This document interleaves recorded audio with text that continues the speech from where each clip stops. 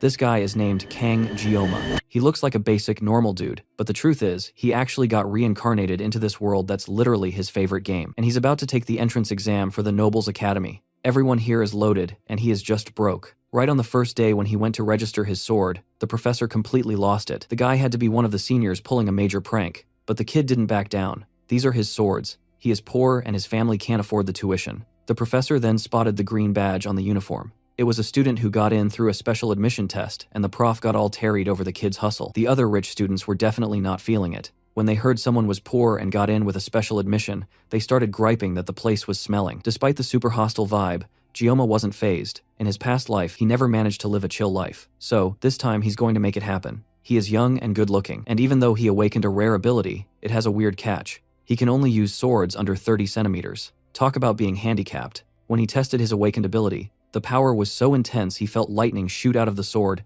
and echo through his whole body. The pain of activating it is too much. If it's like this every time, he's never want using it again. But maybe it's just the first time, like with girls. But testing his ability again, the pain was exactly the same. Near where he was, people were gathering for the ceremony that would set the students' ranks. All the young talents were there, and sitting right at the top was one of the 7 legendary heroes, Siegfried von Nibelung. He is a disciple of Yu Kim, the Academy's founder hero. All the students know and look up to this guy, but the bored old man wasn't pleased. Not even the arrival of another of the 7 heroes cheered him up. This girl, whose curves were more legendary than her title as the Sage of the 7 Heroes, greeted the old man. The girl's name is Media, and Siegfried mocks the girl for being 70 years old and dressing like a youngster. Media didn't take it as an offense. Actually, she took it as a compliment. She also said that if Siegfried accepted her blessing, he would look 10 years younger. The old man refuses. The elderly have to accept their nature. Media has a young essence, and that's why she looks that way. Despite the old man's insults, the girl accepted the invite to watch the Academy's first day. She used to hate these people,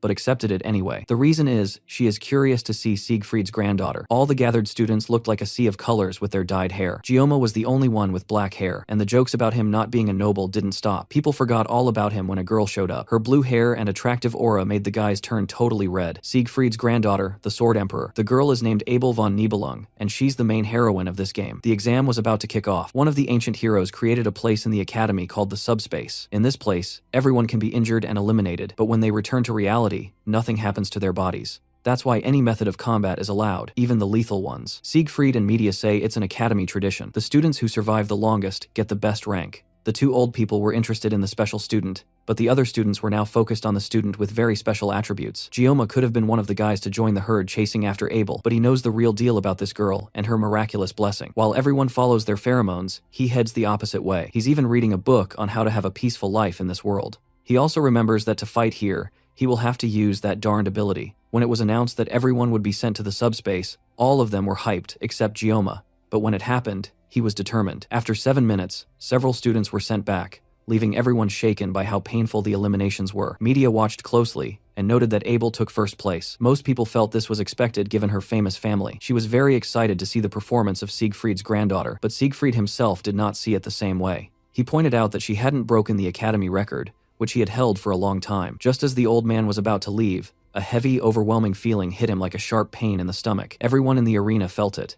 The students looked up at the sky with fear. When Media asked Siegfried if he knew what was happening, even the great hero had no idea. Suddenly, the sky itself began to break. It was an unbelievable sight. 2 people then fell from the sky and crashed into the ground. The arena became deathly silent as Media ordered medical teams to rush to the fallen students. The story then shifts back to a few minutes earlier. While the students were supposed to be fighting one another, it was actually a pair of brothers, beating everyone else up. Because of these 2, the match felt decided from the start. It wasn't a fair fight, it was a death match. Jioma knew exactly who was behind the violence. The evil twins, Mao Jun and Shun Mao. They were 2 brothers with a natural talent for being brutal. For 30 minutes, they had been toying with the weaker students and enjoying the act of hurting them. Jioma looked so weak that the twins didn't even notice him at first. Eventually, all their victims were gone, leaving the brothers bored and looking for a new target. They spotted a single girl shivering in the back and pointed at her. It was clear they had terrible intentions, and Jioma decided he could no longer stay quiet.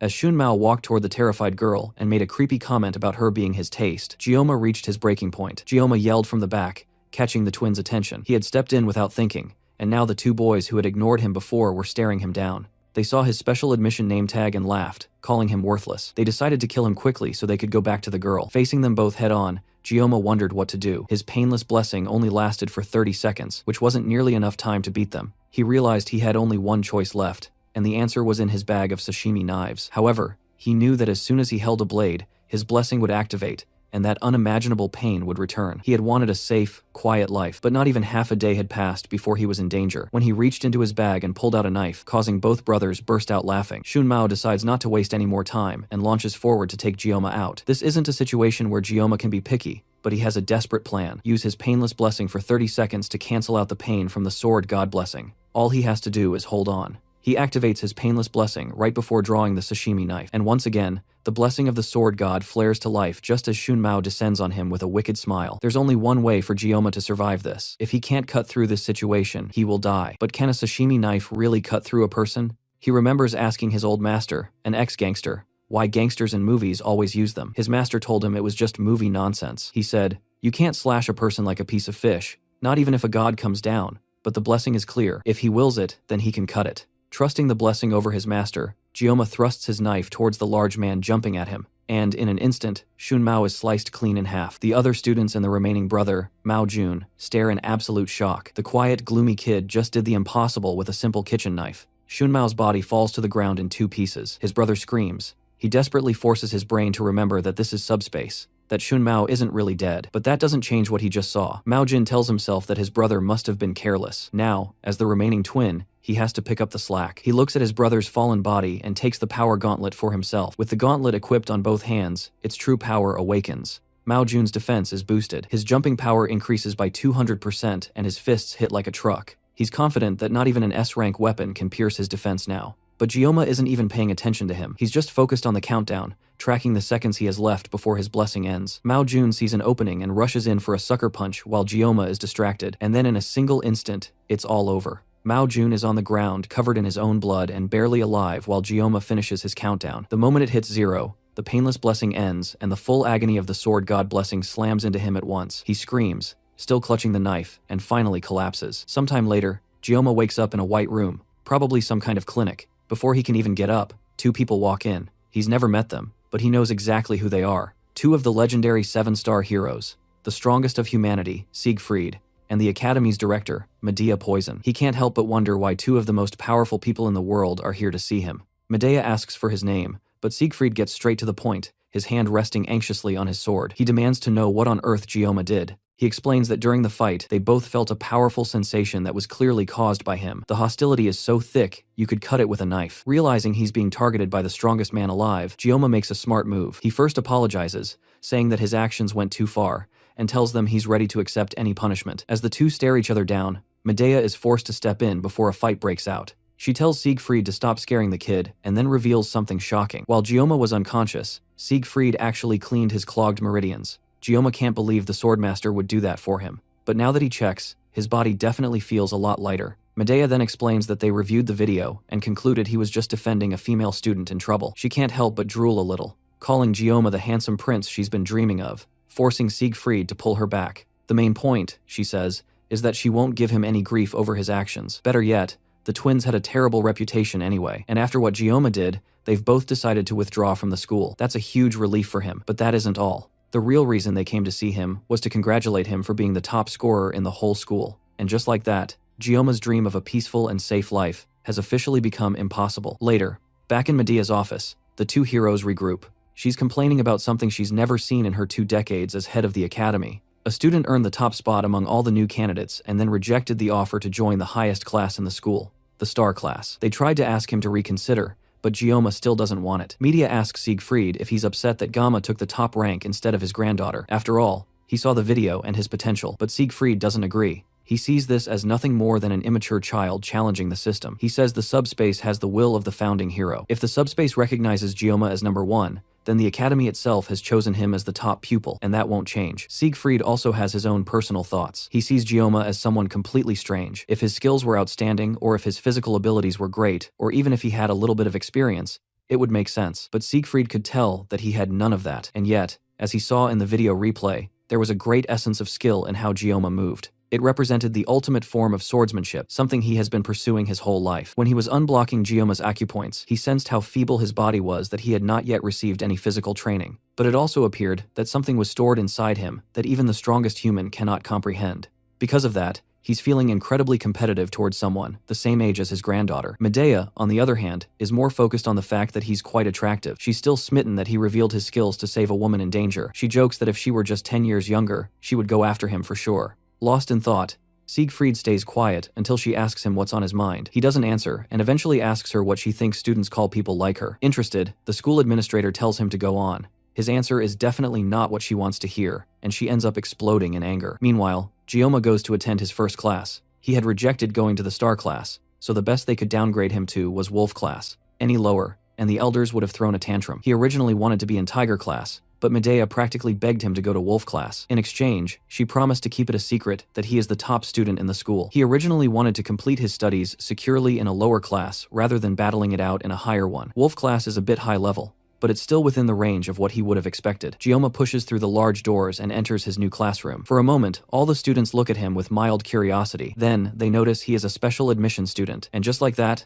no one could care less about him. Gioma doesn't mind. The fact that they are ignoring him means that Medea kept her part of the deal. Now all he has to do is live the tranquil life he has always dreamed of. He settles down at his desk as a familiar student walks towards him nervously. She shakily thanks him for helping her previously, but Gioma has no idea who this is. She clarifies that she's the girl he saved during the test. Gioma brushes her off and tells her that she doesn't need to thank him. After all, he says, anyone else in that situation would have done the same thing. It may look like he saved her, but he feels he actually did it to save himself. Accepting her gratitude would make him feel like a hypocrite. Gioma changes the topic by introducing himself instead. The girl follows suit and reveals that her name is Chloe. It's an interesting coincidence that they ended up in the same class. Now that introductions are done, Gioma tries to remember if he has ever heard of a character named Chloe in the game. Maybe she was introduced after he stopped playing, but that makes no sense. When he quit, the game's core narrative was already so far along that introducing a new character would be pointless. It looks like he has run into an extra just like him. Gioma asks her to keep the incident during the exam a secret. He doesn't want word of his power getting around and ruining his safe and easy lifestyle. Chloe agrees, but then starts to make a request of her own before being cut off by their homeroom teacher, barging into the room with a loud shout. Gioma tells her to go back to her seat so they can talk later. The teacher, who introduces himself as Lee Wanbin, congratulates the new faces of Wolf class. Since it's their first day, he wants to begin with some basic physical exercise: 100 push-ups, 100 sit-ups, and 100 squats, as well as 10 laps around the training area. Basically, it's a Saitama split. For the genius nobles who have received vigorous training their whole lives, this is a piece of cake. For Gioma, though, this is a training regimen that will most certainly make him go bald. He nervously walks up to the teacher after everyone else has left and says he's not feeling strong enough for the training. Surprisingly, not only does the teacher know his name, but he also seems to think incredibly highly of Gioma. It looks like Medea didn't completely keep her impression of him under wraps. Lee Wanbin also knows Gioma is allowed to take classes from any level he wants. He denies the opportunity to go to the star class and instead tells the teacher he just wants to go to the toilet for now. And that's how Gioma is forced to join the tedious exercise with the rest of his classmates. They all run past him with ease while he barely lags behind, already feeling like he's about to pass out. Chloe runs up beside him and notices that he doesn't look so great. She surprisingly tells him that she's on her 9th lap already, gives him a little bit of encouragement, and then zooms off to complete her last one. By the end of the day, Gioma returns to his dorm room and chugs several bottles of water. He's been at the academy for just a week and has already faced unexpected problems. After the intense training, he ran to the cafeteria only to find out the meals weren't free. When he saw the price for one spicy pork rice, he froze in shock. Just remembering the price now causes him to throw his bottle into a wall in a blind rage. He's almost out of living expenses and severely regrets not accepting the money his father tried to give him. For the past few days, he has been surviving on nothing but the cheapest water from the campus shop. He even misses the complimentary dinners from his army days. For now, all he can do is try to think about something else to forget his hunger. The first thing that comes to mind is his blessing. As usual, the status screen appears, giving him the details. It's gotten a lot longer since last time. His physical level has risen, which has also upgraded the blessing of the sword god, allowing it to activate with slightly longer swords.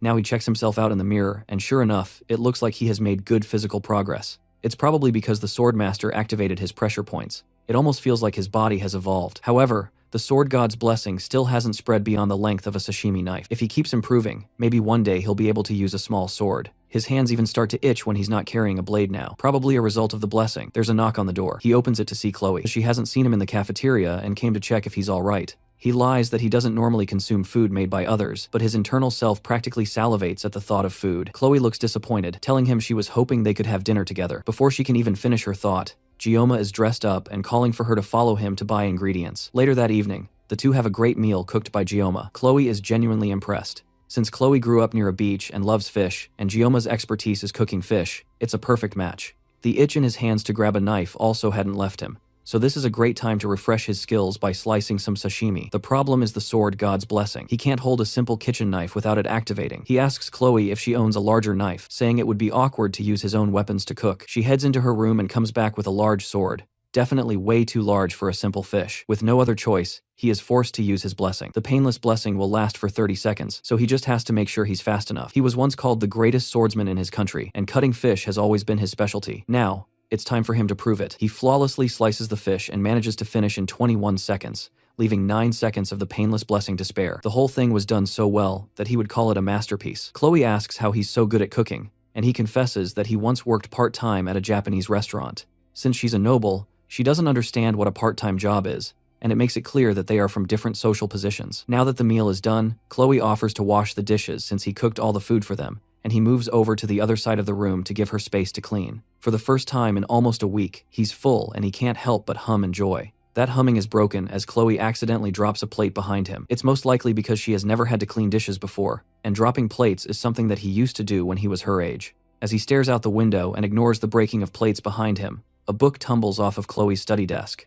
It looks like it's a diary, and the book coincidentally lands on a page where she writes about him saving her during the class placement test. Her handwriting is cute with rounded shapes and stickers, and he finds himself picking up the book and smiling at it. The wind from the window turns the pages of the book to another part where she writes about meeting him in the same class and being interested in him. He finds it all really cute and can't help himself as he turns through more pages, admiring how cute she is. He turns a few more pages and sees his name again, followed by numerous pages with the words, "I love you," written countless times. Another plate breaks again, and he turns to see Chloe staring at him with blank, scary eyes. She simply asks him if he has read her diary. Chloe's emotionless state isn't a new thing. It's part of her upbringing, and it's more like a self-defense mechanism. Heroes earn respect by defeating demonic beasts, and this allows them to increase their social standing and to gain global reputation. However, within their stagnate ranks, there are certain factions that abuse the weak in the name of authority. When the law is unable to punish these abusers, another group is called from the shadows to take care of these people, and the name of that family is Auditore Sicilia. They are a family that maintains order and carries out assassinations. They are known to work in the shadows while leading towards the light. Those born in the Auditore family have been training for assassinations since before they even reached adolescence. Their emotions are restrained, and they undergo severe training to become perfect assassination machines. Chloe is a part of this blood-stained family, and the first time she soiled her palms with blood was at the age of 15. She has been told all her life to not underestimate her abilities as an assassin, and this has allowed her to become completely conscious of herself. Slowly, her unyielding training distorted her nature, and a gloomy shadow formed over her heart. By the time her identity had been worn down, leaving only traces of emotion, Chloe eventually reached the age to enter the academy. Joaquin Academy is a place where students are placed in different classrooms based on their aptitude. Each student's talent is at least the level of a dragon or higher, but members of the Auditor family who thrived in the shadows were assigned to the common class by their family's decree. That was the agreement between the family and the academy. She was told to remain undetected, and throughout the years of childhood, the family eliminated every individual's liberty. Chloe accepted her fate as an assassin and didn't protest, and she already believed that nothing would alter her fate. That is, until the day she met someone she would never forget. As she stood still and defenseless while the two evil brothers walked towards her, someone who looked like the weakest person in the room stood up to defend her. Even though death in the subspace battle royale is fake,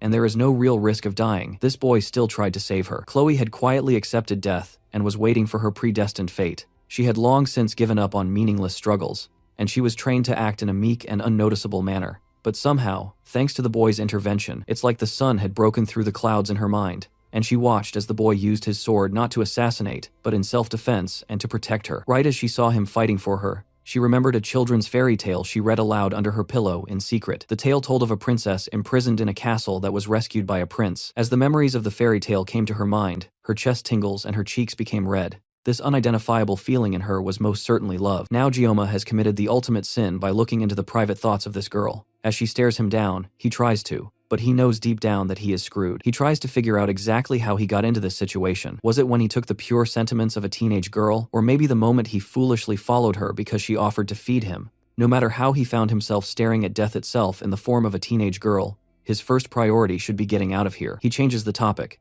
commenting on how lovely the moon is before casually trying to find a way to leave the room without getting his head chopped off. She doesn't let him finish his sentence and asks him again if he saw her diary. He tries to play it off, pretending that he only saw her reference book and compliments the amount of effort she put into studying, but none of that flattery will save his life right now. He can't even believe that she saw him reading it in the first place, since she was busy washing dishes while he was peeking through it. And she has even abandoned the formal speech she was using to talk to him before. It's almost like she has become an entirely different person out of nowhere. He promises that he didn't see it, but she pesters him until finally he admits that he saw it. As soon as he says that, Chloe decides that his life must end, and she pulls out the same sword that she offered him before to cut the fish. Gioma looks around and weighs his options. They are currently on the 4th floor, so jumping out of the window isn't an option. The only way out for him is through the front door, but Chloe definitely won't let him just walk out of here, at least not with his limbs attached. She really is coming towards him with the sword, and it looks like his time is running out. He tries to figure out why she's suddenly acting this way, and he can only think of one possibility. Her unmoving pupils and her dark red eyes can only mean one thing. He's dealing with a textbook yandere, but if he takes into account her sudden shift in attitude from an adorable little strawberry to a fierce killer, it gets even worse. She's a yandere with a dual personality. Managing her yandere characteristics alone will definitely be difficult, but adding a dual personality disorder to it makes things even worse. It looks like her change in personality was triggered by him opening her diary. This might be harmful, but he's sure that she'll pursue him until the day he passes away if he doesn't do something to snap her out of it. He has to find a way to secure his future by taking the initiative today, else things are only going to get worse for him. The only way he's making it out of here alive is if he gets a weapon, but he only has 9 seconds remaining after using 21 seconds to slice the fish. His sashimi knife is still in his room, but he can use the kitchen knife from earlier. There's no way he's going to be able to reach that without his arms getting severed though. He looks around again and notices a box cutter on her study desk. There's nothing else he can use, but there's no way this little thing is enough to activate the blessing of the sword god. Chloe finally rushes him with a sword, and it looks like there's only one way to find out. He grabs the box cutter, and then unloads the blade. Numerous status screens pop up in front of him. Being resourceful in a situation like this increases his mental resilience, and he temporarily gains an intimidation buff. The system then makes necessary adjustments before activating the blessing. Chloe rushes at him with her sword right as Gioma pulls back with the box cutter. Before she can cut him down, he tells her that her hair is a little long. Thanks to the intimidation buff, Chloe freezes for a moment right as Gamma unleashes the blade. Everything goes dark and fuzzy, and by the time Chloe wakes up later in the evening, her room is dark, tidy, and empty. Her thoughts immediately go to Gioma, and she wonders where he went off to. She calls out to him a few times, but the silence confirms that she is alone in her room. The last thing she remembers is sneaking looks at him while he was looking out of her window, but everything is fuzzy after that. She suddenly feels the need to look for her katana, but she sees it leaning against her study desk. She sometimes loses consciousness whenever she holds her katana, but it looks like she managed to hold herself together this time. At least that's what she thinks anyway. Back when she was younger and still honing her skills, she would lose consciousness when holding her blade, and by the time she would come to her place would be covered in blood, and her elders would dismiss her whenever she would ask what she did while passed out. They would always remind her not to deny her talent as an assassin. Still, the fact that she can't remember what she did with Gioma makes her feel embarrassed, and she buries her head in her bed in shame. But that shame quickly turns to something else entirely, as she starts thinking about Gioma. Then she notices the box cutter laying on the floor,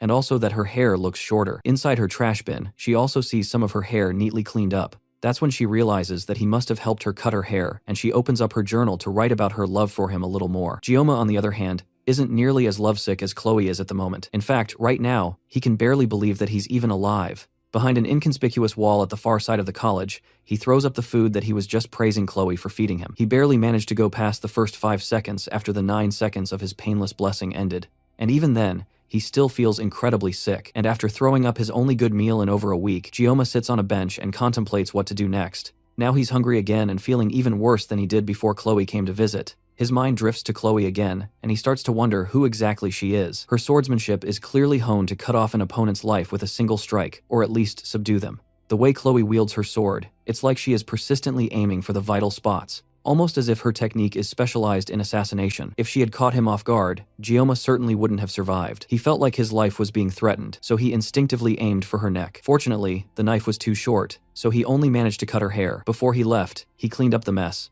so there shouldn't be any problems later. But this is just further proof that keeping his peaceful and safe life isn't as simple as it looks. Apparently, being ordinary is the hardest thing for him. When he was first thrown into this game, it's not like he didn't have any ambition. In his past life, he once reached the pinnacle of skill with nothing but a sashimi knife. So, it's not like he could easily let go of his dreams. But everyone has a role to play, and in this world, he was summoned as a background character. Miracle Blessing is the title of the game, as well as the name of the protagonist's blessing. It was also the blessing of the founding hero, Valor Jaken. In the whole game, the protagonist and the founding hero were the only two people to ever possess the legendary blessing, and the description of the blessing was straightforward. They are to save the world from the Demon King. So, the protagonist gets chosen by Balmong, which is an SS sword that is both holy and cursed. Meanwhile, all Gyoma has is a lowly, rankless sashimi knife. There's nothing else to say. He's just bound for a life of obscurity. The endless stream of extraordinary people and situations that he has faced since entering the academy almost made him forget about his goal. There were plenty of reasons to give up on the goal of a simple life, and it's even more apparent now that it seems like there isn't even one normal person in the entire world.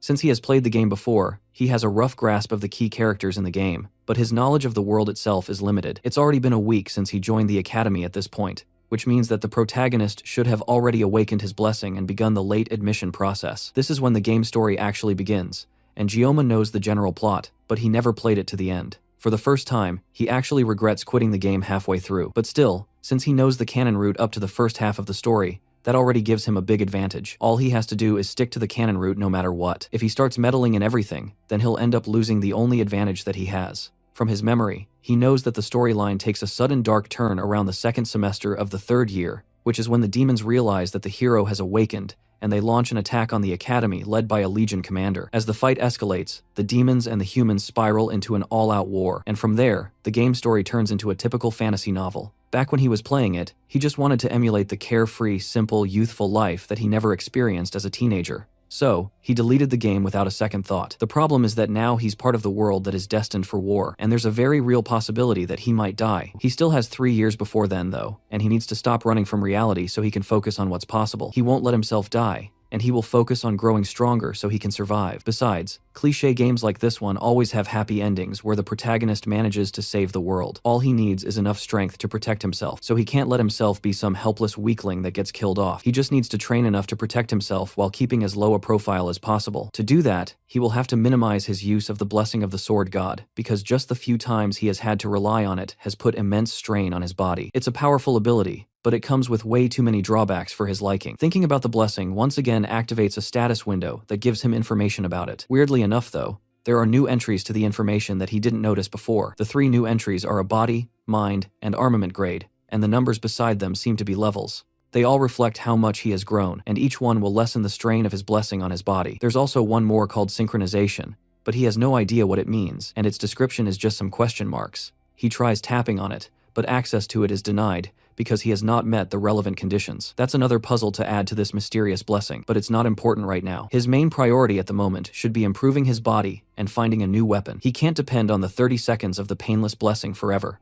So, he also needs to learn to wield a sword that doesn't meet the condition of the blessing. Luckily, there's a monster hunting training for the midterms that's happening in a month. The reward for the training is the long sword more same. It's a B-tier weapon that should serve him until graduation. It's also too big for his blessing to activate, meaning that it's the perfect weapon for him. There's a lot to figure out, but it already feels like he's making good progress. While lost in thought, a voice calls out to him suddenly. He looks up, and staring back down at him is someone he never expected to see or talk to. It's Abel von Nibelung, the granddaughter of the Sword Emperor, and the one person that he really shouldn't be interacting with if he wants to avoid changing the game story. She tells him that he's on her seat, but he's too stunned to get up for a moment, forcing her to yell at him before he finally gets the message and slides away to give her space. He still can't get over just how pretty Abel is, and he caught himself staring without even noticing. As he tries to leave, she tells him that he doesn't have to go. He can just shuffle over a bit instead. It's weird that she'd call a public bench her seat, but he lets it go since he doesn't really want to get involved with her. He still can't help staring at her, and just as he would expect from the heroine of the game, she really is gorgeous. Suddenly, she starts talking, and that startles Gyoma back to the present. This is definitely way too odd, since the Abel that he knows is usually standoffish and doesn't talk to people. Even the handsome protagonist of the game couldn't get her to warm up to him.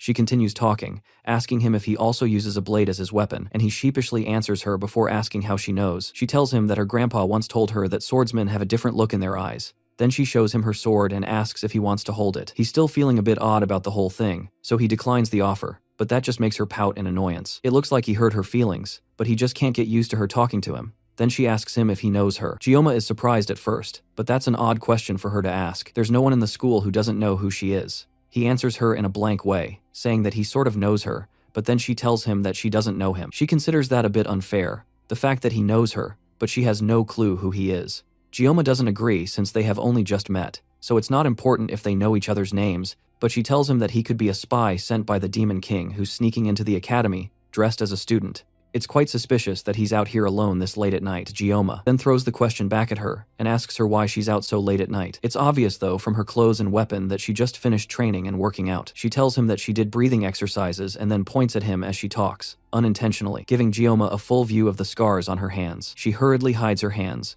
but Gioma has already seen them. They are signs of her hard work, and Abel agrees with that since it's obvious that she, of all people, would be working hard. People don't understand what it means to belong to the Nibelung bloodline. They are expected to always be at their best and to be flawless. One slip up, and they could become a target. Abel then reveals that she is not the top student of the year, and this is the first time that she has ever lost to someone in her life. But somehow, even though she should be upset, she feels strangely liberated. She can't help wondering who exactly beat her and became the top scorer though. She would love to meet them so she can tear them apart. That causes Gioma to cough out in shock, and he asks her why she would go that far. The reason is because she feels humiliated. She begged her grandfather to tell her who that person is, but apparently the person isn't even in her class. On top of that, they also skipped the speech, which means she had to do it in there instead, and that only felt even more embarrassing as the second place. She stops herself before she goes even further with her ranting. It's odd of her to decide to share all this information with someone she just met. On that note, Gioma finally asks the question that has been on his mind this entire time. He wants to know why she's talking to him in the first place, considering her personality and how she usually feels about others. The reason is definitely not what he expected. It's because he looks weak. It's her family's motto to be unyielding to the strong and merciful to the weak,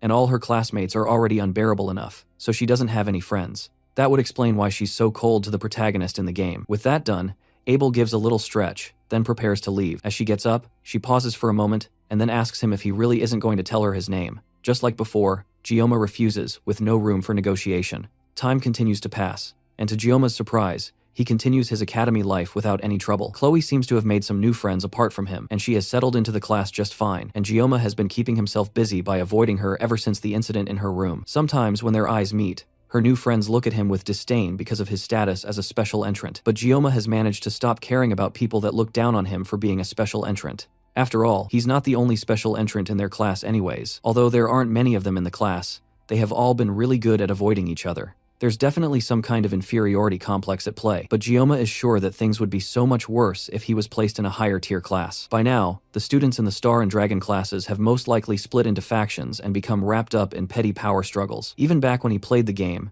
it was pretty shocking to experience. But now that he's living in this world, just the thought of being in that world sends a shiver through his spine. In good news though, he has been getting proper meals now. That's thanks to something that Medea gave to him the other day as a special privilege for being the top scorer in the school. He gets a faculty card that allows him to eat whatever he wants from the cafeteria for free. He's so thankful for this little gift that bowing to the director's office 3 times a day doesn't feel like enough to express his gratitude. On top of that, he has been fulfilling his duties as a student pretty well, all while making sure that he hasn't done anything that could negatively affect the main storyline. All he has to do is keep it this way for the next 3 years, and his life will go smoothly. The days go by smoothly, and Gioma attends all his classes without any problems. During one of his classes, an elderly teacher educates the students about the hero Balor Joaquin, who founded the academy after recognizing the need to train the next generation of heroes. Gioma pretty much knows about all of this from the games already. The founding hero, Balor Joaquin, faced Lycan, the Demon King's right-hand man and the commander of the First Legion. The battle went on for 20 years, and in the end, the hero emerged victorious. However, Balor Joaquin lost one of his arms as a consequence for his victory,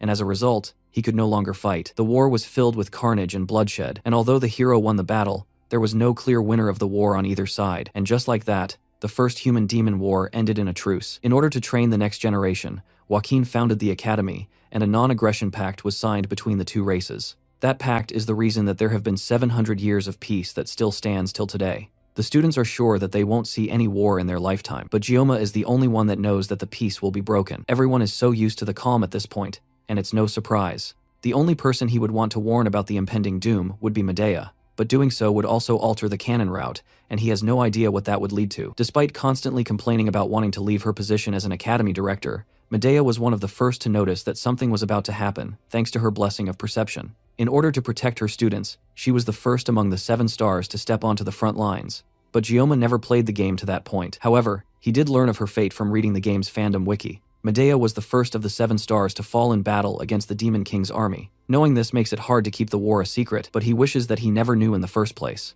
The class ends and students start to head out to the school halls because of some sort of commotion going on out there. It looks like it's finally time for things to start, and Gioma takes a moment to check his phone. Just like he thought, it's the 5th of May, and today is the day that the protagonist will finally join the school. He joins the group of students crowding at the class door, and they are all in awe of him, and some are already certain that he's going to join the star class. Just as he suspected, the protagonist of the game walks through the halls as people part for him to move. Leon Van Reinhardt walks with a confident aura among his fellow students. But Gioma knows that today is the day that the peace that lasted 700 years would start to crumble. Gioma watches as everyone in the school seems to fawn over him. But he already knew that this would happen. After all, in the game, every woman seems to fall for him. If this were an adult-rated game, Leon would definitely have been dead before facing the Demon King. Among all the women that are seemingly drawn to him, the ones who become his party members are also pretty impressive. It's annoying to think about, but Leon Van Reinhardt, the protagonist of Miracle Blessing M, will be among the first to get drafted in 3 years. Although he calls it a draft, it's more like a mandatory enlistment, and if Gioma gets drafted as well, this will also be his second time in the army. But the hero only barely managed to seal the 1st Legion commander, which only makes Gioma wonder how strong the Demon King is. There's no way that protagonist is going to lose, right? As he wonders about all of this, his eyes lock with Leon,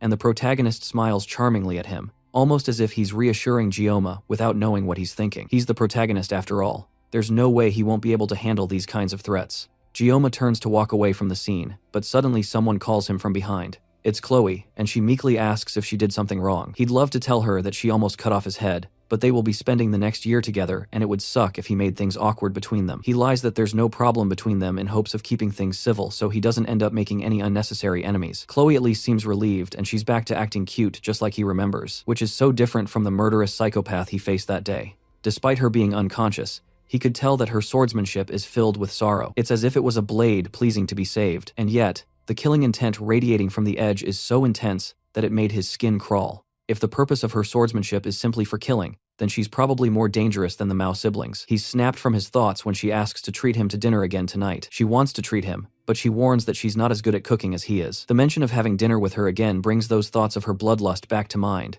and he almost instinctively wants to refuse her. But the puppy dog eyes of a cute girl are a terrifying weapon. It's almost impossible for him to say no to a face that cute, and he feels bad for even thinking of refusing. But if he doesn't refuse, he might wake up in a fridge tomorrow morning. Instead of dinner though, he has a better idea for them to spend time together. He asks her for a favor and tells her that she's the only one that can do it for him, and that caused Chloe to become docile immediately. Gioma wants her to teach him swordsmanship, and he needed a sword instructor anyway. Later in the school's training grounds, he swings a wooden sword while testing his own limits. Just as he expected, because of the size of the sword, it doesn't affect the blessing. Now all he needs to do is try to develop some swordsmanship skills. Chloe is insanely strong. She'd be the perfect person to train him. This is also a pretty good excuse for him to avoid going to dinner with her again. Ever since that day, he made sure to watch a video called Surviving a Yandere before going to bed. Somehow, it looks like it has helped him in dealing with Chloe for the meantime. Chloe walks up to him in casual clothes with her katana attached at her hip. He just arrived since they planned to meet at 8, but she's been waiting for him since 6. Gioma takes a moment to admire her, and her crop top gives him a good view of her muscles. He couldn't notice it before because he only ever saw her in a school uniform, but that would explain why she's so strong. He gives her another wooden sword, and Chloe is confused that they aren't using real swords. There's no way that they can train with real swords, and they are definitely not fighting with their lives on the line, so there's no need for them to use real weapons. Chloe gladly takes the wooden sword from him and tests the swing, and the power of her thrust with the sword is enough to send a small shockwave crashing between them. She's so strong that the air around them is trembling just from that strike, and Gioma starts to get second thoughts about asking her to train him. For now, he needs to err on the side of caution. Before their training starts, he decides to check his blessing one more time. The sword's length isn't an issue, thankfully, and his body has been growing steadily. But now that he thinks about it, it's odd for a blessing to upgrade with experience. He doesn't remember if blessings also come with additional side effects, and he also has no idea how much more he needs to grow before the mysterious hidden trait shows up. Chloe walks up to him and asks him what's wrong, and he's reminded of the fact that only he can see his status screen. To her, he must have looked like a crazy guy who's spacing out. He turns to start their training and nervously asks Chloe to go easy on him since today is their first day. Then he readies himself with his sword and faces Chloe. In his past life, he learned everything through hands-on experience. He firmly believes that to master something, you can't just give a piece of yourself. You have to be ready to sacrifice your entire being. The reason he adapted so quickly in the academy is because of the training that he received in his class. He learned from a young age how to read when he's growing and when he's stagnant. And even now, he can tell that things aren't perfect in both his stance and his grip on his sword. However, even with all of that, the final stroke of the sword must always strike the opponent. He opens his eyes to begin the duel and sees Chloe already rushing towards him at full force. He barely has time to dodge her first strike, as Chloe switches her stance and launches another attack, which he is barely able to parry. Somehow, as the fight continues, she seems to keep getting faster, and Gioma is barely able to keep up with her pace. And on top of all of that, she might even be holding back since he told her to go easy on him. Her sword clashes with his again, and this time, the wood begins to crack from the force. Her relentless onslaught of attacks doesn't slow down though, and she continues to strike while he barely manages to parry and dodge. With how much force she's using, if he gets hit by even one of her attacks, he might actually die, and he can't find any opening to counterattack. But before he can even figure out how to counterattack, his sword has finally had enough and it breaks in half. Chloe tries to apologize and tells him that she was going as gently as she could be. She still ended up breaking it. That is the least of her worries though, because the sword has reduced in size and length, which means that, unfortunately for her, the sword meets the conditions for the sword god blessing to activate. However, there's something terribly wrong. The weapon has been damaged, which causes an error in the system. The suppressive force that usually holds back the full power of the blessing instead starts altering Gioma's personality. By the time the alteration is done, his humanity level has decreased, leaving Gioma as a fighting shell. The sword god's divine blessing fully activates as Gioma turns to her with his half-broken wooden sword as a menacing aura builds around him. Chloe steps back as Gama's entire attitude clearly starts to change. While Gioma's body seems to move on autopilot, inside Gioma's mind, he's returned to his past body and finds himself in his kitchen. Everything feels like a dream, and right now, all he can think about is cleaning and cutting the fish that has appeared in front of him. He doesn't remember what he was doing before this, but right now, he just has to get back to work. It's been a while since he has worked on a fish like this, so he decides to cut the fish using a Chinese cleaver this time. As he tries to pick it up, a message pops up informing him that he can't pick it up. Since that's not working, he tries to pick up the knife, but once again, a message pops up telling him that he can't pick it up. There's only one option left, and it's the sashimi knife. That's the only blade that the system allows him to pick up, but he remembers that if he holds the sashimi knife, then it's going to hurt. However, he picks it up, and it's completely fine. In fact, he even feels refreshed, if anything. A voice speaks up in his head, telling him to just accept the situation and let things go. In the real world, Gioma continues to approach Chloe with the knife. She tries to call out for him, but he continues walking towards her with obvious bloodlust. Suddenly, he rushes towards her, and Chloe is just barely able to block his attack with her sword. He pushes against her sword and sends her flying backwards and crashing into a wall. He suddenly feels completely different from when they were sparring before. He jumps towards her and tries to stab her with the sharp end of his stake, but she barely jumps back and avoids the hit. Chloe only got hit with one attack,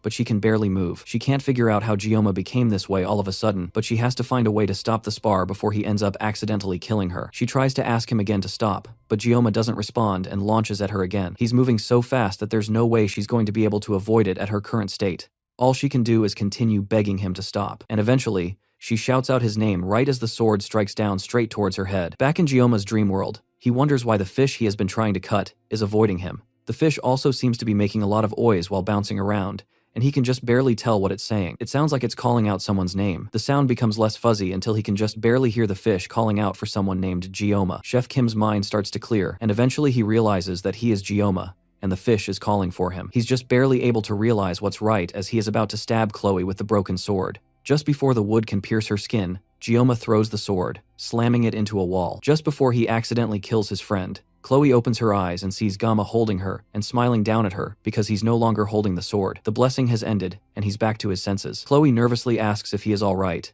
and he calmly tells her that he's fine, and then turns to leave while thanking her for helping him to train. After he leaves, Chloe makes her way back to her dorm room as well. She's had a feeling since the entrance exam, but Gioma's capabilities are more peculiar than strong. When she fought him, she could tell he wasn't fighting with skill, but just raw instinct. Even though he subconsciously activated his divine blessing, she was no match for him. Even with that half-wooden sword, he managed to completely overpower her. As she walks through the campus, someone peeks out from the shadows and comments that Chloe looks quite content. This mysterious newcomer is Nox's editor, and also Chloe's older brother. Nox mocks her for hanging out with a lowly person after joining the academy. Chloe knows that he's talking about Gioma, and warns him not to talk about her friend like that. Nox didn't even know his name until now, but warns Chloe that she should avoid loitering around with him unless the Adiator family will erase him. Chloe turns and walks away and tells Nox that even if the Adiator comes, they will be no match for Gioma. As Chloe walks away, Nox wonders about this guy that has changed his sister so drastically. Speaking of Gioma, as he walks home, he also takes a moment to think about his blessing. The power he has been given is a far cry from the blessing or a favor from a god. It's more like a curse, if anything. In order not to rely on the sword god's blessing,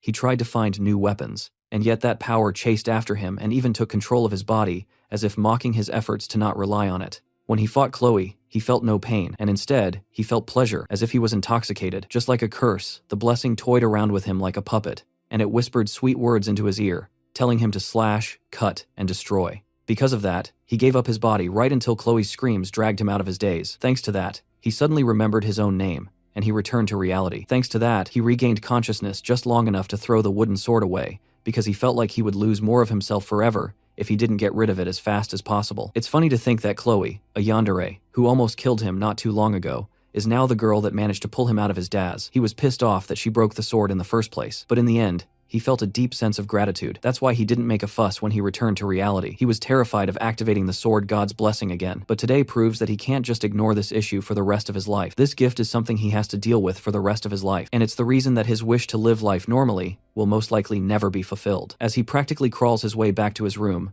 Gyoma realizes that there is something in him that is trying to devour his sense of reason. This definitely isn't a blessing. It's a curse that is trying to consume him whole. 3 days later, classes continue as usual, and Chloe chats with her new friends, but something is clearly wrong. Since they had that duel, Gyoma has not been coming to class, and they never shared their contact info, so she hasn't even been able to check on him. Every time she went to his dorm, the only thing that she would hear in response to her knocks were pained groans. She considered breaking the door down, but she feared that he would end up hating her for it. She likes watching him from her seat during class, and she lost track of how many times she would secretly glance at him during the day. At first, she thought she was drawn to him because he risked his life for her, but that's probably just an excuse at this point. Whatever the reason that she's drawn to him now, she just misses him. The next day, Gyoma still hasn't shown up to class by the time the teacher is yelling at everyone to settle down and be quiet. It's raining today, so the teacher tells them that they will be having a study hall instead of training. As the students start to make their way to their seats, he too also notices that Gyoma has not shown up for several days. However, knowing him, there has to be some reason for it. So, the instructor decides to just wait patiently for him to return on his own. As he disciplines his students, the doors to the class creak open, and Gyoma calmly struts in with a completely new look. Chloe stands out of her seat in shock as Gyoma apologizes to the instructor for being late to class. His eyes are sunken and look almost dead, while a strand of hair on his head has turned pale white. Even the instructor is a bit shocked at Gyoma's new look, just like the rest of the students, and he nervously tells Gayama to sit down. The students remark that Gyoma looks different and oddly more handsome. By the end of the day, the other students leave the class to go about their business while Chloe approaches Gyoma for the first time in 4 days. She nervously asks him what happened and why he didn't show up for a long while, and he stays quiet for a bit before telling her that he just felt a little bit sick and not to worry about him. From her shaky voice, he can tell that she doesn't believe his words completely, but there's nothing else he can do to convince her. For the past 3 days, he went through something similar to extreme withdrawal symptoms, until he was mentally exhausted. He couldn't get out of his room or eat anything, so he just buried himself in his bed while praying that his convulsions would go away. The pain he suffered during this time was far worse than before, and all of this was a price for using the broken weapon. On top of that, when he glanced in the mirror, even though his appearance seemed the same, his expression was far more sunken, and his hair seemed to be turning white. All of this was very clearly a penalty from the sword god. Chloe seems guilty, and it's probably because the last time she saw him was at the training grounds, so she must think that this is somehow her fault. To calm her down, he asks her if she's still interested in having that dinner with him like she wanted before. That shocks Chloe even more than him coming back to class, and she nearly rushes him in a hug. It looks like that was the right choice, because she seemed to really like that suggestion. She asks him what he would like to eat, and the first thing that comes to his mind is fish. As they talk, a strange sensation passes through him, and he turns to see someone staring at them from the end of the hall. It's Chloe's brother Nox, and the atmosphere changes as soon as they see him. Gyoma goes directly to confront the newcomer and tells him that instead of staring, he should come in and talk to them. Right away, Gyoma notices something wrong with the guy's eyes, but Chloe tries to get in between them before something crazy happens. Her voice is shaky, and there's definitely some hesitation in how she's acting, but she's still trying to protect him in her own way. Nox asks Chloe if this is really the guy she's choosing to break Auditore's rules for. Chloe tells him that she wants nothing to do with her family, but her brother reminds her that she can't just wash the blood off her hands. If someone is born as an auditor, then they will always be an auditor. Chloe is speaking as if she's a rebel, and the brother is speaking as if he's from a historical drama, but Gyoma is just annoyed by the whole thing. Nox continues to insult Gyoma, and that finally causes Chloe to snap. She yells for Nox to stop talking about the man she loves like that, and her angry voice surprises even him. Gyoma hoped that this whole thing could at least be done in moderation, but he's starting to get used to these disruptions in his life. The more important thing is the Auditor. He knows that they are a group that works in the shadows and specializes in assassination, and they show up in the middle of the game to play a major role. It's said that they are weaker compared to other heroic houses, but they are unrivaled in assassination. All the members of the Auditor clan are ridiculously strong thanks to their abusive training regimen, which they all undergo from childhood, which molds them into cutting-edge assassination tools. For Chloe to be from this assassination group, that means her cute and bubbly personality makes her the abnormal one in this situation.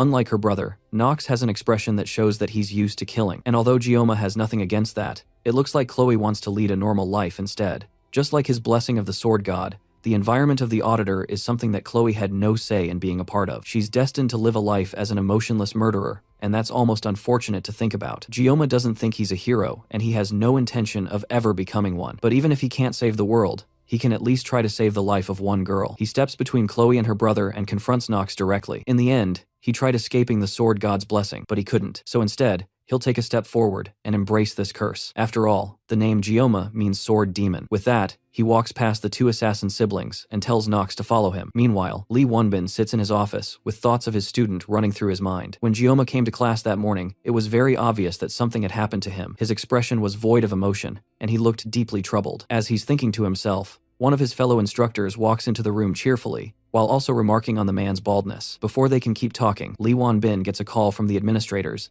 and they want his permission to allow a student of his to use the subspace. Lee Wonbin desperately asks to know which of his cadets requested to use the subspace all of a sudden, and they confirm that it is Kang Gioma who requested it, hoping to face Nox Auditory. The stage is set for Gioma and Nox's fight, and our MC waits patiently in the room with 15 minutes left before the fight starts. He thought the process to get access to the subspace would be complicated, but it went by pretty quickly. It's definitely thanks to Medea, who at least wanted him to be safe while fighting a professional assassin. At least since he won't be fighting in reality, that means that he doesn't have to worry about physical injuries, but there's still a pretty good chance that he could suffer mental ones. However, none of that matters as long as he can win. He can hear all the noise in the arena from the waiting room, and it looks like the fight between the two students managed to draw some unintended buzz. It's almost ironic that he was trying his best not to stick out before, but right now, that all feels pointless. Beside him, Chloe is practically drowning in grief and guilt. She's probably blaming herself for this whole situation, and Gioma tries to assure her that it really isn't her fault, and she even lent him some gear, so everything will turn out alright in the end. She tells him that Nox is really strong, and he's a genius with unmatched talent in the entire history of the Auditor family. When it comes to the dark arts, there's no one that's up to his level, and at the age of 14,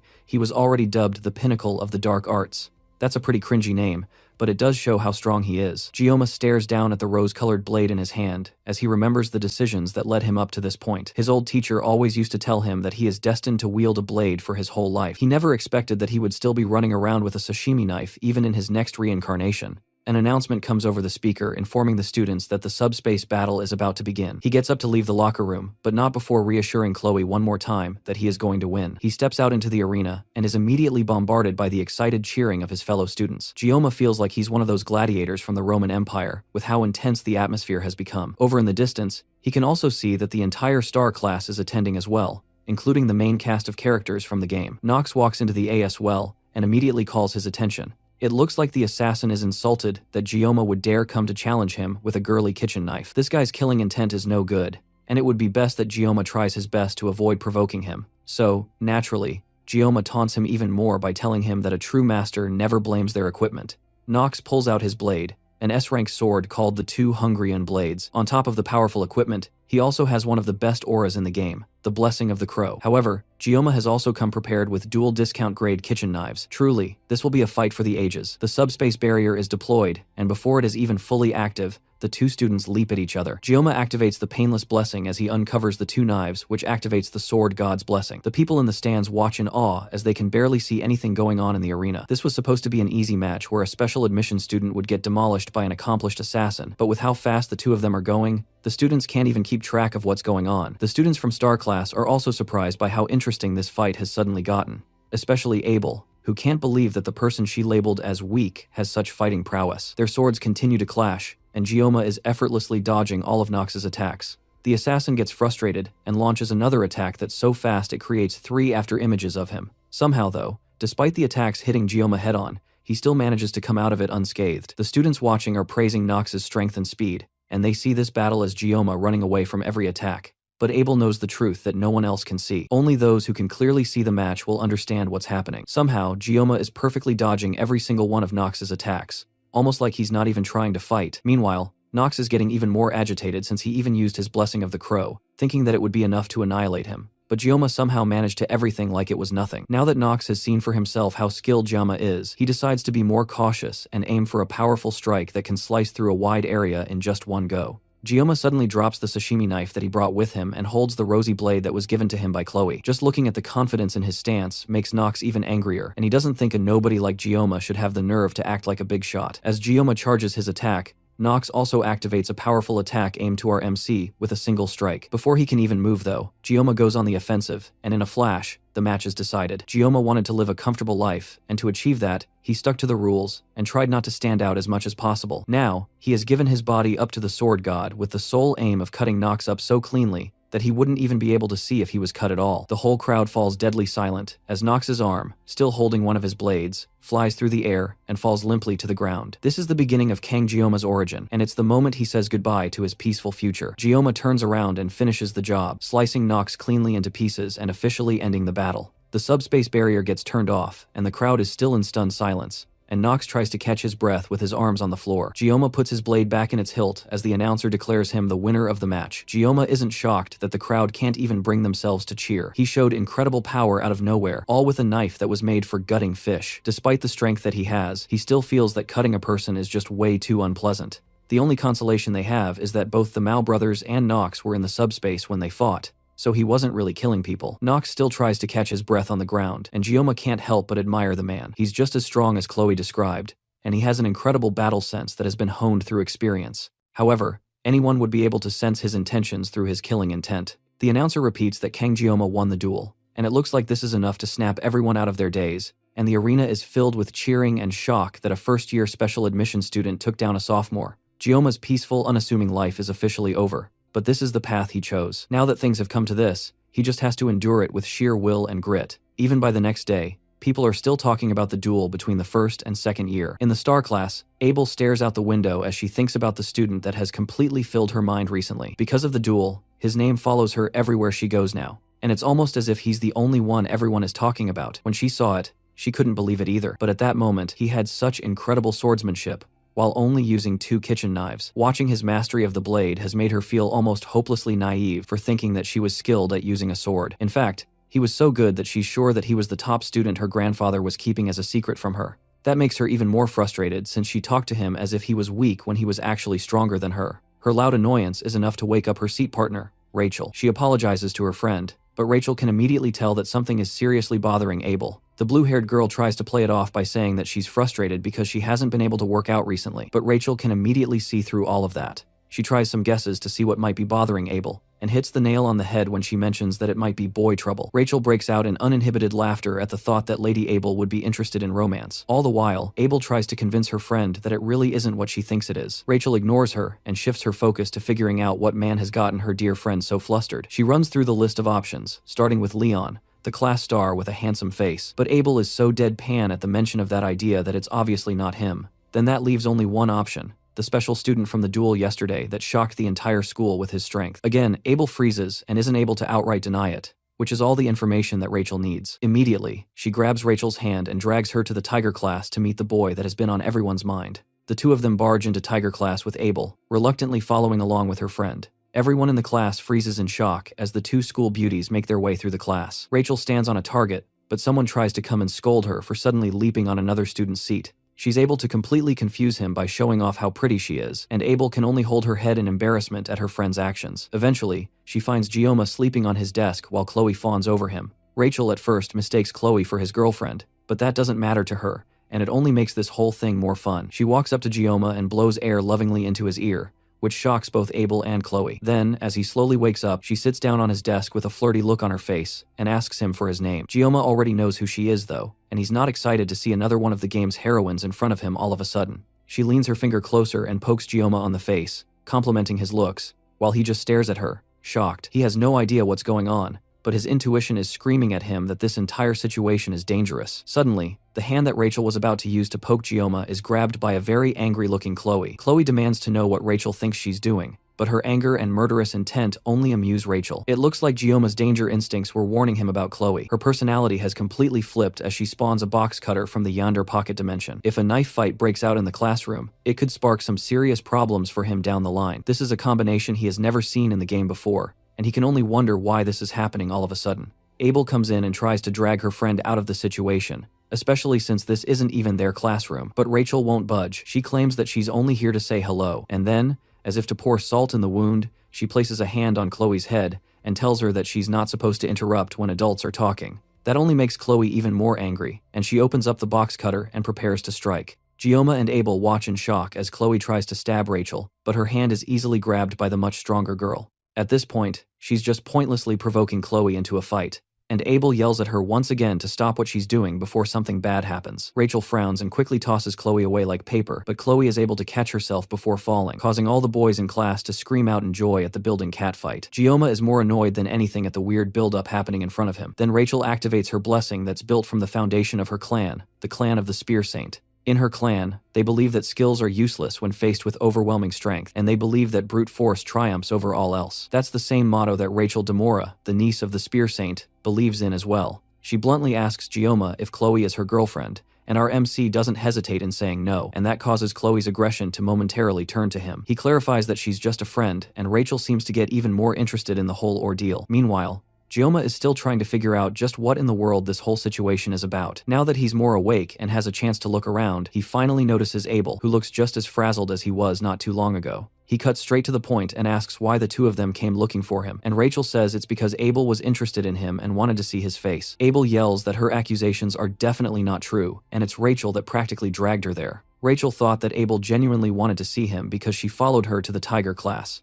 As the entire class's attention turns to her, she tries to shyly explain that there was a misunderstanding, but now Gioma just wants them to leave. He tells that to them bluntly, and that shocks the two girls, and Rachel can barely hold back her laughter. That makes her even more interested in Gioma, and she likes interesting guys. She tries inviting him over to her dorm room after class to do some ungodly things together, and that's the last straw for Chloe. She yells for Rachel to get away from her Gioma right this moment, and Rachel tries to mock her again, but Abel has had enough. Even she can barely hold back her anger at Rachel's flirting. Sensing that things might be getting too far, Rachel finally backs off, but not before telling Gioma that she'll see him later, which he quickly refuses and tells her not to come back. The two girls finally leave the class, and Gioma immediately goes back to sleep, while Chloe rushes to check up on him. No one notices Abel pausing for a moment to stare longingly at Gioma before walking away. Abel and Rachel continue their walk back to their class, and Rachel can't get over just how impressed she was by Gioma's attitude. It's one thing to be cold, but from his hollow eyes, Rachel could faintly tell that there was an underlying subtle feeling that she could get her throat cut if she continued poking him like that.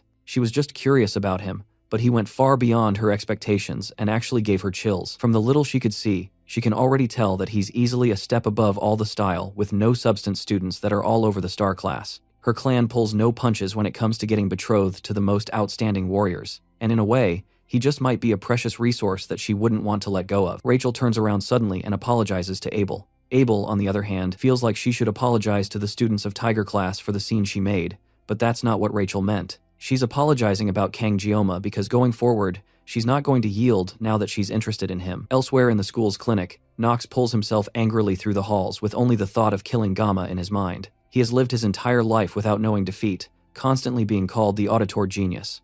Now someone has come and defeated him with nothing but kitchen knives. Just the thought of Gioma's face pisses him off to an outstanding degree. If he has to, he will call the power of his entire clan just to cut off Gioma's head, and then once he kills RMC, he will get Chloe back. Chloe has the potential to become similar, if not greater than him, and he won't let some random special admissions nobody take her away from him. All he has to do is call on the power of his clan to strike, and then they will show him. At least that's what should have happened. But the same Gioma that he has been relentlessly plotting to kill sits calmly in his clinic room, eating an apple. Before then though, while the class was in session, Gioma watched Chloe worriedly. The two girls have left, but Chloe is very clearly still upset, even though she was the one who pulled the blade out first. As she's having her psychotic thoughts, Gioma goes over to her in hopes of calming her down. Even though he can probably talk her out of whatever mental break she's about to have, he still wished she'd at least put the box cutter down when talking to him. He asks her about how Nox is doing, and she sadly tells him that her brother is in the academy's medical ward. That's odd though, since people can't actually get injured in the subspace, so he shouldn't have any need for medical attention. The last Chloe heard, he was admitted into the ward despite having no injuries. But it should be fine, and there shouldn't be any reason for Gioma to worry. Gioma can't help but think about it though. Even though he was sliced up in the subspace, Nox isn't the kind of person that would be weak enough to be traumatized from that. To make sure that nothing else happens, he has to check in on Nox. And to do that, he asks Chloe to tell him where Nox's room is. To sweeten the deal, He even pats her head, which is another tip he got from the How to Handle Yandere type series. That's how we got to where we are today. As Gioma stares down Nox, who is still surprised to see our MC in his room, Gioma comments on the room and how the auditors must be loaded with cash for them to get a hospital room this fancy for just one person. Before Nox can ask Gioma how he got into this room in the first place, our MC picks up a skinning knife from the bedside counter, and Nox momentarily goes on guard, wondering if Gioma wants to finish what he started. However, instead, Gioma simply picks up another apple and cleanly peels the skin off before placing it right back on the table. Then, Gioma gets up and walks right past Nox, advising him to take fruits and vegetables for his health. That pisses Nox off even more, and the assassin reveals a knife hidden under his sleeve, ready to stab Gioma while he's least expecting it. But, as if predicting this, Gioma warns him that if he ever has ideas of getting any sort of revenge, then he will be cut up along with the entirety of Auditore. With that, Gioma slams the door shut as he leaves, and the force is harsh enough to turn the apple that he cleanly peeled into slices, revealing that he cut it up so fast that Nox didn't even notice. Gioma walks out of the medical unit with his mission hopefully accomplished. Now Nox is nothing more than a candle that can be extinguished at any time, and his will has been totally destroyed. This is all thanks to Gioma's bravado-filled intimidation, which he hopes doesn't come back to bite him. After all, the Auditores are an incredible group of assassins, and there's no way that he can take on an entire clan with just 30 seconds of pain neutralizer. Although he should be able to take out 10 people in 30 seconds, the rest of the clan is an entirely different case, and that's only in the worst case scenario. Anyways, Gioma would love to avoid killing as much as he can. As he walks under the moonlight back to his dorm room, he feels like he's standing in the eye of a storm in a weird way. He's starting to get used to this new crazy life of his. As long as Nox doesn't stir up any trouble, then he doesn't have to worry about things getting too insane. But he has another problem to deal with, and that's the girl that he wanted to avoid the most, Rachel Demura. In the original game, Rachel was the one who approached the main character first and eventually grew close to the main heroine, Abel. But now that she had chosen to approach him instead, it clearly meant the timeline had changed in a major way. On top of that, he also had to prepare for the midterms, and this time he actually needed to take things seriously if he wanted to earn the reward. The test required a group of 5 students who would work together to subdue a demonic monster. These 5 students would be selected regardless of their class, as the whole purpose of the test was to emphasize teamwork. While individual strength was important, trusting and relying on teammates mattered even more on the battlefield. In a situation like this, the smartest move for a weaker student was to find strong teammates and hope to be carried through. Still, it wasn't like the monsters themselves were a huge threat. The ones assigned for this test were D-rank demonic monster mermen. Gioma remembered how disgustingly ugly they looked in the game, which meant facing them in real life would be even worse. If they were mermaids, at least they would have been somewhat pleasant to look at, but mermen were simply revolting. On the other hand, mermaids were classified as demonic humans and served as the main force of the demon army, making them far more powerful. Compared to demonic humans, demonic monsters were basically nothing more than guard dogs or pets. Thankfully, only mermen were expected to appear on the island, so the students wouldn't have to deal with demonic humans. It had already been a month since Gioma arrived at the academy, and this was the first night he had felt even a little at peace. 700 years had passed since humans and demons agreed to a truce. Still, just like human history itself, that peace had never been completely free of conflict, with both major and minor disputes occurring over time. One notable example was half a century ago, when Vasmon, the commander of the 6th Legion, declared he would revive the commander of the 1st Legion. That single decision led to a week-long battle that drenched an entire city in blood. In the end, humanity came out victorious, giving rise to the 7 heroes. However, 3 of those heroes were lost, and after that, neither side wanted to push the conflict any further. Since then, peace had continued. Even so,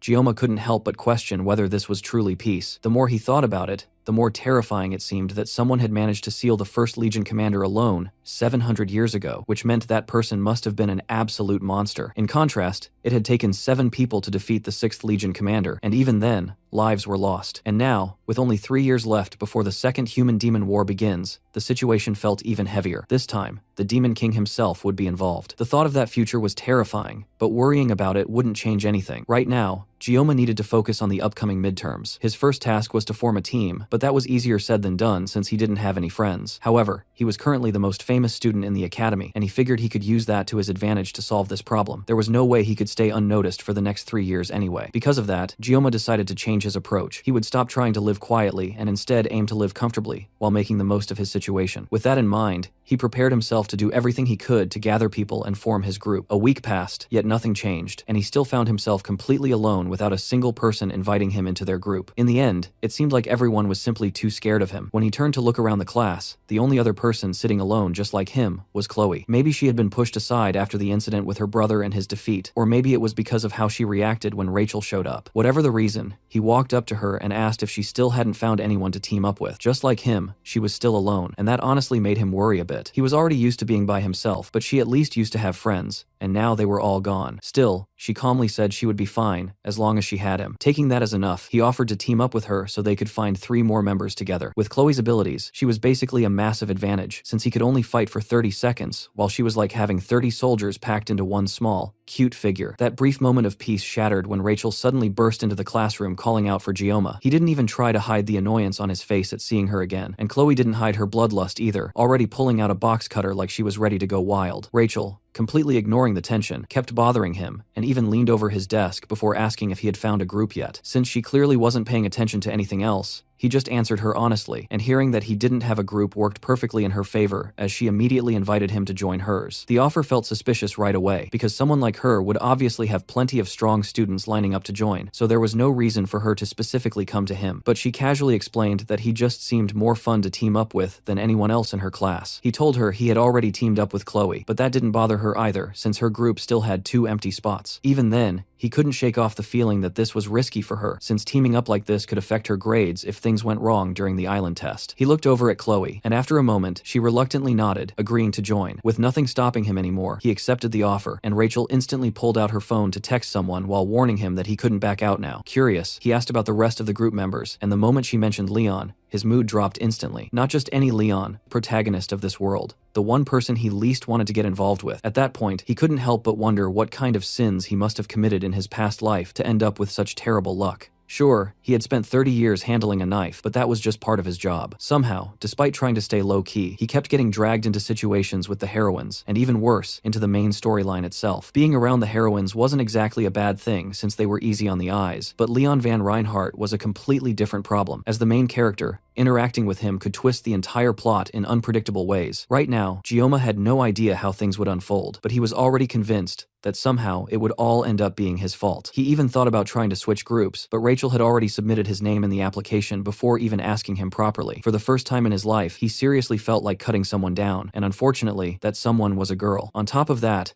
there was still the biggest headache of all, the yandere sitting right beside him. Almost as if on cue, Chloe appeared next to him, asking what was wrong since he had been looking completely frozen ever since Rachel left. He brushed it off, saying he was just overwhelmed at the idea of taking the exam with Star Class cadets. Chloe immediately reassured him, saying no one in Star Class was stronger than him, and he could only respond with a weak thank you. After all, he had chosen to team up with Chloe himself, so there was no way he could take the exam without her now. Thinking about it more calmly, this group might actually be the best option available to him. It could even turn out to be something good, if only he wasn't being so negative about everything. He then asked Chloe about the time and place for their first group meeting, and she told him it would be held at a cafe on campus. Since it was almost time, he suggested they head there right away. They arrived first and ordered drinks, with Chloe happily getting herself an avocado smoothie, while he could only watch in envy, thinking about how expensive even one cup must be. Meanwhile, he settled for a cheap espresso, but the moment he took a sip, it tasted so awful, it almost felt like his body was rejecting it. Since the cafe was run by an outside company, faculty cards didn't work there, meaning he had to spend his own money for the first time. While silently regretting his life choices, his phone buzzed with a message from Rachel saying she was bringing the others. Not long after, she walked in with Leon and another guy following behind. That was the moment Gioma and Leon made their first real contact. As Gioma glanced at the other guy, his first impression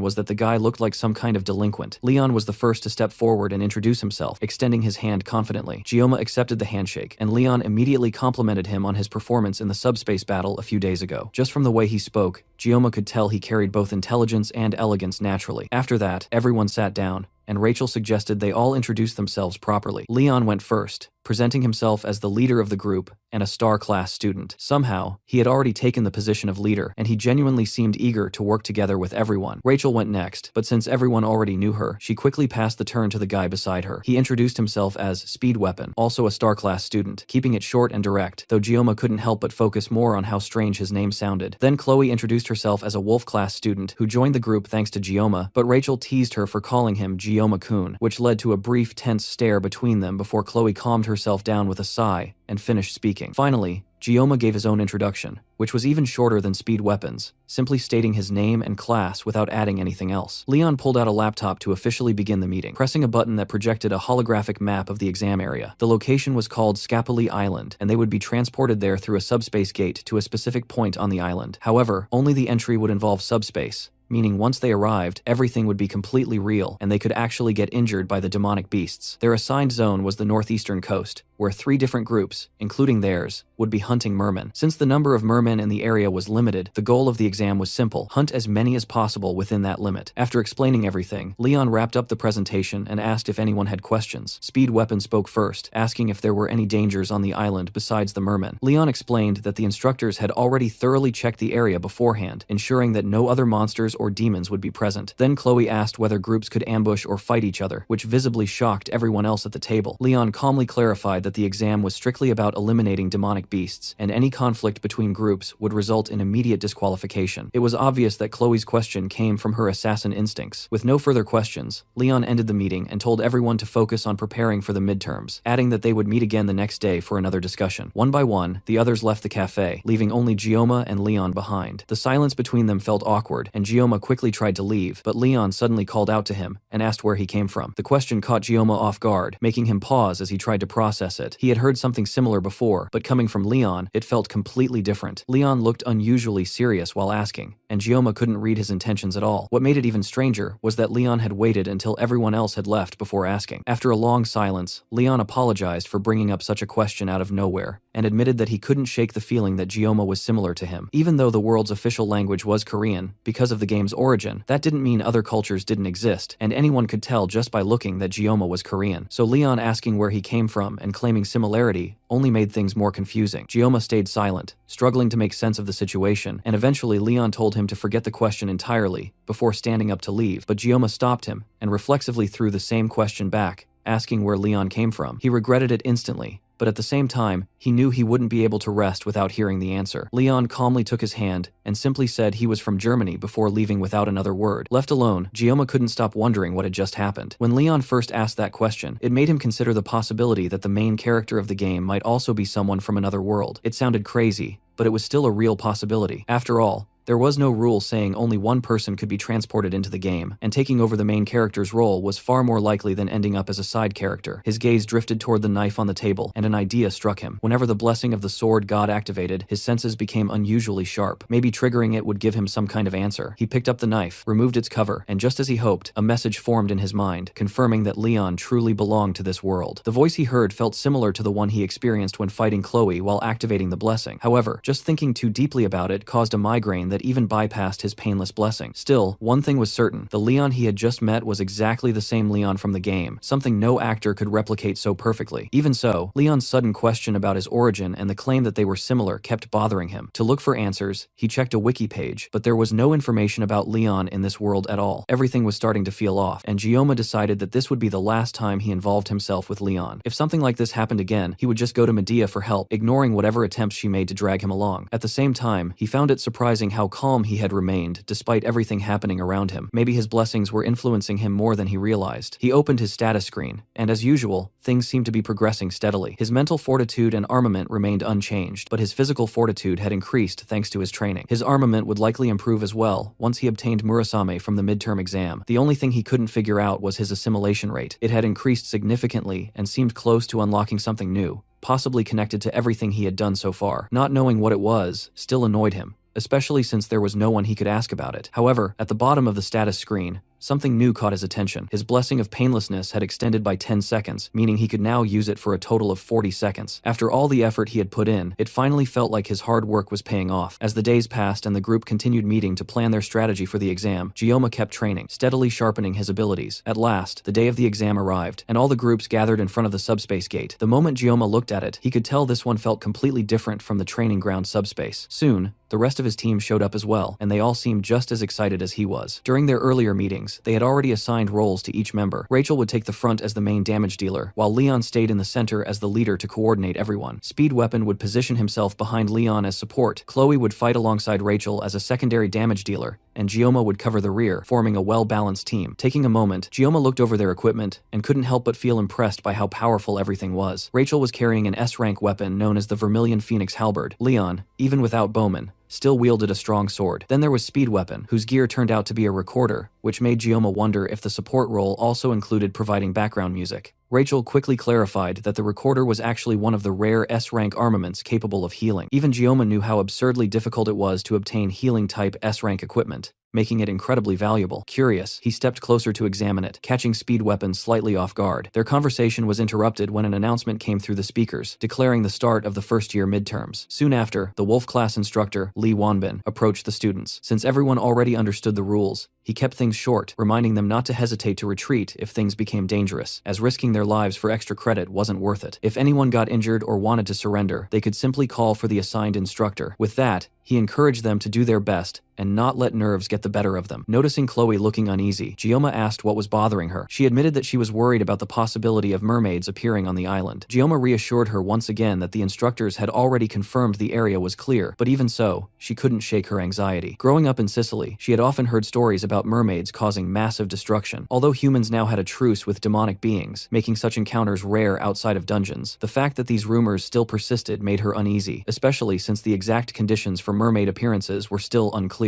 Seeing her like that, Gioma gently placed a hand on her head to calm her down, just as the instructors called for the cadets to step through the gate. She gave a small smile and chose to trust him. Sometime later, Chloe vaguely heard Gioma's voice calling out to her through a hazy state of mind. It seemed like she had lost focus for a moment, but when she opened her eyes, everything had already taken a turn for the worse. In front of her stood Gioma and the rest of the group, all facing something massive and dangerous. Rachel quickly asked Speed Weapon if he could contact the instructor, but being inside a cave meant there was no signal on his phone. Nearby, someone lay on the ground, badly injured and bleeding, clearly in critical condition, and standing before them, the source of all this chaos, was a mermaid. To understand how they ended up in such a situation, let's go back to see what happened before the group encountered this nightmare. The moment they arrived on Scapuli Island, the first major issue hit them instantly: motion sickness from passing through the gate. Everyone looked affected except Gioma, who casually mentioned that he didn't get motion sickness at all. Not long after recovering, they encountered their first merman. It froze for a second in surprise after spotting them, then quickly ran off. Despite how disgusting they looked, they were much smaller than Gioma had imagined. Leon pointed out that the one they saw was too small to earn them any points, so if they wanted proper targets, they needed to move toward their assigned area where adult mermen would be. Chloe moved ahead to scout, while the rest of the group followed behind at a steady pace. After some time, they reached the designated location, and Chloe returned to report her findings. About 500 meters ahead, there was a cave, and she led the group straight toward it. Even before stepping inside, they could already feel something was off. Dozens of eyes were watching them from within the darkness. Leon quickly estimated that there were around 50 to 60 mermen gathered inside, all surrounding a campfire. Taking down that many would easily secure them first place in the midterms, but it wasn't that simple. Entering the cave would cut off their internet connection, making it nearly impossible to contact an instructor if something went wrong. It was a clear high-risk, high-reward situation, and the final decision rested on Leon. Before arriving on the island, he had carefully assigned roles to every member, so now it was his responsibility to lead them again. Without wasting time, Leon made his call and signaled Rachel to begin the attack. She leaned back slightly and launched a golden spear straight into the cave. It struck the campfire directly, extinguishing it and throwing the mermen into confusion. Before they could react, Rachel had already closed the distance, and in the next instant, several merman heads were sent flying. Right after that, Speed Weapon stepped in, channeling his power to enhance Rachel's abilities, making it even easier for her to cut through the enemies one after another. Watching her in action, Gioma couldn't hold back his amazement at how insanely strong she was. Chloe noticed that reaction immediately, and without hesitation, she drew her katana, activated her blessing, and jumped into the fight as well. She rushed forward, rapidly cutting down mermen, trying to match Rachel's pace as both of them charged toward each other from opposite sides. Neither of them slowed down, even as they got closer and closer, and Gioma started worrying that neither had any intention of stopping. They came within inches of colliding before suddenly turning at the last second to eliminate the final merman rushing toward them. After that, they stepped apart and continued clearing out the remaining enemies, while Gioma let out a quiet sigh of relief, realizing his worries were unnecessary. In the end, with their combined strength, all 60 mermen were wiped out. With the area cleared, Leon suggested they move on to another location to continue the exam. That level of calm decision-making and leadership only reinforced in Gioma's mind that Leon truly was the main character of this world, because no one else could replicate that kind of heroic presence so naturally. However, as Gioma got lost in his thoughts for just a moment, everything suddenly flipped. When he looked back, he saw Leon collapse to the ground, having taken a fatal blow to the stomach. Shock spread across the group as something powerful rose from the pile of dead mermen behind Gioma. It was a demonoid mermaid, exactly the kind of monster Chloe had been worried about from the beginning. Gioma had already felt that things were going too smoothly, and now that uneasy feeling had proven right. The situation instantly turned critical, leaving them with a harsh choice: run or fight. But escaping while carrying an injured Leon might not even be possible. Rachel immediately told Speed Weapon to contact the instructors and report the appearance of the mermaid, but just as Gioma feared, the cave completely blocked their connection, leaving them unable to reach anyone.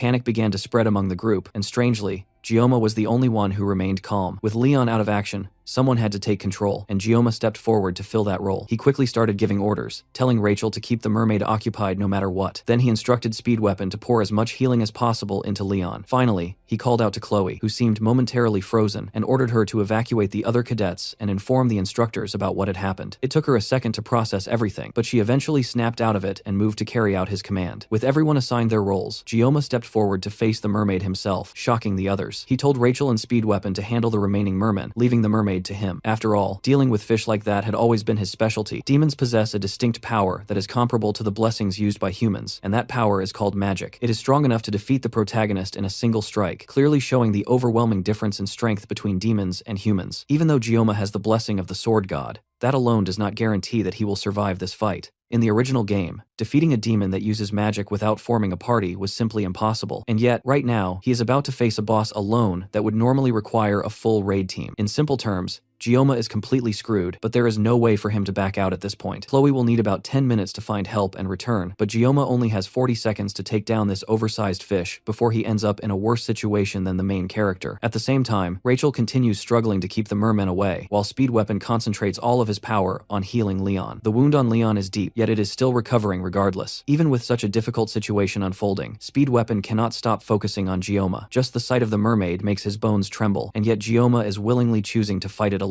The demon makes the first move, firing the exact same laser attack that had taken Leon down earlier. Gioma dodges the attack and immediately rushes forward with his knife, closing the distance between them. The mermaid appears to mainly rely on long-range attacks that carry water-based magic properties. Gioma does not know much about magic itself, but what he does know is that this demon still has flesh and bones like any other creature. To win, all he needs to do is get close and cut it down. He leaps toward the demon and swings his blade, but the mermaid dodges the strike and immediately redirects its movement toward Speed Weapon. Before it can reach him, Gioma circles around and manages to slice off one of the creature's fins, making it scream out in pain. However, the cut is far too shallow. Gioma immediately attempts another strike, but the demon quickly avoids it and dissolves into water. Since the mermaid targeted Speed Weapon, it becomes clear that it is deliberately aiming for those who are already injured. At this point, Leon has recovered to some extent, and Speed Weapon calls out to Gioma, showing that he is still conscious. Gioma briefly checks on him before charging back to confront the mermaid again. From Speed Weapon's perspective, Gioma looks incredibly cool. During one of their earlier meetings, Speed Weapon had mentioned how much he admired heroes who would sacrifice themselves for others. Ever since he joined the academy, he had not seen anyone who truly lived up to that image. That is why he joined Rachel's group in hopes of finding such a hero in Leon. He had even openly told Gioma that he did not see him as a hero at all. And yet now, in this chaotic and dangerous situation, the one stepping forward and risking his life is Gioma himself. The mermaid continues its assault, launching fish-shaped magical attacks that Gioma skillfully dodges. However, this time, instead of simply passing by him, the attacks turn around and begin chasing him. The demon is able to control these projectiles, forcing Gioma to keep moving as they pursue him around the cave. While Gioma is occupied with evading them, the mermaid once again attempts to attack Speed Weapon. Gioma arrives just in time and strikes the demon before it can release the attack, but once again, the cut is too shallow. It becomes obvious that small wounds will not be enough to defeat it. If he wants to kill the demon for good, he will need to drive his blade in as deeply as possible. The mermaid fires another blast toward Gioma, but this time, he dodges in such a way that the attack crashes through the ceiling of the cave and shoots up into the sky. The force of the attack is so immense that cadets around the mountain can see it, and they also hear a loud roar echoing afterward. On top of that, rain begins to fall. An instructor with another group suggests that they quickly move the injured before the rain starts to affect them further. Back inside the cave, the mermen begin retreating, giving the cadets a brief moment to catch their breath. The mermaid has been crushed under the debris caused by the cave breaking apart, but Gioma is certain that it is not dead. Just as he expects, the demon mermaid bursts through the pile of rocks and rushes toward the students once again. Up until now, Gioma has not been able to fight properly because he has been constantly mindful of the injured Leon. Now that the mermen have retreated, he tells Rachel to take care of both Speed Weapon and Leon for him. Even at this point, Speed Weapon still cannot believe that Gioma is choosing to fight a demon alone. Earlier, he thought Gioma was simply reckless, but now it feels like he is witnessing the rise of something far greater. Meanwhile, Gioma feels relieved that he can finally focus completely now that he no longer has to worry about his teammates. He only has 10 seconds left on his painless blessing, and he needs to make up for the time he has already lost if he wants to survive. For a brief moment, Gioma and the mermaid lock eyes, and then both of them rush forward at the same time, heading straight into their final clash. Elsewhere, Chloe dashes through the forest as fast as she can, looking for anyone to help her. She's tired,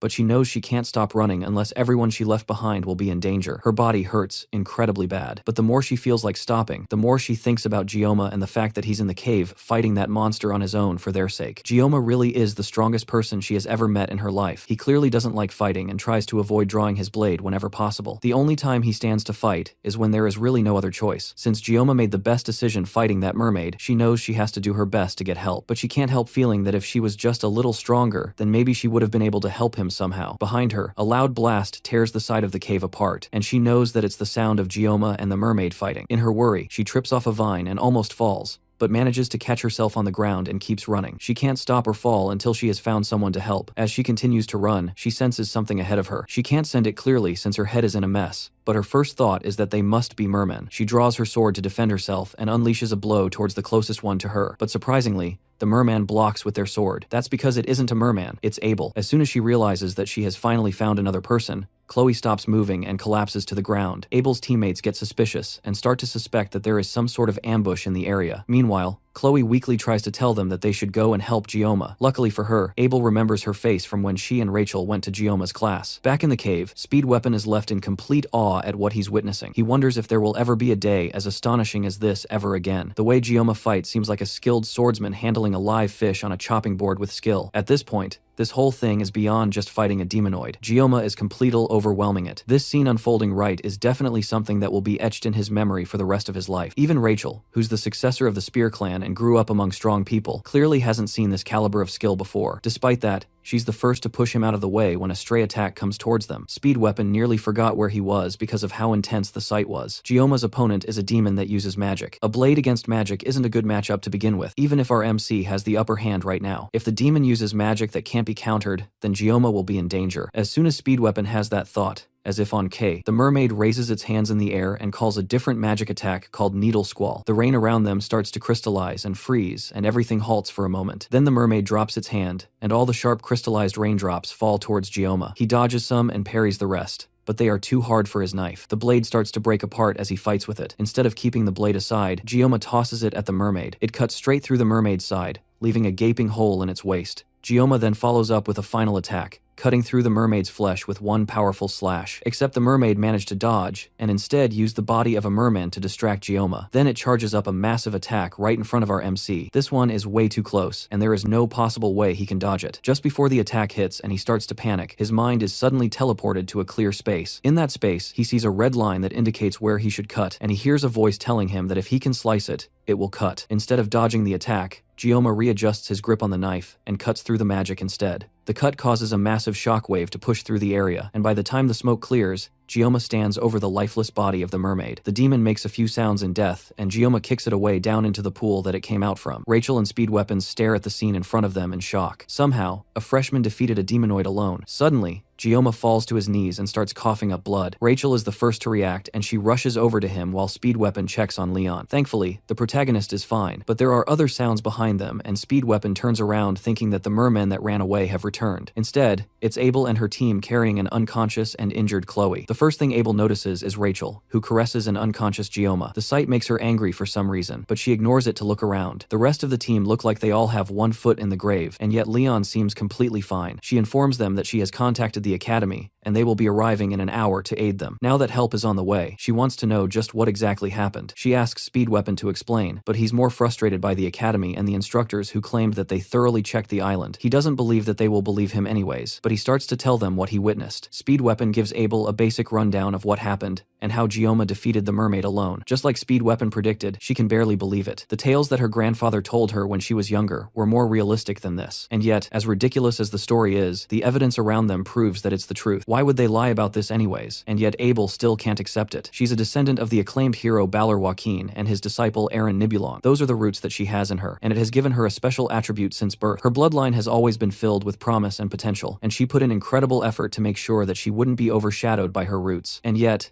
even with everything going in her favor, and with how far she has managed to get, Kang Gioma continues to prove that there is a ridiculously large gap between their skills. Abel can't help feeling a mix of fear, dread, and admiration. She tells the healer in her group to try to heal Gioma while they wait for the teachers. After getting a better look at him, she can see that he's tattered and at death's door, and yet, he fought a demonoid alone and came out victorious. Abel can't help but look at him in envy. Speed Weapon snaps her out of it and tells her that it probably would be best if they don't tell the instructors what happened here in detail. The Academy claims that they scouted the island beforehand, and yet a demonoid popped out of a cave that would be easily noticeable by cadets. There's some things that just don't add up in this whole story. Leon tries to cut straight to the point and asks Speed Weapon if he thinks that there is someone among the demon factions within the Academy. Leon tries to backtrack since that's not exactly what he meant, but they also can't completely rule out that possibility. It's undeniable that this cave isn't easy for cadets to miss. And as Speed Weapon said, if it weren't for Gioma, then Leon's group would have been torn to shreds. There were definitely conflicts, both large and small, during the 700-year truce. But there was never a moment where the demons dared to touch the cadets of the Academy. There was also a clause in the truce, stating that if an act like that were to happen, then it would be justification for war. Speed Weapon tries to pull them out of their thoughts and assures them that they are definitely blowing things out of proportion. It's not a bad thing to be wary of a possible spy in the Academy, but it's way too soon to jump to conclusions. For now, they need to make sure that their stories match up. If there really is a spy in the Academy, then Gioma will definitely become a target once word gets around that he defeated a demonoid alone. Abel doesn't really agree with keeping things under wraps like this, but since Gioma has worked so hard for their sake, and the group seems to unanimously agree with this decision, she suggests that they talk to her grandfather first. After everything, the cadets returned to the Academy, and Gioma was taken straight to the hospital. When he finally woke up, the bright evening sunlight was shining directly onto his face, and for a moment, he was genuinely surprised that he was still alive. The last thing he could clearly remember was the mermaid firing a magic sphere right before it died. It wasn't the kind of attack he could dodge, but he had barely managed to perceive it in time. Using his sashimi knife, he cut along a line, splitting the magic cleanly into two halves before it burst apart. Thinking back on it now, he was certain that the magic sphere had been composed of water. On top of that, when he activated the blessing of the sword god during that moment, he felt something unusual, something he couldn't properly put into words. To confirm things, he called up his blessing again, and the status screen appeared in front of him. His mental fortitude had increased by 1, which likely explained why he hadn't felt fear when facing the mermaid. At the same time, it seemed that his assimilation rate had risen enough to unlock a mysterious new attribute. The next attribute would unlock once his assimilation rate reached 15%. He started to wonder if this strange, newly unlocked feature was what had allowed him to see that red line on the mermaid, the one he had cut through. While he was still thinking about all of this, the door suddenly opened, and a familiar figure rushed inside. It was Medea, and without hesitation, she threw herself at him, wrapping him in a tight hug. She immediately began fussing over him, while Gioma struggled just to breathe under what felt like a suffocating embrace. After a while, she finally let go and apologized, but then quickly revealed the reason she had come. Reaching into her purse, she opened a dimensional pocket and pulled something out. It was the exact reward he had been hoping to receive from the exam, the Murasame sword. The Murasame was a B-rank weapon with high-level stats, exactly what Gioma had been aiming for. He stared at it in disbelief, as Medea asked if he liked it, then apologized for giving it to him like this, instead of letting him receive it officially. At the same time, someone was quietly standing at the door, watching everything. Medea noticed and called out to them, telling them to stop lurking and come inside instead of acting like a shy creep. Siegfried cleared his throat awkwardly before stepping into the room and standing beside Medea. Seeing this scene gave Gioma a strange sense of déjà vu, reminding him of what had happened when he first arrived at the Academy. He then asked why the Sword Emperor was here as well. Medea explained that she had heard everything from his teammates. After that, both of them lowered their heads and apologized on behalf of the entire Academy. They admitted responsibility for what had happened during the midterms, acknowledging that due to their negligence, everyone involved had nearly lost their lives. Gioma found himself unable to respond as Medea continued speaking, promising that they would uncover the truth behind the incident. Siegfried also spoke up, thanking Gioma for saving the cadets. Gioma scratched his cheek awkwardly and quietly replied that he had only done what he could. Medea then added that although his actions had been exceptional, they needed to keep the entire incident a secret. She believed that the person behind it was somewhere within the Academy, and if they didn't stay quiet, the situation could leak to the public. Gioma understood their reasoning and didn't hold it against them. Hearing that, Medea smiled and commented that sometimes he behaved like an old man trapped inside a teenage boy's body. Not long after, the two administrators stepped out of the room and headed back toward the administrative block. As they walked through the corridors, Medea turned to her old friend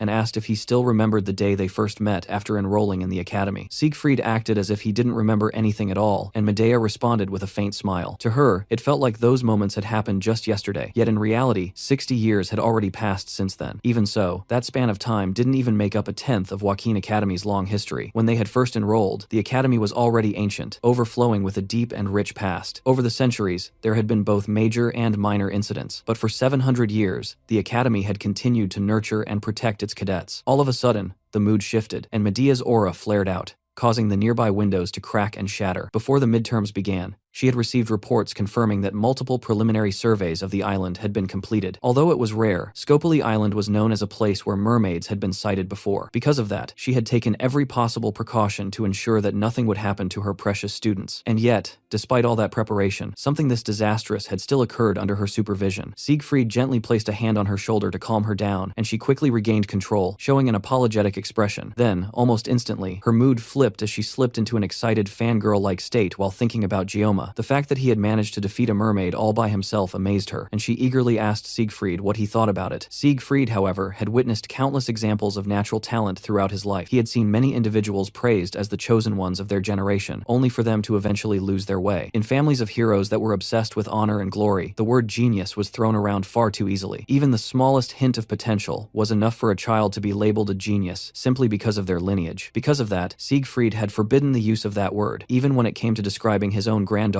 Abel. But when it came to Gioma, whose ability seemed almost beyond comprehension, Siegfried found himself reconsidering that stance. Perhaps the term genius could truly apply to him. If Gioma continued to gain experience and grow, Siegfried couldn't help but wonder just how far he might go. There was even a possibility that Kang Gioma could reach heights that Siegfried himself had only ever dreamed of. Without directly answering Medea's question, Siegfried simply walked past her, though not before advising her to remain at the academy for the time being. Medea smiled and followed after him, and the two continued their casual conversation as they made their way further down the hall. Later on, Gioma was finally discharged from the hospital, and he returned to attending his classes like normal. Just as the headmaster had instructed, the fact that he had taken down a demonoid on Scopuli Island had been completely kept secret. Because of that, Gioma couldn't help but feel that his classmates were able to act so carefree only because he had been the one to stop the mermaid. After being discharged, the very first thing he did was head to the Academy's forge in order to reshape and enhance Murasame. At the moment, the sword felt no different from a simple metal rod to him, especially considering the blessing of the sword god, which made reforging it absolutely necessary. For that purpose, he went to meet the blacksmith, Volander, and now all he could do was hope that the enhancement process would be successful. While he was still thinking about everything that had happened recently, he suddenly heard Chloe calling his name. When he turned around, he saw her approaching him on crutches, with one of her legs wrapped in a cast. Thanks to the emergency treatment provided by Speed Weapon, the doctor had said she would be able to walk without crutches within a week. Even with her injuries, she looked much better than before. Gioma understood that even though he had been the one to take down the mermaid alone, it was actually because of everyone's combined efforts that they had all managed to survive that situation. Chloe's rescue call, Rachel's work in clearing out the mermen, and Speed Weapon's healing and blessings had all played important roles in that battle. The only one who hadn't contributed much was Leon, and Gioma couldn't help but wonder whether someone with that kind of fighting spirit would really be able to defeat the Demon King. Maybe it was just because Leon had been the first to get injured. Their conversation was suddenly interrupted when their instructor rushed into the classroom and ordered everyone to take their seats and pay attention to a few announcements before the training assembly. Once all the students had settled down, the instructor informed them that there would be a co-instructor joining them. At first, the students were annoyed by this unexpected change, but that reaction immediately disappeared when they saw who it was. Siegfried calmly walked into the classroom, leaving the entire class stunned, while Li Wanbin bowed to him respectfully. Even Gioma couldn't hide his shock at seeing the strongest human personally stepping in to teach their class. Meanwhile, elsewhere, an old man is thrown against a wall before being grabbed by the scruff of his neck and held up the wall. A pink-haired woman slaps the old man across the face,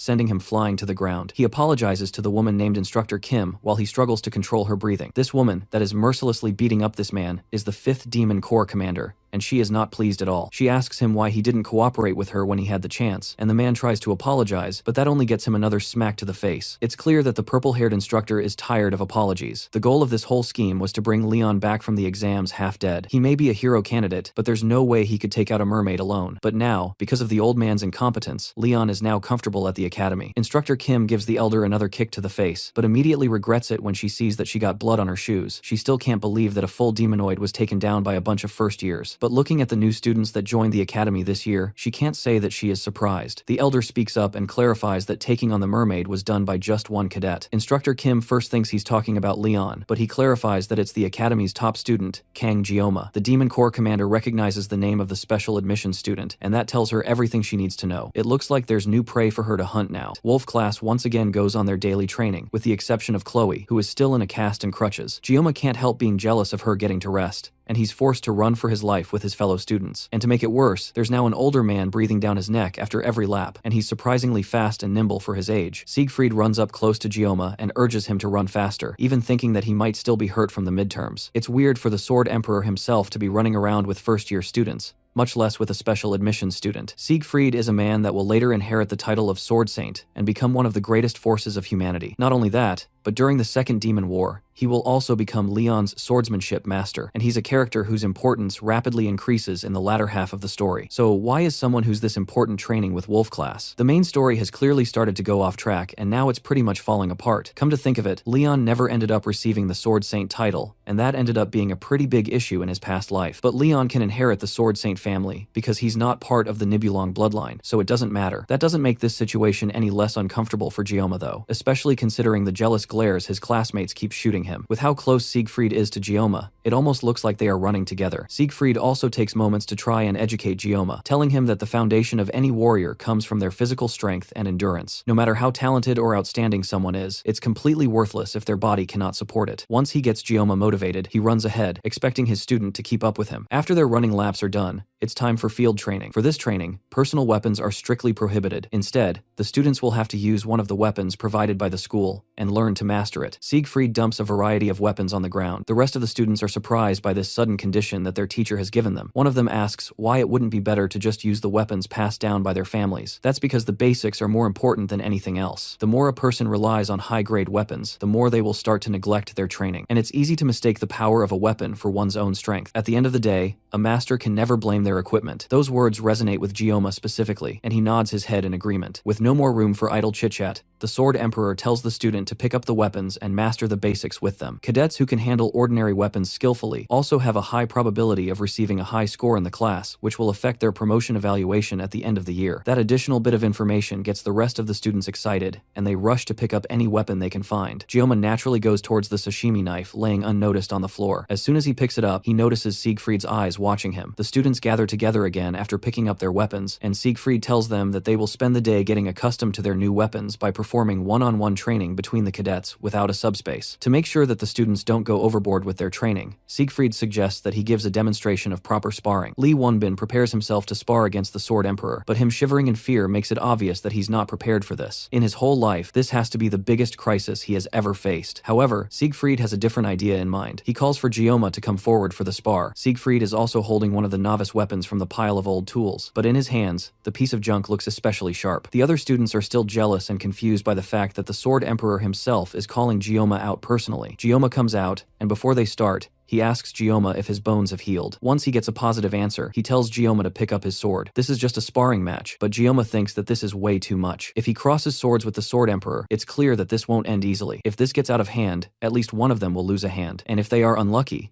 then even a head will roll. Despite those thoughts though, maybe because of the influence of divine power, his instincts are craving for a fight. Gyoma tries to de-escalate the situation and says that he's nothing compared to the Sword Emperor, so Siegfried should lower his sword. The rest of his classmates mock him behind his back, making fun of the fact that he's chickening out of a fight. Siegfried also isn't impressed and calls Gyoma out for continuing to hide his power and his pride as a swordsman. There's no reason for Gyoma to have such extraordinary talent while living as a cowardly person. Pride is a word that Gyoma had engraved in his heart ever since he claimed the title of the greatest swordsman in the country. Those characteristics are also the reason why he never put down his sword. The provocation from the Sword Emperor is supposed to test him, and if he falls for the prohibition in this situation, then he will definitely end up regretting it for a long time. Still, he can't ignore his pride as a swordsman and his urge to fight. Lee Wonbin notices Gyoma's change in demeanor and rushes to stop what's about to happen, but Siegfried stops him. It seems like Gyoma has already made up his mind. Gyoma pulls out the sashimi knife from its cover and prepares for a fight. The two of them stare each other down for a moment, and even at 70, Siegfried can recognize vividly the enlightenment he gained through the sword. When he was younger, he had memories of a one-armed wandering knight teaching him the way of the sword. The swordsmanship that the knight showed him was undoubtedly at the level of a certain realm, and now, the boy that he has been keeping an eye on since the allocation test, Kang Gyoma, might be the person that will lead him to that realm. Gyoma takes the initiative and charges as Siegfried, but the Swordmaster is ready and greets him with a slash of his sword. Gyoma is quick enough to dodge and then turn around for another strike, causing Siegfried to deflect with his sword, and the two clash again. The boldness of Gyoma to charge in head-on without avoiding the strike is almost inspiring to Siegfried. As the two of them continue to fight, Siegfried notices that even Gyoma's physical capabilities have increased a lot. He can even push the Sword Emperor back so effortlessly. However, his sword isn't light either, and Siegfried is determined not to take this match lightly. Meanwhile, the other students watch the two of them fight, but they can't tell what's going on. From what they can tell, Gyoma just got lucky during the matchup in the last subspace sparring with Nox. And yet, even the Sword Emperor seems to care a lot about Gyoma, who is just a special admission student. They at least hope that the Sword Emperor will give him a proper lesson that will leave him crying. And yet, after several minutes of watching,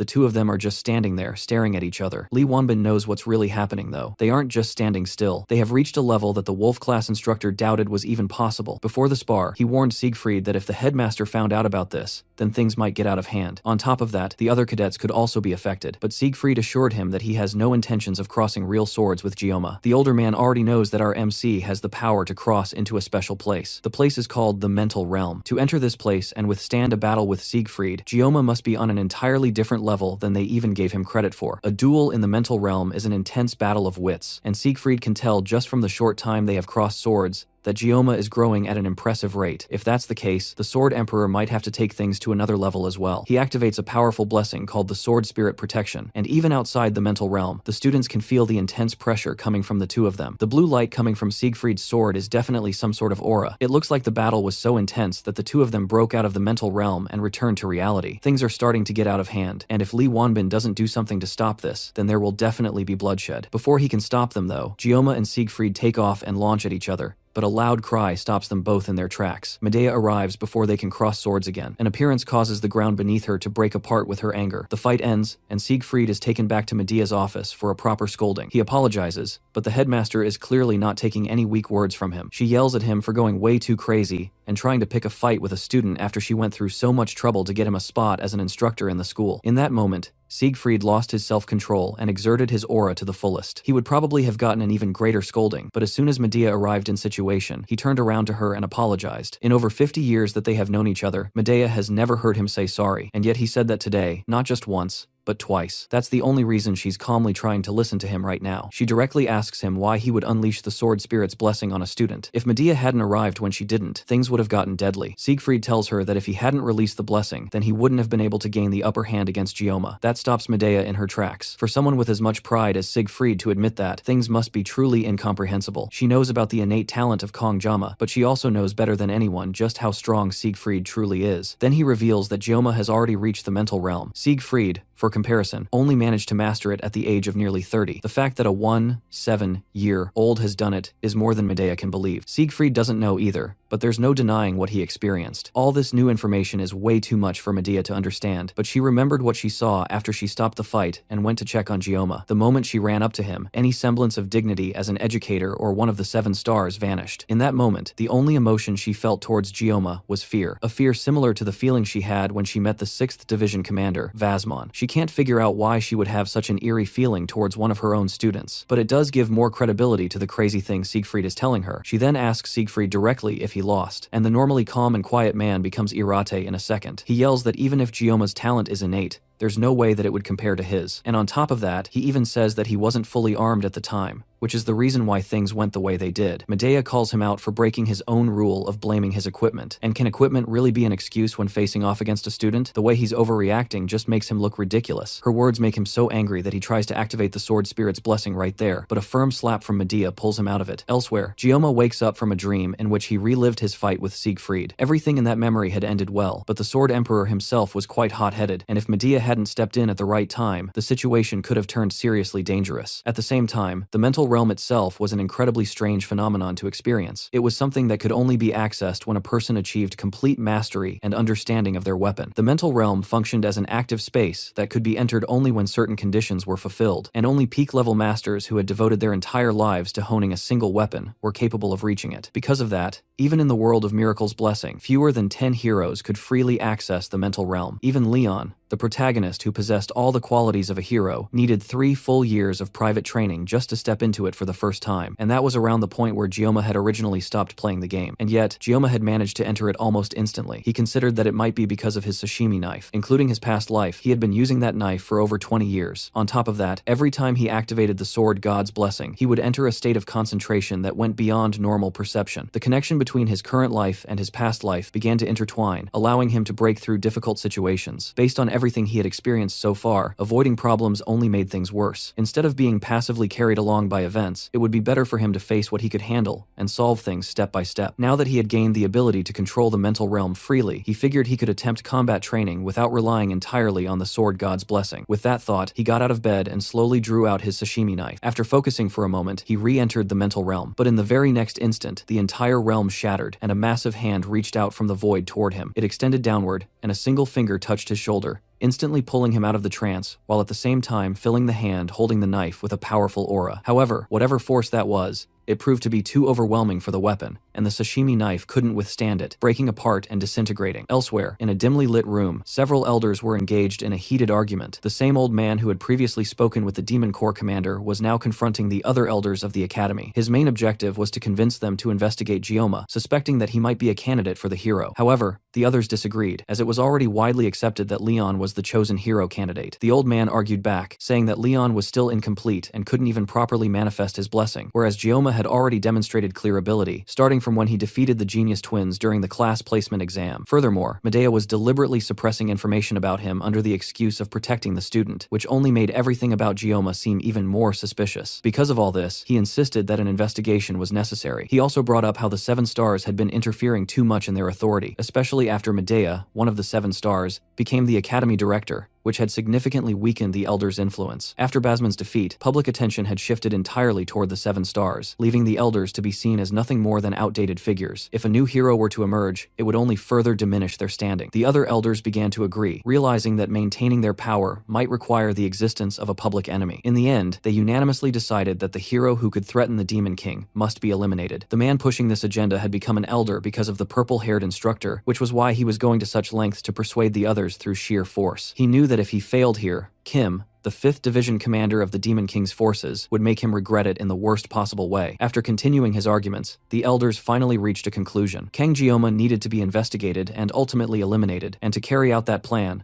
they would issue orders to the Auditory family. That wasn't the only issue Gyoma had to deal with. Right now, he was staring directly at the blacksmith he had trusted with his weapon, while the man slowly stepped back in fear. Gyoma had originally hoped to use Murasame as an alternative to his sashimi knives, but somehow, Volander had turned his only chance of escaping reliance on the sword god's blessing into another sashimi knife. And as if that alone wasn't bad enough, the weapon had also dropped from a B-rank sword down to an E-rank. Even Volander himself looked completely baffled. In all his 30 years of forging and smelting weapons, he had never encountered something like this before. When he had tried to work on the sword, it felt as if the weapon itself was resisting the forging process. In the end, he had no choice but to quickly melt it down and reforge it, and even then, he barely managed to give it a proper shape. If any ordinary blacksmith had attempted the same thing, they would have ended up with nothing more than a useless lump of metal. Despite everything, even with his 20 years of experience handling knives, Gyoma could tell that the craftsmanship itself was actually impressive. The specifications of the weapon also matched well with the sword god's blessing. However, the hardness was still stuck at E rank. Even so, the knife still had the potential to become a good weapon. If it was reinforced properly, it could definitely turn into something useful. All Gyoma needed to do was bring the required reinforcement materials, and Volander would upgrade the weapon without charging any additional fees. Still, Gyoma wasn't satisfied. With visible frustration, he demanded to know what would happen if the weapon broke again. Volander nervously reassured him that even though it was currently E rank, it had the growth potential of an A rank weapon and could eventually become even stronger. There was also a special material known as Never Fail, which could guarantee that Murasame would become stronger, but that material could only be obtained from demonic beasts ranked A or higher. The problem was that A rank demonic beasts were on the same level as E rank demonoids, meaning that going after such material would be no different from asking Gyoma to fight something like the mermaid again. Risking his life just to reinforce a weapon was absurd, especially when even low-rank demons could drop usable reinforcement materials. Gyoma then demanded a promise, and Volander swore on his honor as a blacksmith, but that wasn't the end of it. Gyoma also insisted that Volander refund at least half the cost of the leftover scrap metal, which was worth around 10 million won. Volander refused, arguing that he had followed Gyoma's exact instructions when crafting the weapon, and had already agreed not to charge anything for the enhancement process. Gyoma countered that his B-rank sword had effectively been reduced to scrap, and considering the market value, his demand was completely reasonable. Volander tried to push back, but the sharp glint of the blade and the deadly look in Gyoma's eyes immediately shut him down. Realizing he had no way out of this situation, Volander attempted to negotiate the refund down to 500,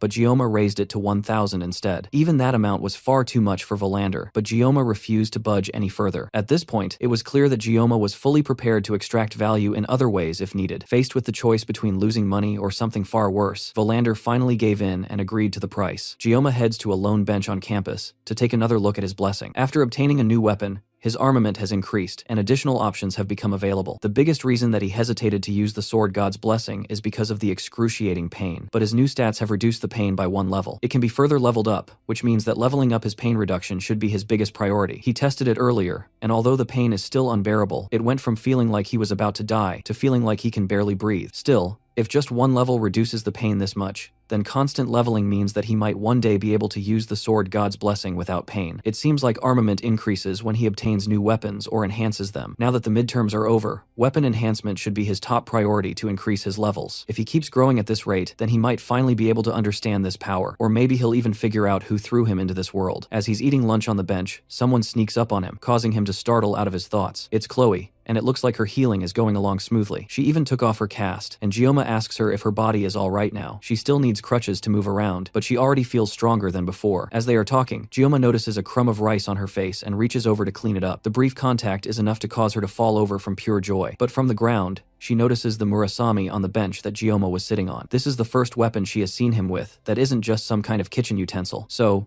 it's a pretty big deal. He's still bothered by the fact that it's E rank, and although he got some money back from the blacksmith, he still needs to gather enough materials to enhance the weapon before it can become usable. There's no real reason for Gioma to get stronger. Ever since he cut down the mermaid, he has been able to handle mid-tier magical beasts. The main reason he wants to enhance the weapon is to reduce the pain. Chloe mistakes his thoughtful expression as him being disappointed by her mentioning that the weapon is E rank. She immediately decides, through perfectly reasonable yandere logic, that the blacksmith that made Gioma sad must die. Gioma snaps her out of it, but also notices that someone or something is watching them from close by. He walks over to a nearby tree and kicks it hard, causing an unexpected guest to fall down from it. It's Nox Editor, Chloe's brother, and he doesn't seem very happy that he was found. Chloe is prickly about him suddenly appearing, but Gioma can't smell any blood on him, and he doesn't seem to be armed either. However, he was following them, so there must be something that he wants. But Nox quickly clarifies that he isn't there for the usual murderous reasons. He came to warn Gioma that the Academy elders have requested for the Aditor family to get rid of him. Chloe confronts Nox and asks if that's why Nox came over, but he doesn't respond. Instead, he tells her that since she has been away from home for a long time, she has lost her edge. Chloe doesn't listen, and instead tells Gioma to get behind her so she can protect him. The two guys watch the slightly disabled girl desperately swipe at Nox from far away before Nox continues his warning. Nox doesn't care what Gioma has been up to recently, but the elders are oddly fixated on him. It's not just him either, but the whole Auditore family has a sense of unease, so they have temporarily postponed the request. They made the request in secret, and even bypassed the Academy head. However, since it's a direct order from the elders, it's hard to ignore. If the pressure continues, the family will have no choice but to investigate our MC. Regardless of the reason, since Chloe is a member of the Auditor, Nox felt like she needed to know this as well. That explains his motives clearly. He came under the pretext of family principles, but in the end, he was just worried about Chloe. With nothing else left to say, Nox turns to leave, but Gioma stops him for a moment. He wants to ask Nox about what he said last time about Chloe becoming weak while being with Gioma, but the red-haired older student turns around and continues to walk away. Even he can tell that Chloe is happiest by Gioma's side, and he decides to leave it like that. Even Chloe has never seen her brother act like this before. Before he leaves, he just tells Gioma to make sure that Chloe doesn't get hurt anymore. Gioma doesn't immediately understand, which only angers Nox more. Then Nox takes the opportunity to ask Gioma directly how he became so strong. Gioma seems surprised that he is considered strong. For someone to be strong in his opinion, then he should have the ability to withstand any threats at all times. Like the Sword Emperor, someone like Gioma who can only maintain that level of strength for less than a minute a day isn't a level where he can boast about his strength or even talk about it. Nox used Chloe as an excuse to reveal family secrets to him, an outsider, so there's no way Gioma can trust him to keep his mouth shut, so he decides to pick something to satisfy Nox. He tells the redhead that he lacks desperation. No matter how much of a skilled Nox is, there's a vibe that comes from someone who has real-world experience. If he stays cooped up in the academy, then he will reach his growth limit, so he has to go out first and gain real-world experience. If he continues working hard, then he will definitely gain something. That's about as much rubbish Gioma can spew out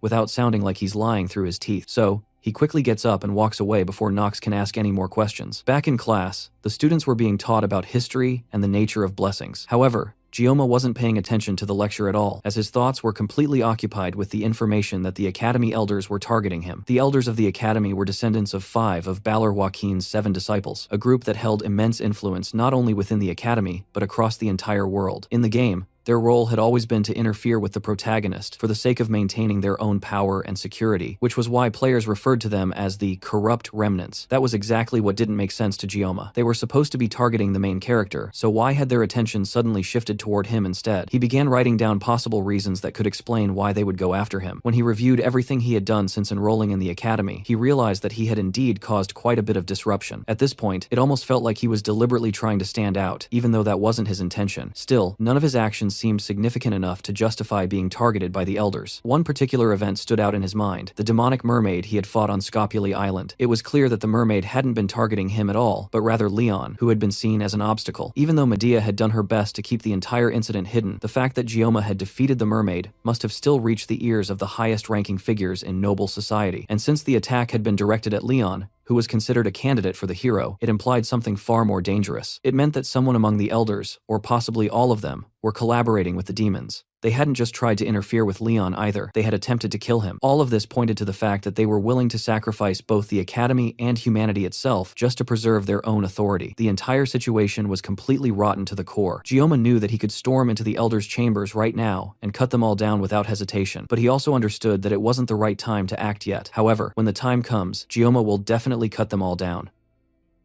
With this new information in hand, Gioma's decision to head into a dungeon to obtain weapon enhancement materials became completely solid. The first thing he needed to do was form a party, since taking on something like this alone would be far too difficult. Chloe would definitely be willing to help him, but he still needed more members. Instead of someone like Rachel, who relied purely on brute strength, he wanted someone more strategic. The first person who came to mind was Speed Weapon. As soon as class ended, he went straight to the dragon class to find him. The moment he arrived, he was immediately confronted by a brute who clearly had an issue with Gioma being a special student. From the way he carried himself, Gioma could instantly tell this guy was just a third-rate extra, the exact type of person who would be annoying to deal with. Not wanting to waste time, Gioma simply walked past him, giving a warning for the wannabe bully not to bother him unless he wanted his jaw sliced open. That only provoked the brute further, and he pulled back his fist, ready to throw a punch. From Gioma's perspective, the attack was painfully slow. However, before he could even react, someone else stepped in and landed a punch straight into the brute's jaw, knocking him back. The sudden commotion drew the attention of nearby students, while Speed Weapon casually shook his hand, wincing slightly from hitting such a hard jaw. Gioma had heard of strength-based mages before, but seeing a strength-based healer was definitely something new. Speed Weapon then smiled and asked if Gioma had come looking for him. Gioma suggested they talk outside, and once they were alone, he explained everything he needed. In short, he wanted to form a party as soon as possible, and needed help gathering members. If they worked together, any rewards from clearing the dungeon would be shared among the team, but in return, Gioma wanted to keep the materials dropped by the magical beasts. The main reason he needed help was because, in his own class, if he tried to recruit people, no one except Chloe would join him. But if Speed Weapon helped, the process would become much easier. Speed Weapon commented that if not for the Academy's rules, Gioma should easily be able to clear 5 or 6 dungeons by himself. That might have been true if Gioma could handle the effects of his blessing without relying on his magical painkiller, but in reality, he admitted that he couldn't even clear a single dungeon alone. Speed Weapon didn't believe that at all, and assumed Gioma was just being modest. The conversation briefly shifted into casual chatter, with Speed Weapon mentioning that Gioma looked much better now after everything that happened during the midterms. After a bit of small talk, Speed Weapon agreed to join him, seeing no reason to refuse, and feeling that working with Gioma would be an interesting experience. The dungeon Gioma had in mind was a C-rank dungeon known as the Buffalo Dungeon, located in Chael 1. With Gioma, Chloe, and Speed Weapon,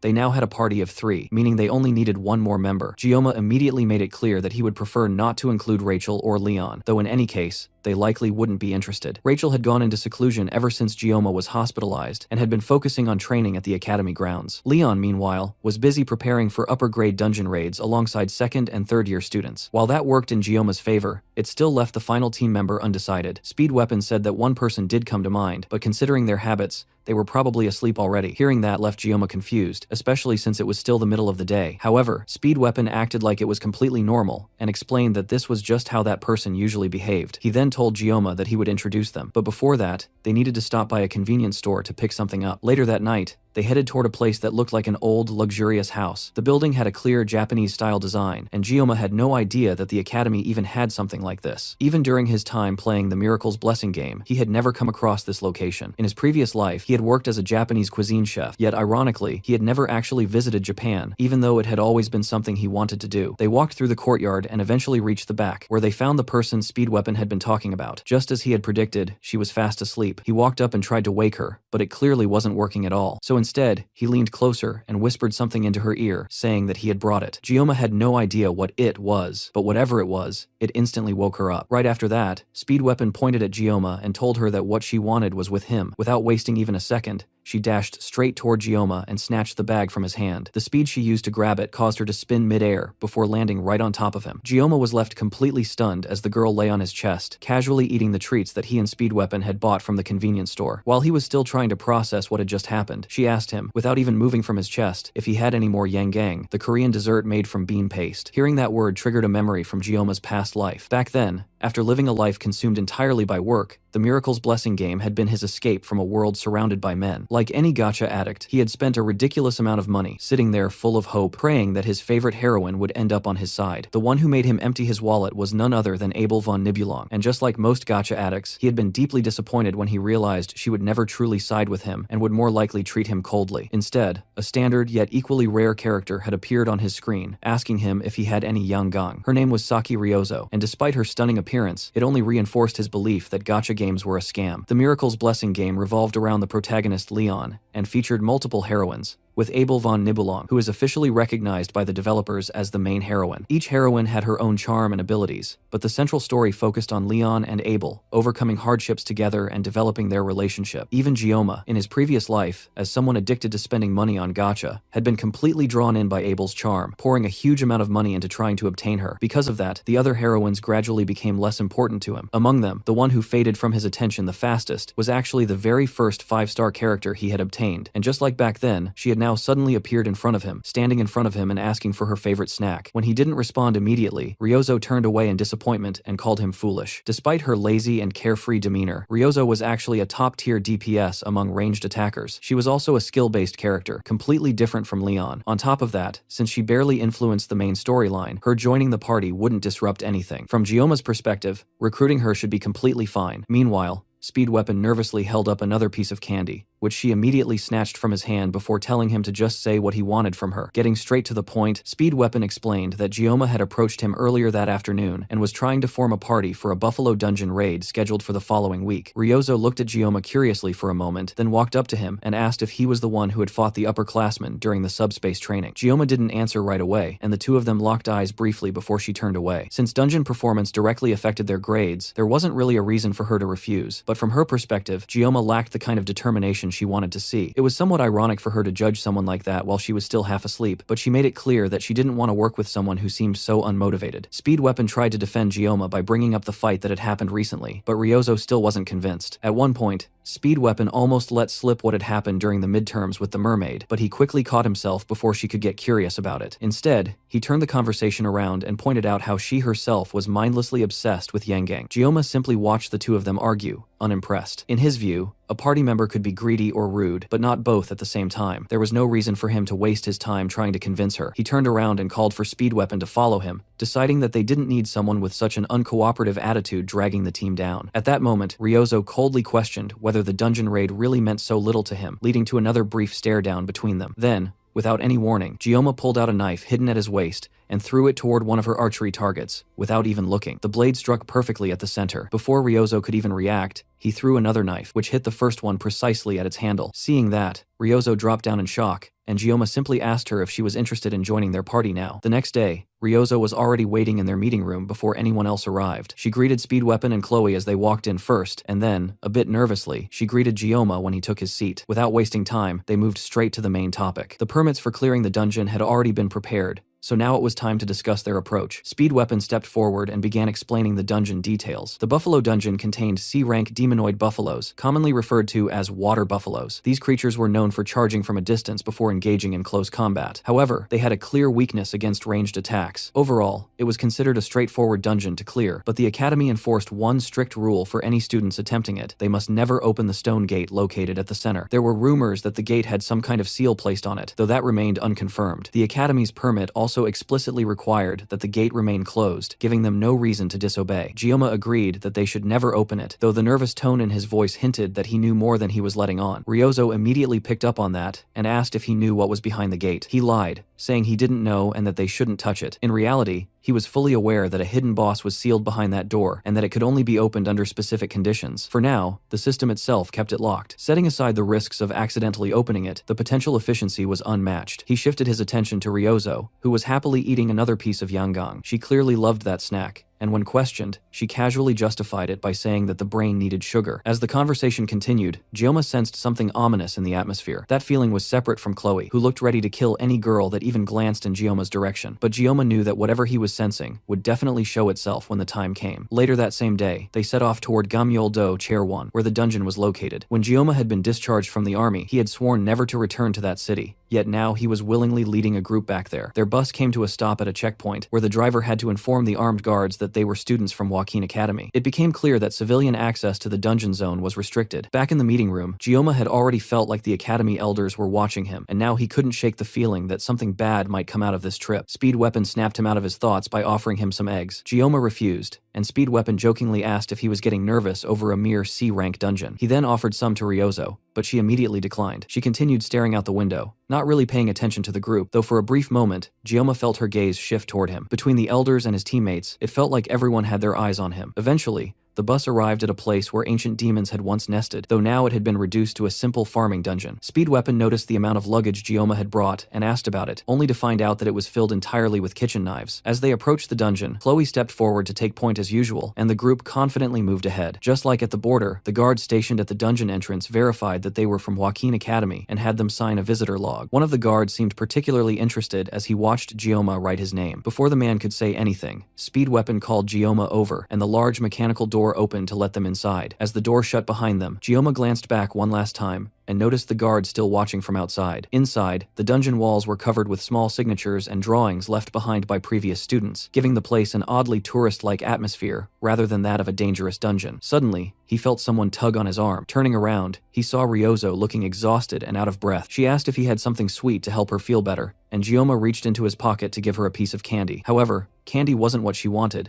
and she specifically asked if he had any yangang. Gioma, clearly not interested in babysitting her, told her to bring her own next time, but she insisted she was saving hers for later. Before their conversation could continue, Chloe spotted monsters charging toward them from about 200 meters away. Speed Weapon immediately turned to confirm that everyone would stick to the plan. He prepared to buff the attackers, while Ryozo and Chloe readied their weapons. Gioma noticed that Ryozo was wielding an S-grade weapon known as the Crimson Bow. With a weapon like that, clearing the dungeon should have been easy for them. The real question, however, was whether he could trust Ryozo to perform properly, especially when she casually took another bite of her favorite snack just moments before the monsters reached them. The monsters came charging straight through the dungeon cave, and Chloe didn't hesitate for even a second as she rushed toward them with dual crossbows in her hands. She leaped into the air and fired 2 shots mid-jump, landing both directly into the eyes of 2 buffaloes. Those 2 immediately fell back, but the rest didn't stop and kept rushing forward, passing right by their fallen allies as they continued their charge toward Chloe. Without slowing down, she reached behind her and pulled out a sword, preparing to continue the fight, just as Speed Weapon called out to her to fall back. Before Chloe could act on that, Ryozo moved faster. She fired 3 arrows in rapid succession, each one striking a target perfectly, taking down 3 buffaloes before they could even reach Chloe. Gioma couldn't help but feel impressed by her skill, but at the same time, he was more worried about the fact that she might break the horns he needed for weapon enhancement. Even so, regardless of how reckless her power might seem, a carry was still a carry, and Ryozo was clearly a high-level DPS who was difficult to stop. As they moved deeper into the dungeon, one of the buffaloes that hadn't completely died suddenly got back up and charged straight toward Ryozo before she could react. She turned quickly to deal with it, but her foot caught on a rock, causing her to lose balance and start falling. With no way to defend herself in time, she dropped to the ground and instinctively took a defensive position. Fortunately, Gioma arrived at the last possible moment, catching her as she fell and cutting down the charging monster before it could reach her. Ryozo stared at him in shock while he held her above the ground, and her mix of surprise and excitement slipped out in the form of a small, cute hiccup. At the same time, outside the dungeon, the same man who had been watching Gioma earlier answered a phone call from someone unknown, hinting that something was being set into motion behind the scenes. Back inside, with most of the monsters already taken care of, Gioma calmly began collecting the buffalo horns he needed for reinforcing his weapon. While he was gathering them, Ryozo walked up behind him and handed him a piece of yangang as a way of thanking him for saving her earlier. He didn't mind accepting it, but the intense yandere aura coming from Chloe right behind him made the situation uncomfortable. Gioma called Chloe over and quietly whispered some instructions to her regarding the guard they had noticed earlier. She acknowledged what he said, and the 2 of them continued discussing it briefly. Meanwhile, Speed Weapon, noticing how close the 2 seemed, jokingly asked if they were dating. Chloe immediately blushed at the idea of being in a relationship with Gioma, but Gioma smoothly shut that down, pointing out that not every interaction between a man and a woman had to be romantic. Chloe didn't like that response at all and shot him a glare, though she didn't say anything further. Instead, she shifted the topic and questioned why there were so few monsters in the dungeon. No matter how popular a dungeon was, it shouldn't have been this empty. Ryozo agreed, noting that the number of buffaloes felt unusually low, and it almost seemed like they were running away from something. That behavior didn't match how buffaloes were supposed to act. Normally, they were docile creatures creatures, and people in the surrounding area even used them for farming. Hearing that, Gioma found it hard to believe that demonic beasts were being used like that, though he admitted that stranger things had happened. There was also something else suspicious about the situation, but Ryozo chose not to mention it. Since they still had cell phone signal and could call for help if needed, things should technically be fine. As they continued moving through the dungeon, Gioma asked Ryozo how she and Speed Weapon had first met. She explained that she had ranked first in the written exams, while Speed Weapon had taken second place. He had bragged about it for weeks afterward, which was how they ended up getting to know each other. She also mentioned that she had placed third in the placement tests. Gioma hadn't expected Speed Weapon to be the bragging type, but Speed Weapon surprised him by revealing that Rachel was actually his distant cousin, which explained why being loud came naturally to him. Their family connection also clarified why Ryozo, as someone familiar with the game, hadn't known about Speed Weapon's ties to the main characters. His family belonged to a branch of the Changsong clan, while Rachel came from the main branch, which was why they at least knew each other. Still, this wasn't the time to dwell on that. Speed Weapon reassured Gioma that he was already living his dream, and if anything, Gioma was the impressive one in the group, so there was no need to worry about him. He even went as far as to say that Gioma had the potential to join the 7 heroes, a statement Chloe immediately agreed with. However, Ryozo didn't respond at all. Instead, she quietly walked ahead of the group and declared that she hated the 7 heroes. The others looked at her in confusion, but there was no time to dwell on it. For now, their priority was to work together, clear the dungeon as quickly as possible, and head back. They needed a total of 20 kills for the dungeon to officially count as cleared. As they moved through the area, Gioma noticed strange claw marks on the walls that looked cursed. Up ahead, Speed Weapon and Chloe kept walking, then called out for Gioma to catch up, since he had been lost in thought. At the same time, outside the dungeon, the guard was still speaking on the phone with the mysterious person on the other end. He confirmed that Gioma's group should have run into the enraged buffaloes by now, and said that he had followed the instructions exactly. He believed the enraged buffaloes should have already taken care of them by this point, but the person on the other end told him not to get arrogant, and asked whether he would take responsibility if the plan failed. The man had no answer to that. Instructor Kim simply told him to call back once he had results. After the call ended, the man looked into the open dungeon doors. Either way, he was dead, so he figured he might as well go inside and confirm everything with his own eyes. He had even forced the gate open himself to make sure their chances of surviving the dungeon would be 0. But when he thought back to Gioma's eyes, it almost felt as if that teenager could see through everything, and that thought kept bothering him as he walked into the dungeon to check the damage. Back inside, Chloe warned the group that more magical beasts were approaching from behind them. Thanks to her blessing, she could sense around 50 of them running in their direction. Then, all of a sudden, the ground around them began to shake as a stampede of buffaloes charged straight toward them. There were far too many, and it was hard to believe these were even buffaloes. They were supposed to be harmless, but this herd was clearly being agitated by something. In that moment, Gioma was reminded of something his mentor once told him. Every blade has its purpose. You cannot use a chicken knife to kill an ox, and sashimi knives are meant for fish. But Gioma had once asked about beef sashimi, which would basically be the same as using a sashimi knife to butcher an ox. His mentor had raised his knife at that moment, making Gioma think he was about to get hit, but instead, the man simply smiled while looking down at the fish he had just cut and admitted that Gioma did have a point. Somehow, that old memory surfaced now, and Gioma realized that he was about to use a fish knife to slice cows. With no time to waste, Gioma immediately began giving orders to the group. He told Chloe to distract the herd without charging directly into it. What he needed from her was to break up their formation without actually attacking them. Then he looked at Weapon with a smile and asked if he was ready. Weapon instantly understood that Gioma was about to pull off another miracle and returned the smile, saying he had been born ready for a moment like this. Ryozo, who still was not used to Gioma's absurd amount of raw plot armor, could not understand why both of them were acting so calm in front of this situation. Then Gioma called out to her and told her to lock down the front and stop anything that managed to get close. She agreed shakily, then turned to Weapon and asked why Gioma seemed so calm. Speed Weapon simply told her not to be too shocked when she saw what was about to happen next. A herd of 50 buffaloes was still a herd of 50 buffaloes, and that was exactly why Gioma had prepared an entire arsenal of sashimi knives. One of the nearest buffaloes finally reached the group, and Gioma threw his knives at it like they were throwing knives. In only a matter of moments, all 50 buffaloes were turned into nothing but chunks of meat beneath Gioma. Ryozo was so stunned that she even dropped her yangang. Everything had happened in an instant. Chloe had rushed in using her feline blessing, striking some of the enraged buffaloes while dodging the others, which created the perfect opening for Gioma. Then Gioma himself jumped in with his throwing knives,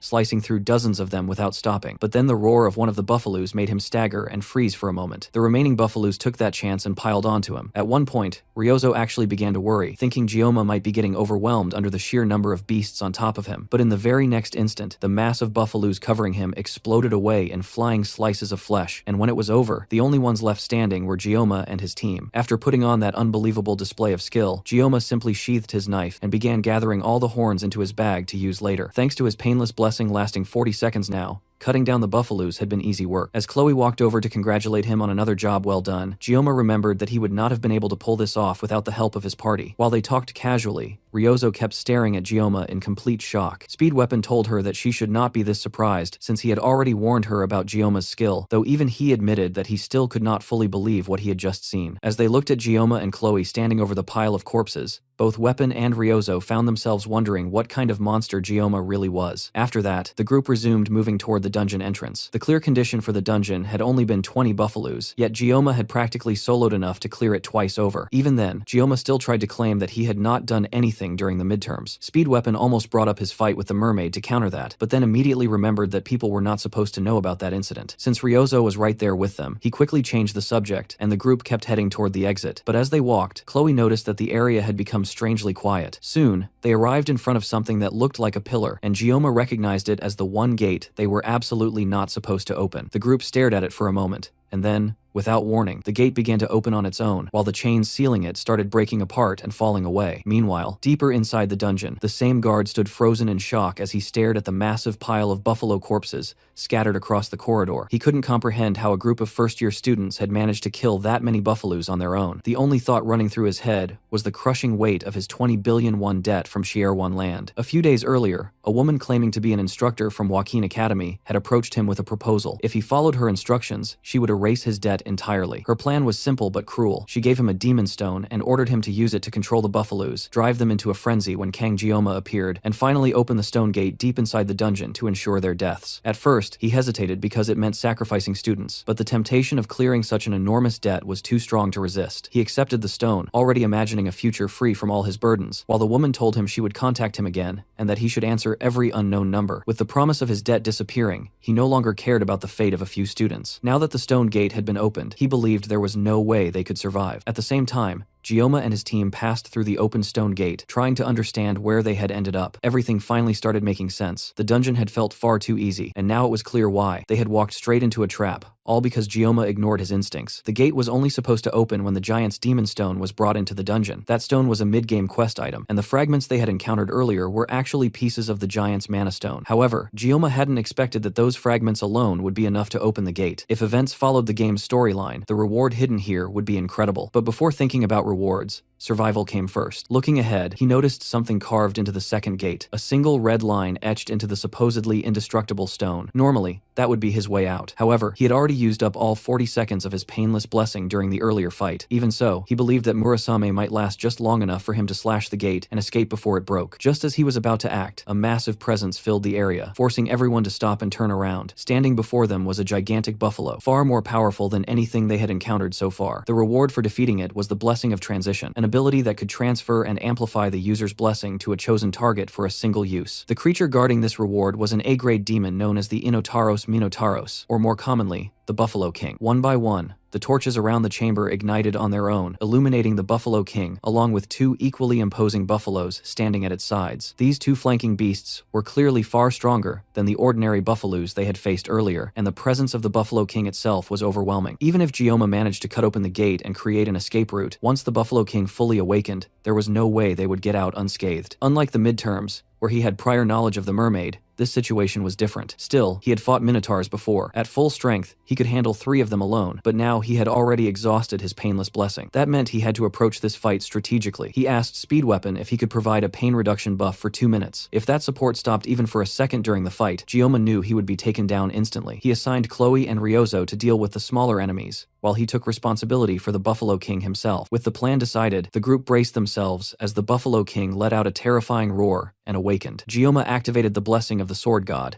and instantly, an overwhelming surge of pain coursed through his body, making him cough up blood. Even so, with Speed Weapon's buff supporting him, he could still move. The Buffalo King charged forward, and Gioma moved to meet it, dodging its first attack and circling to the side before it could recover. The pain from the blessing remained intense, forcing him to constantly spit out blood, but he was still strong enough to continue fighting. He parried another strike and moved behind the beast, attempting to bring it down, but the Buffalo King responded with a powerful kick that sent him flying backward. He managed to steady himself before hitting the ground, spitting out more blood as the pain surged through him. Unlike before, when the painless blessing dulled everything, he was now experiencing the full force of the sword god's power. Strangely, instead of weakening him, it gave him a sense of freedom. He charged in again, evading a massive swing from the Buffalo King's axe and moving at a speed that the others could barely follow. The battle intensified as he continued dodging every attack thrown at him. Growing frustrated, the Buffalo King raised its axe high and brought it down in a devastating strike aimed directly at him. When the dust settled, Gyoma was standing calmly on top of the axe, completely unharmed. Ryozo could hardly believe what she was seeing. A human moving and fighting at that level felt unreal. However, she couldn't focus entirely on Gyoma, as she was still engaged in combat with one of the Buffalo Guards. She understood the fundamentals of fighting, control over muscles, proper stance, and the use of kinetic energy to disrupt an opponent's balance with minimal effort. But understanding those concepts and executing them in real combat were entirely different matters. Even as her thoughts were occupied with Gyoma's movements, she fired an arrow straight into the buffalo's eye, provoking it into a furious charge. In moments like this, even when facing death, Gyoma maintained absolute focus. His presence reminded her of Siegfried, the Sword Emperor. She pulled back her bow, took aim at the charging beast, and released a single powerful shot that blew its head apart. Turning her attention back to Gyoma, she recalled a rumor she had recently heard about a special admission student whose strength was so great that even Siegfried had acknowledged him by using his aura. Meanwhile, Gyoma's aura wasn't far behind in intensity, and the pressure of it pushed the Buffalo King into a frenzy as it tried to knock him off its axe with a punch. But instead of getting hit, Gyoma cleanly dodged the attack and immediately countered, slicing open the very arm the monster used to strike him. At the same time, Chloe managed to finish off the buffalo she had been fighting and wiped the blood off her face. She was still inexperienced when it came to dealing with demonoids, but she understood one important rule: the more human-like a demon appeared, the more dangerous it was. While this could vary slightly, a demon that behaved that closely to a human was undeniably powerful. That meant the one Gyoma was currently facing was on a completely different level. The Buffalo King let out a roar while clutching its injured arm, then grabbed its axe with its remaining arm and began preparing what looked like a magic attack. That alone was strange, since demonoids weren't supposed to be capable of using magic. But upon closer observation, it became clear that it wasn't casting magic in the usual sense. Instead, it was burning its own life force to generate mana. The surge of power it released made it difficult for anyone to even approach it. Even so, as Speed Weapon continued blowing into his flute with everything he had, he still believed that Kang Gyoma would somehow pull off something impossible again. The Buffalo King raised its axe, now completely fused with its remaining arm, and brought it down toward Gyoma, who was already weakened and still coughing up blood. Gyoma lifted Murasame and managed to block the initial strike, but the impact caused a massive amount of energy to spill out around him. He had intended to cut through the attack itself, but the density of the energy was far too overwhelming. At the same time, dodging wasn't an option either, because his teammates were directly behind him and would be hit instead. The Buffalo King kept pushing forward, and Gyoma slowly began to get forced backward. It started to look like he was about to be overwhelmed. Then suddenly, an arrow shot forward and pierced straight into the monster's eye. Gyoma turned his head and saw Ryozo, visibly annoyed, telling him to stop spacing out and finish the fight already. Gyoma closed his eyes for a brief moment, and when he opened them again, something within him had changed. A new kind of power surged through him. Slowly, the axe began to split apart under his blade, and Murasame started glowing with a blue light. That light looked strikingly similar to the sword aura Siegfried had used during their sparring match. Little by little, Gyoma pushed through the attack, and in the end, he completely sliced through the Buffalo King in a single, clean strike. Even after everything they had already witnessed, his teammates were still stunned by just how powerful he was. The once terrifying monster collapsed to the ground, split into two massive chunks of flesh. Gyoma tilted his head upward toward the ceiling of the dungeon, as his nerves finally settled, realizing that he had actually managed to cut it down. Ryozo stared at him in silence for a moment, finally understanding why Speed Weapon had so much faith in him. At the same time, Gyoma's assimilation rate rose from 9.3 to 12.7. Speed Weapon dropped to the ground, his lips swollen and bruised from continuously playing the flute. At this point, Gyoma kept breaking every bit of common sense he knew. The blue light from his sword had been bright enough to illuminate the entire cave. At such a young age, he was already manifesting an aura, something that made it hard to even believe he was human. Ryozo walked over and told him to breathe, snapping him back to reality. She then admitted that she now understood why Speed Weapon had warned her not to be surprised by Gyoma, and also why he kept following him around. After that, she asked Speed Weapon whether academy rules would prevent Gyoma from transferring to their class. While that might be true, it didn't stop someone from approaching things differently. With a smile, Ryozo realized that she now felt like following Gyoma as well. Gyoma struggled to catch his breath as the adrenaline drained from his body. Even with Speed Weapon's support,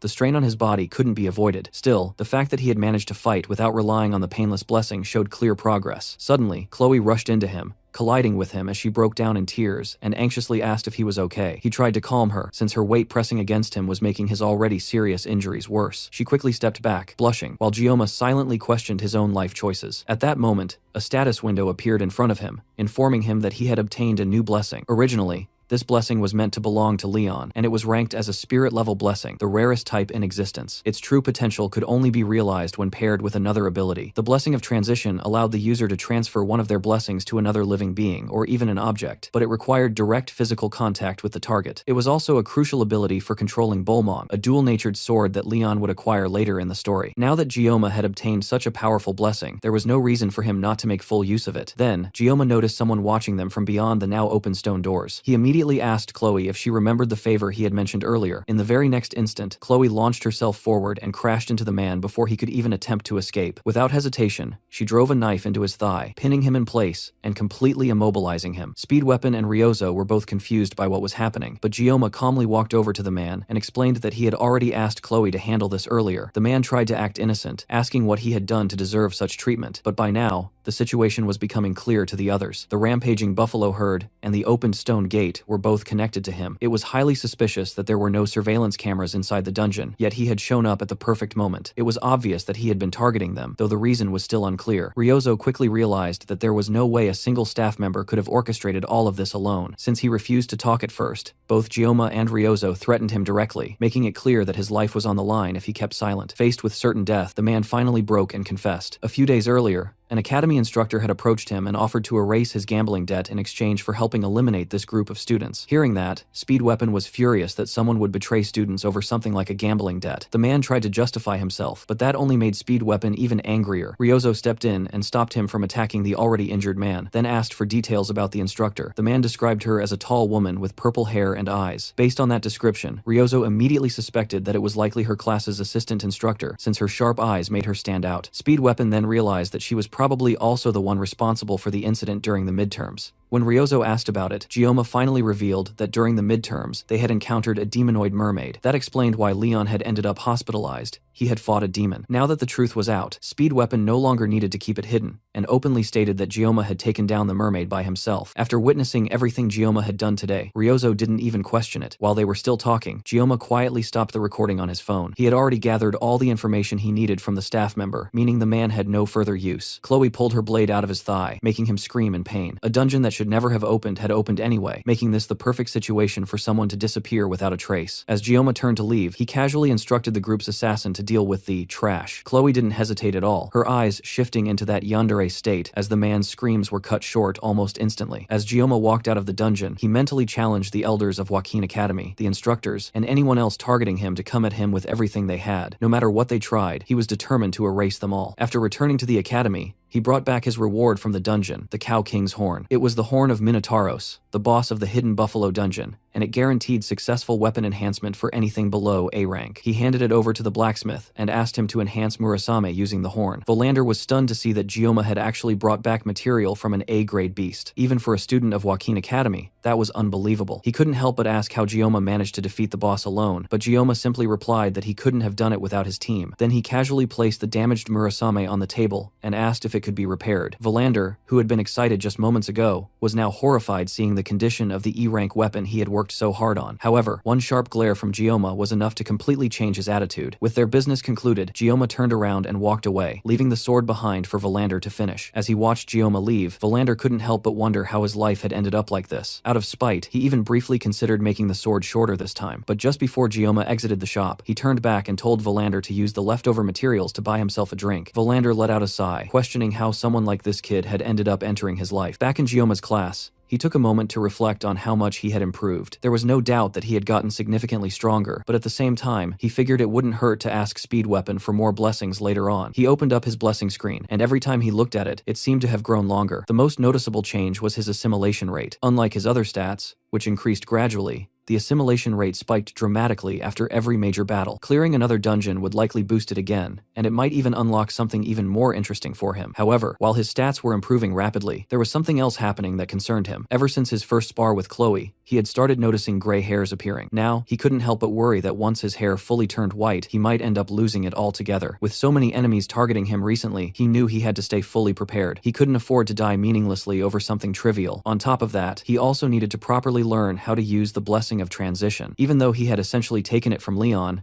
the protagonist would likely end up overflowing with buffs anyway, so it didn't matter as much. There was still a lot for him to do, but for now, he needed to focus on recovering. As he looked down at his desk, he noticed a gift, a piece of yokin, an extremely sweet candy that was almost too sweet to even eat. It was clearly from Ryozo. Seeing it made him recall the fact that, for the first time, he had led his own team to successfully clear a dungeon. At this point, being targeted for assassination had practically become a normal part of his life. Still, having people he could call friends didn't feel so bad. Speed Weapon and Chloe weren't major figures in the main story, and he wasn't even sure whether Chloe truly considered him a friend. After the dungeon incident, Chloe had ended up in the hospital with a fever, and Gioma thought about visiting her when he got the chance. Before he could sink deeper into his thoughts, the Wolf class instructors entered the room and told everyone to settle down. At that moment, his phone vibrated in his pocket. He checked it and saw a message from an unknown number asking what he was doing. He had no idea who it was and wondered if the message had been sent by mistake. Then another message came through, telling him to look in front of him. He raised his head and saw Ryozo walking into the classroom with a confident smile, waving her phone at him, the same wallpaper matching the profile picture of the unknown contact. The instructor then made an announcement, stating that from that day onward, Saki Ryozo would be assigned to their class. After finishing the announcements, they instructed everyone to change into their gear and report to the training grounds within 30 minutes. The entire class was in disbelief that Ryozo had been transferred, especially after hearing that she had personally requested the reassignment. As she walked through the classroom, several students tried to approach her, but she ignored all of them completely. Gioma watched as she walked confidently through the room, wondering if she was actually heading toward him. Among all the new recruits that year, she was considered part of the so-called miracle generation, ranking among the top 4 students alongside Gioma, Rachel, and Abel. She had also ranked first in academics, while her combat ability was nearly just as impressive, making her a perfect balance of intelligence and strength. On top of that, she was the daughter of Kojima Saki, one of the 7 heroes, famously known as the Absolute Bow. Kojima Saki also held the position of Prime Minister of Japan, which essentially made Ryozo the equivalent of a princess. And since Japan remained a global superpower in this world, it was only natural that the rest of the class reacted as if a celebrity had just walked in. Everyone was losing their minds, except for Gioma, who was desperately hoping she wouldn't come over to him. But as she smiled in his direction, he deliberately avoided eye contact. That didn't stop her. Ryozo casually jumped onto his desk, landing gracefully right in front of him, and held out her phone, clearly signaling for him to save her number immediately. At that moment, Gioma couldn't help but realize that his bad feelings were never wrong. Back in Shiorwan, near the dungeon gates, a group of investigators was questioning witnesses about a missing person who had disappeared inside the Buffalo dungeon. According to the last statement the man gave before entering, he had been concerned about the cadets and decided to go in to check on them himself. Aside from looking slightly unwell, there hadn't been anything particularly suspicious about the guard before he entered. The detectives eventually dismissed the guard they were questioning so they could continue inspecting the site. As evening turned into night, they stepped outside for a smoke break. Deaths inside dungeons weren't uncommon, but even in the worst cases, there was always a body left behind. This time, however, there was no trace of the missing man at all. Instead, the dungeon was filled with nothing but piles of flesh and blood stacked among the corpses of buffaloes. It was hard to believe that something like this had been done by mere students, especially since the cadets had returned safely, while the staff member who entered afterward had completely vanished without leaving even a body. Something clearly didn't add up, yet the detectives couldn't figure out what was wrong. They briefly considered the possibility that he might be inside the stone gate, but dismissed it since the gate had supposedly never been opened before, and even if they wanted to investigate further, they couldn't simply march into the academy and interrogate the cadets directly. The place was full of nobles, and higher authorities would never approve such a move. One of the detectives stepped away to relieve himself, leaving the other leaning against a cargo crate, still trying to piece everything together. Suddenly, his partner collapsed beside him, and from the shadows, a pair of long, slender legs approached. The detective immediately recognized the presence of magic, meaning a demon was nearby. But to his surprise, the figure that stepped forward was human. Before he could even process it, the woman cleanly sliced off his head, leaving his body to fall lifeless to the ground. In his final moment, he realized the truth. She was a human who had formed a pact with a demon, a demi-demon, half human and half demon. In other words, a villain. Meanwhile, back at the academy, Ryozo was happily enjoying her snacks while relaxing in her new seat beside Gioma. She asked him why he hadn't eaten the treat she had given him earlier, but Gioma ignored the question and instead pointed out that Chloe usually sat in that spot. Ryozo didn't care in the slightest, saying that it didn't matter who normally sat there since it was simply first come, first served. Gioma tried to use the opportunity to ask why she had transferred to their class, but before he could get an answer, the teacher announced that there were only 5 minutes left before assembly. The rest of the students began heading out of the classroom, but Ryozo stayed where she was, placing an eye mask over her head as she prepared to sleep. Gioma asked if she planned on attending morning training, but she declined, saying she would rather meditate. In reality, she had no intention of doing anything productive, and simply planned to nap in class. Before he left, she told him not to call her Saki anymore, and insisted that he use her first name, Ryozo. In her culture, close friends addressed each other by their first names. Gioma pointed out that Speed Weapon still called her Saki, but she brushed it off and told him to go ahead and enjoy training before settling into sleep. Elsewhere, In the star class, Rachel stretched lazily, commenting on how noisy her class felt that day. She tried to start a conversation with Abel, mentioning that Ryozo had recently transferred out of their class. It was unusual, considering Ryozo was known for sleeping through class and not putting in much effort. Abel didn't seem interested at first, but Rachel kept pushing, sensing that it might actually be bothering her. Transfers only happened when there were available spots,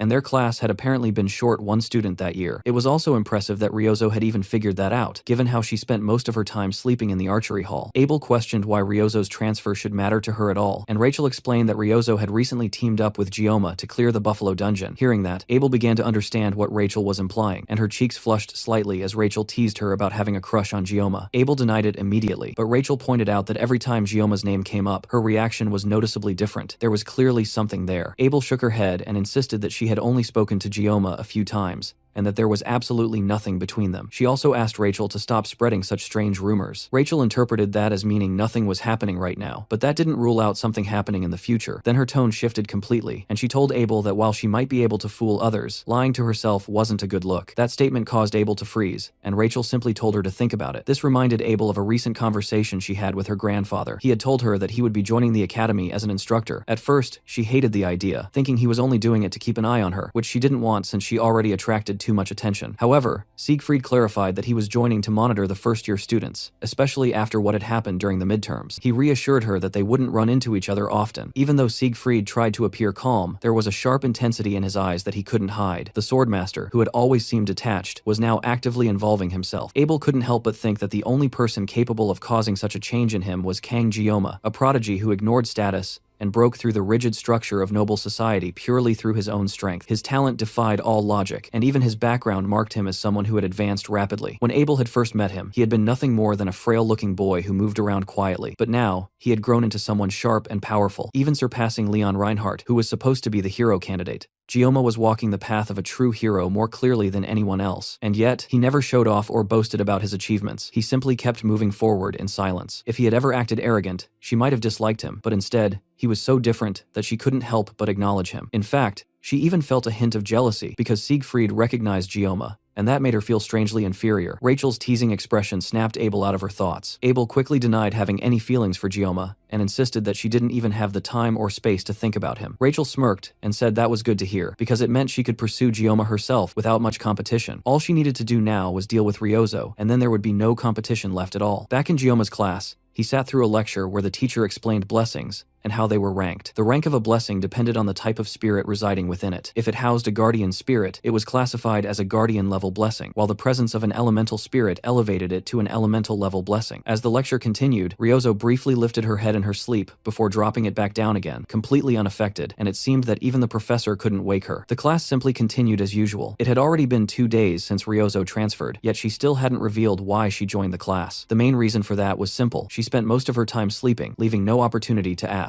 And if she was just going to sleep all day, there was no reason for her to specifically sit in the corner right next to him. Fortunately, Chloe was still hospitalized, or the situation could have become messy. Still, Ryozo had covered for him after the dungeon incident, allowing everything to be resolved without much trouble. She was clearly on another level, even surpassing Speed Weapon. The teacher continued the explanation, stating that blessings were divided into 4 categories. The lowest was the personal blessing, followed by guardian level, then true blessings, and finally heroic blessings at the very top. Most cadets in the academy possessed personal spirit blessings, which were considered the weakest. However, under certain circumstances, a personal blessing could still outperform a guardian level one. Elemental level blessings were extremely rare, and Gioma happened to possess one, the blessing of transition. Above all of these were heroic blessings, which were regarded as legendary. Since the beginning of blessing manifestation, only one individual had ever awakened such a blessing, the hero of origins, Valor Joaquin. In modern times, however, there were rumors of one more person, and Gioma knew that the one being referred to possessed the blessing of miracle. As the class ended, the teacher mentioned that they would continue the topic next time. However, Gioma raised one last question. He asked about a phrase he always faintly heard whenever he activated the blessing of the sword god. May the blessing of the gods be with you. The question made the teacher pause, and even Ryozo stirred slightly from her sleep. The teacher admitted that he didn't understand what Gioma was referring to, but he pointed out a flaw in the statement. There were no gods left in the world anymore, which meant that such a blessing couldn't exist. After the teacher left the room, Ryozo let out a small chuckle, teasing Gioma about his embarrassing question. When he asked if she was finally done sleeping, she simply turned away and went back to sleep again. Gioma didn't blame her, and decided he might as well take a nap too. As his consciousness began to fade, a message suddenly appeared in front of him. He woke up to find a large notification informing him that the GM had requested a conversation. In the next instant, Gioma found himself in a strange, abstract space filled with floating scraps, with the message hovering before him. The notification then changed into a prompt, asking whether he accepted the meeting request with the GM. It updated again, stating that the GM was interfering with the world line using code. The term world line was unfamiliar to Gioma, and none of this made sense to him. Suddenly, everything went quiet, and another message appeared, stating that the dimensional gap was too large and that his current level was insufficient. It also mentioned that he had not yet met the requirements for his newly unlocked mysterious trait. Even so, the system asked whether he still wished to proceed. Gioma hesitated, looking around as he tried to understand what was happening. This didn't feel like a dream at all, and there was a chance that he might finally learn the truth behind the blessing of the sword god and why he had ended up in this world. With that in mind, he accepted the request to meet the GM. The world around him immediately began to distort, as if the very code of reality was being rewritten. Everything shattered, and he was pulled into a place he recognized. The same space he had seen when he first awakened the sword god's blessing at the academy entrance. Ahead of him, he could see a faint light. Just like before, it was impossible to clearly make out, yet he could tell that he was getting closer to it. Step by step, he felt that he only needed to push a little further, do a little more, and he would eventually reach it. Suddenly, a voice called out, telling him to wake up. A hand broke through the darkness and grabbed his shoulder. The system detected external interference and immediately postponed the conversation with the GM. Gioma reached out instinctively, as if trying to hold on to that space, but the hand forcefully pulled him out. Just before he was completely dragged away, the GM left him with a final message. It told him to cut and sever anything, no matter what it was, and ended with the same phrase,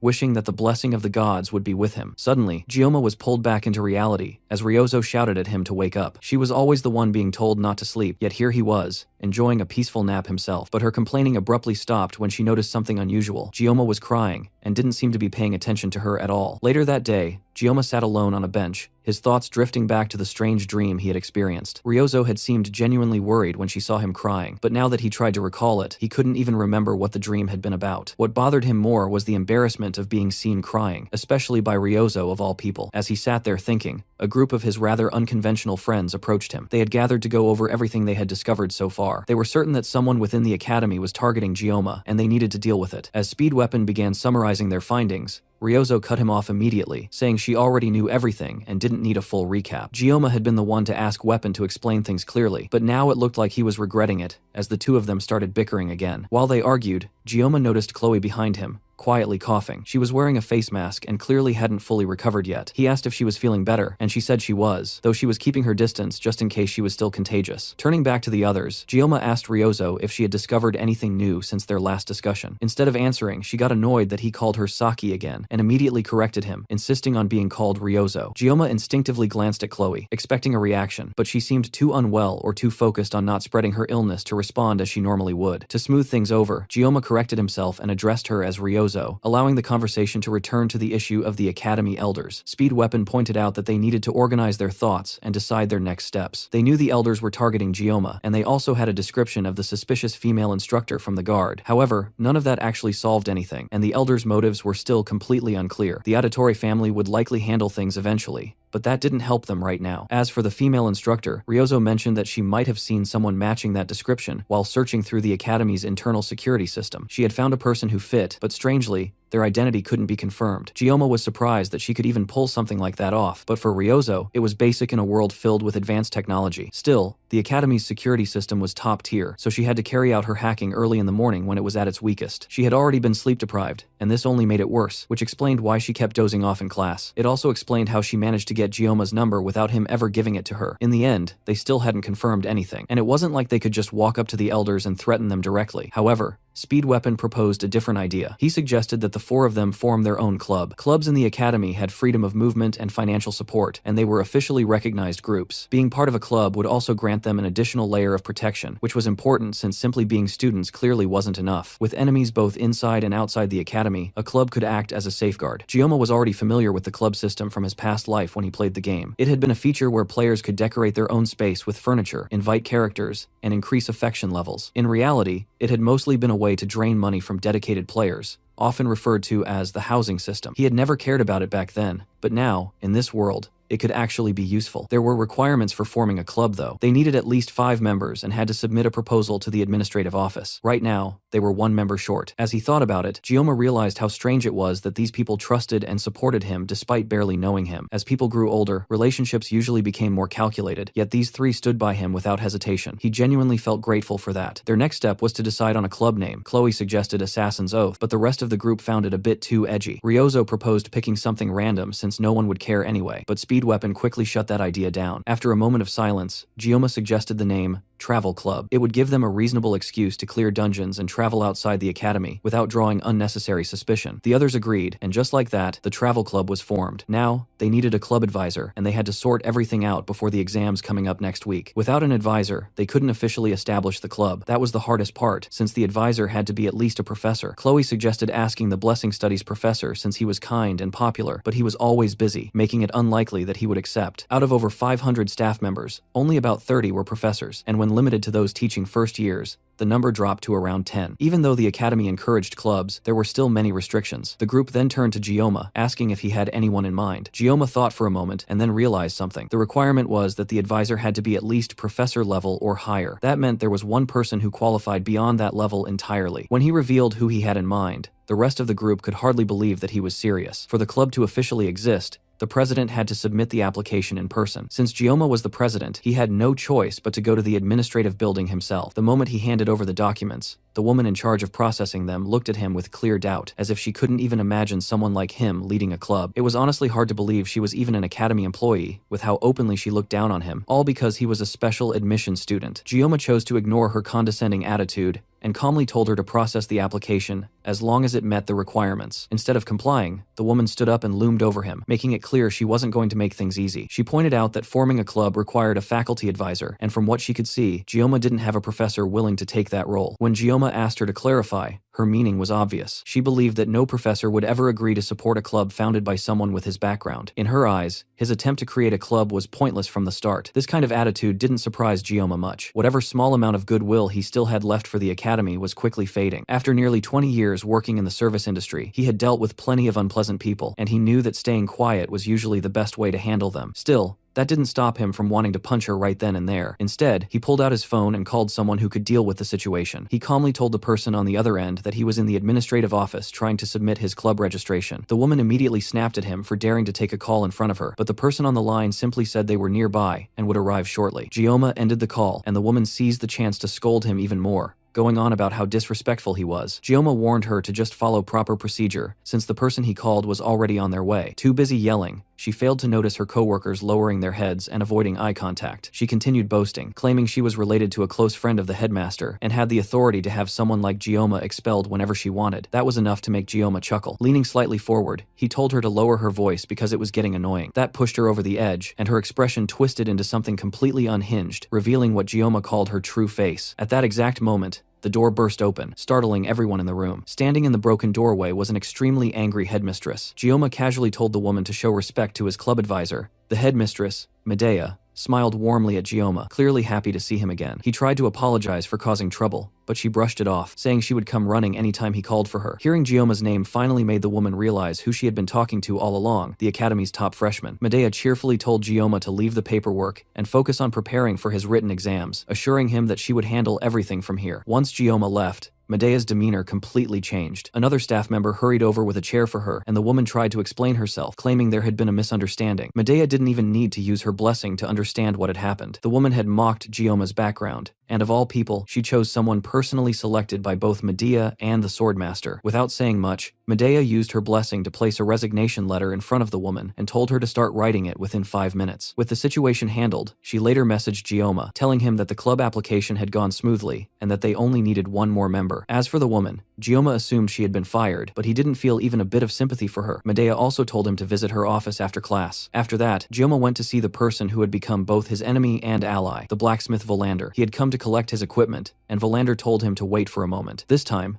the blacksmith actually looked like a proper craftsman at work, though Gyoma wasn't sure how Valander felt about him anymore. As someone who had played the game before, Gyoma had always had mixed feelings about him, but after everything that had happened, the negative side had definitely grown stronger. Even so, he couldn't help but feel a bit sorry for him. In the game, Valander was one of the main NPCs responsible for almost every aspect of equipment upgrades. Like most characters in games like this, he was someone players either loved or hated. He had a reputation for draining players' money because of how luck-based his enhancements were. Gioma himself had been a light spender in his previous life, so he couldn't fully relate, but he knew that heavy spenders would go to extreme lengths, praying for luck and hoping Valander would finally favor them. In reality, though, most players just cursed him whenever their upgrades failed. Even Gioma had done the same when his Murasame had been downgraded from a B rank to an E rank. Valander snapped Gioma out of his thoughts and asked what he was thinking about. Then, with clear pride, he presented the newly upgraded weapon, confidently claiming that this time, his craftsmanship had reached perfection. The sword looked completely different now, polished, refined, and almost gleaming with a fresh presence. On top of that, it even came with additional special options, which immediately pleased Gioma. The Murasame now carried the effect known as Scattered Rain, and seeing the sword in its new state made Gioma instinctively praise Valander like a god for the insane luck that had finally come his way. Thanks to this enhancement, Gioma's Painless Blessing had also improved, extending its duration from 40 seconds to 50 seconds. Before, he had already felt that 40 seconds wouldn't be enough for future dungeon runs, so gaining an extra 10 seconds made a significant difference. Considering that he planned to combine it with the Blessing of Transition later on, the benefits would only increase as his armament level rose. Overall, this was undeniably a huge advantage for him. Despite all the complaints he had in the past,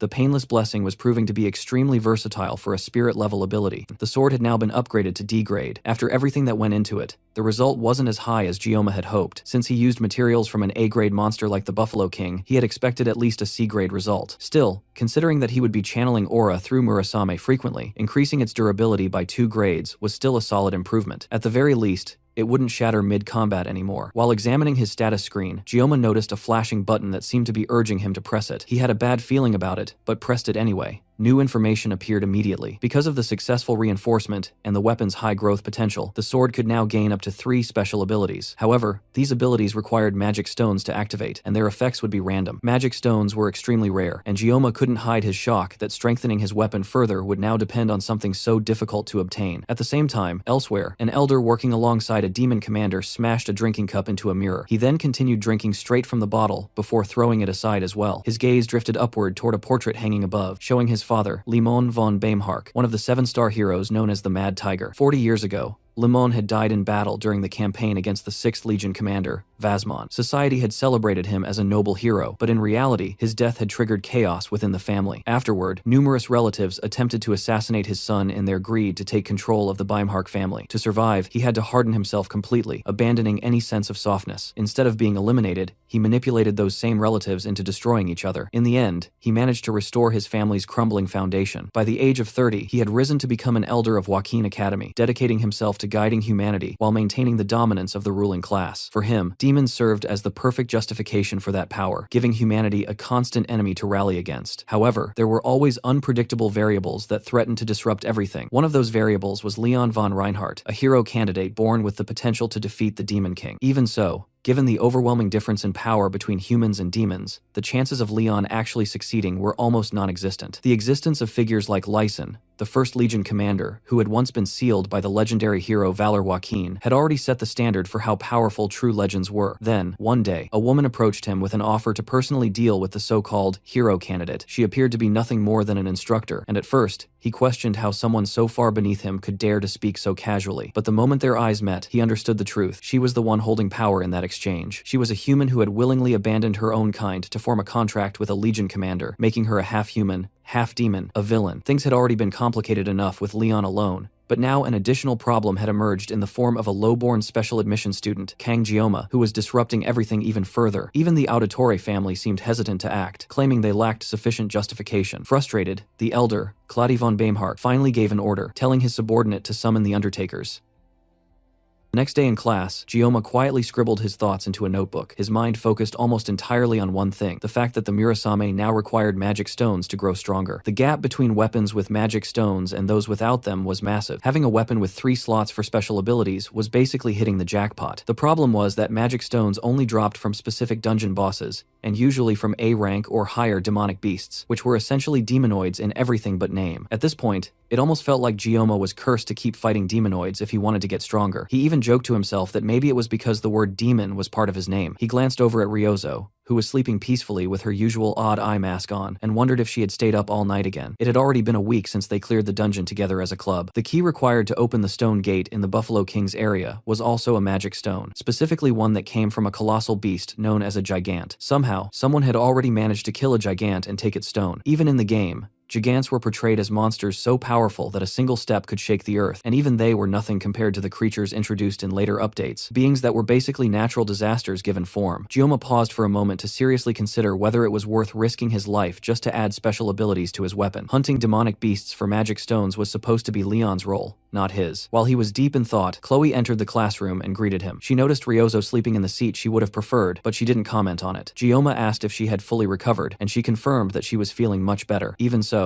Gioma himself had clearly taken a toll after releasing that blue light from his weapon. Before Chloe could say anything more about it, he cut her off, making it clear they shouldn't discuss it further. The blue light, she mentioned, was aura, something only truly powerful individuals could use. Thinking about it again, Gioma started to feel like farming magic stones might actually be worth the risk. Despite his earlier hesitation, he now found himself craving more strength. At some point, he had completely let go of any thoughts about living peacefully or safely. Still, his core goal hadn't changed. He just wanted to survive. The problem was that things kept happening that never existed in the original game, and those unknown variables were constantly targeting him. The storyline he once knew was becoming more and more distorted, almost as if the world itself refused to leave him alone. It had already been a month since he enrolled at the academy, and the truth about the second human-demon war, which would begin in 3 years, would soon come to light. Strengthening himself and upgrading his weapon were no longer optional choices. They were necessities. At this rate, he couldn't even trust Leon as the hero candidate to carry the future. The fact that a demonoid mermaid had managed to defeat him in a single attack felt almost pathetic. The entire situation was exhausting to even think about. He was so deep in thought that he didn't notice Speed Weapon approaching until Ryozo suddenly punched him in the face, snapping him back to reality. Speed Weapon had come to ask about the club registration, and Gioma confirmed that the headmaster had approved it. They just needed one more member to officially start. Weapon then shared some news. Leon had been going on a rampage lately, clearing high-ranking dungeons non-stop. It seemed like Leon was finally starting to act like a proper protagonist, making Gioma reconsider his earlier doubts. There were even rumors that Leon had cleared an A-rank dungeon just the previous day with a small party, while Gioma's group had barely managed to get through a C-rank dungeon. Speed Weapon also pointed out that Ryozo seemed unusually well-informed about Leon, making it pretty obvious that she had feelings for him. Instead of answering directly, Ryozo briefly glanced at Gioma before turning away and stating that she was no longer interested in Leon. Leon's growth was undeniable, and at this pace, he would likely obtain Balmung during the upcoming Survival Island training. Thinking about it more logically, Gioma realized that surviving this long with nothing but a sashimi knife was already something close to a miracle. It was possible that his very existence had been diverting attention and danger away from Leon. Even if that was true, Gioma had no intention of just accepting it. If his survival depended on it, he would cut down anything that stood in his way. He had no desire to act like a flawless hero, and he wasn't the protagonist of this world. Under his breath, he muttered that he would slice through anything that blocked his path. Ryozo overheard him and casually asked if he was into anime, since that line sounded exactly like something out of a game or a show. Elsewhere, a group of dangerous-looking individuals walked through the academy halls, following a maid who led them deeper inside. One of them muttered in disbelief, wondering how their group had ended up receiving a request from the elders of Joaquin Academy. At this rate, if jobs like this kept coming, they might as well become a fully recognized assassination organization. Their boss, a woman with short silver hair, immediately shut him up, warning him to keep quiet unless he wanted his teeth knocked out. Another thug leaned over and whispered that since he was new, he didn't understand yet. Their boss hated elites more than anything. But even with that, the payout for this job was simply too good to turn down. As their chatter continued, the boss repeated herself, this time more firmly, ordering everyone to stay silent. Eventually,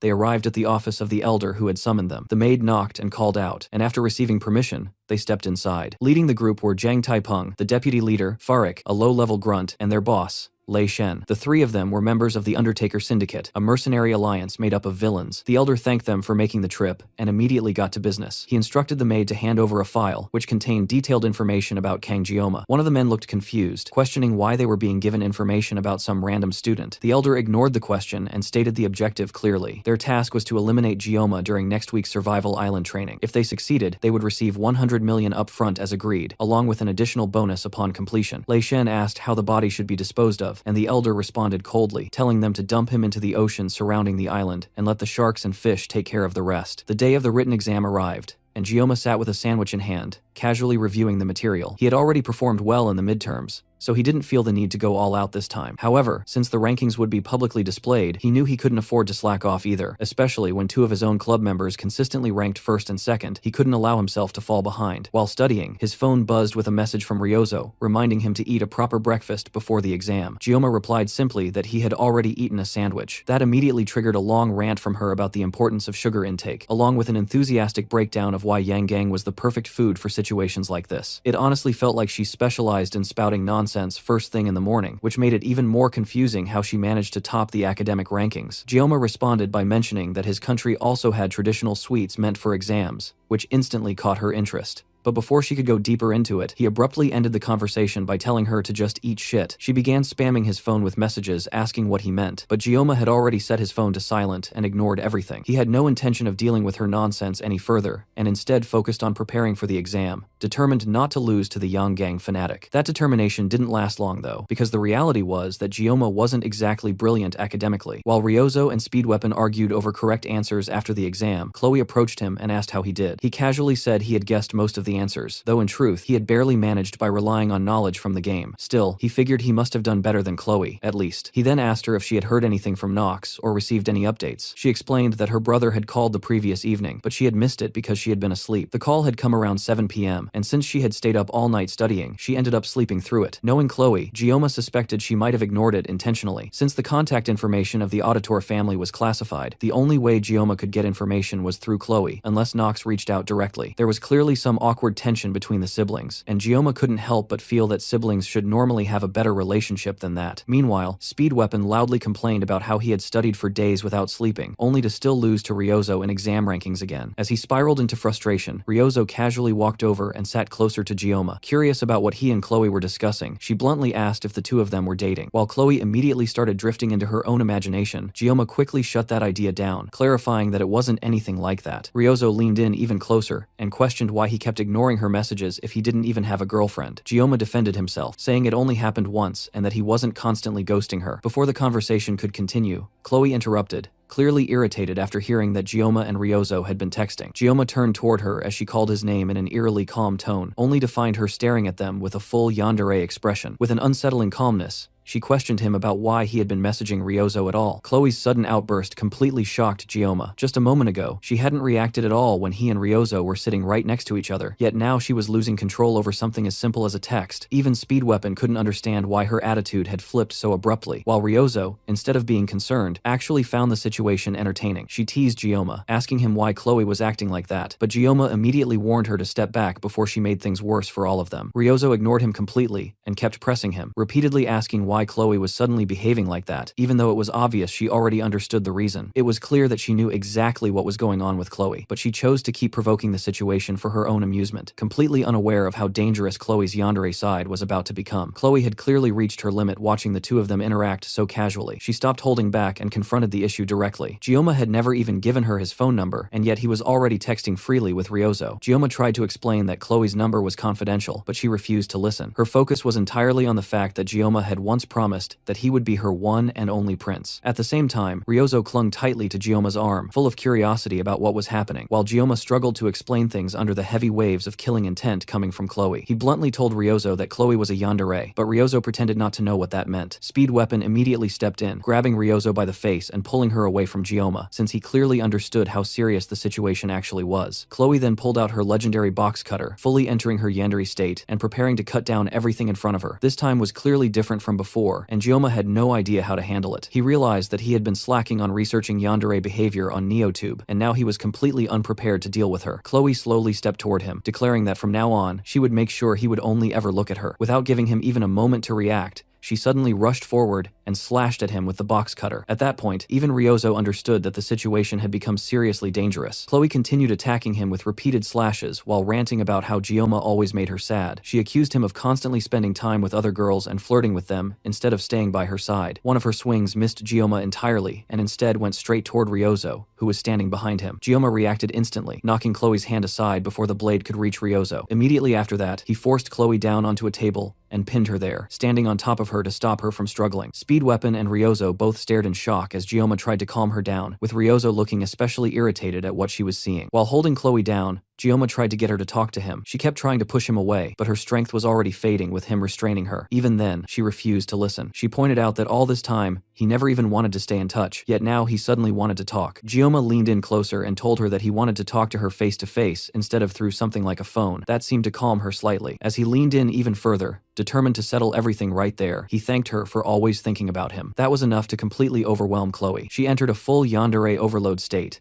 and even Speed Weapon started blushing at how intense Gioma's riz was. Once Chloe was fully immobilized, Gioma stood back up and reminded her of their time in the Buffalo Dungeon, how he had relied on her and how they had fought together. They had shared many experiences already, so there was no need for her to get this upset so easily. With Chloe finally calmed down, Gioma took the opportunity to step away, relieved that he had somehow managed to handle the situation. Speed Weapon asked him if he was okay, but Ryozo stayed completely silent, clearly disappointed by everything that had just happened. The conversation shifted, and Gioma suggested that they clean up and head out. Ryozo left the room shortly after. Later, as Ryozo and Speed Weapon walked back toward their dorms, both of them had Gioma on their minds. From what they had seen so far, it was obvious that whenever the topic of Gioma came up, Chloe would give off a murderous aura. It didn't take much to understand that Chloe had very strong feelings for him. However, those feelings were clearly twisted into something far more dangerous than normal affection. What surprised them even more was Gioma himself. Behind his calm words and gentle actions, he always kept his sashimi knife ready. He tried to resolve situations through persuasion first, but it was obvious that he was prepared to switch to violence at any moment if necessary. He understood how to use the threat of violence when needed. At a glance, that might make him seem like a villain, but in reality, those were qualities of someone capable of ruling. Speed Weapon had already believed in him before, but now he was completely certain that Gioma was destined for greatness. While thinking about all this, Speed Weapon noticed Ryozo aggressively tapping on her phone. She had been making irritated expressions for a while, clearly bothered by something, but she didn't want to explain it. So instead, he asked her why she kept messing with her phone like that. She revealed that she was deleting a video from her NeoTube channel titled The Perfect Way to Deal with a Yandere, which was the same video Gioma had been using to deal with Chloe, although Speed Weapon didn't know that. Even though the video had over 200,000 views and was clearly doing well, she still insisted on deleting it, saying she didn't need it anymore. After that, Speed Weapon changed the topic, and the two of them continued chatting as they walked across the campus. Elsewhere in the academy library,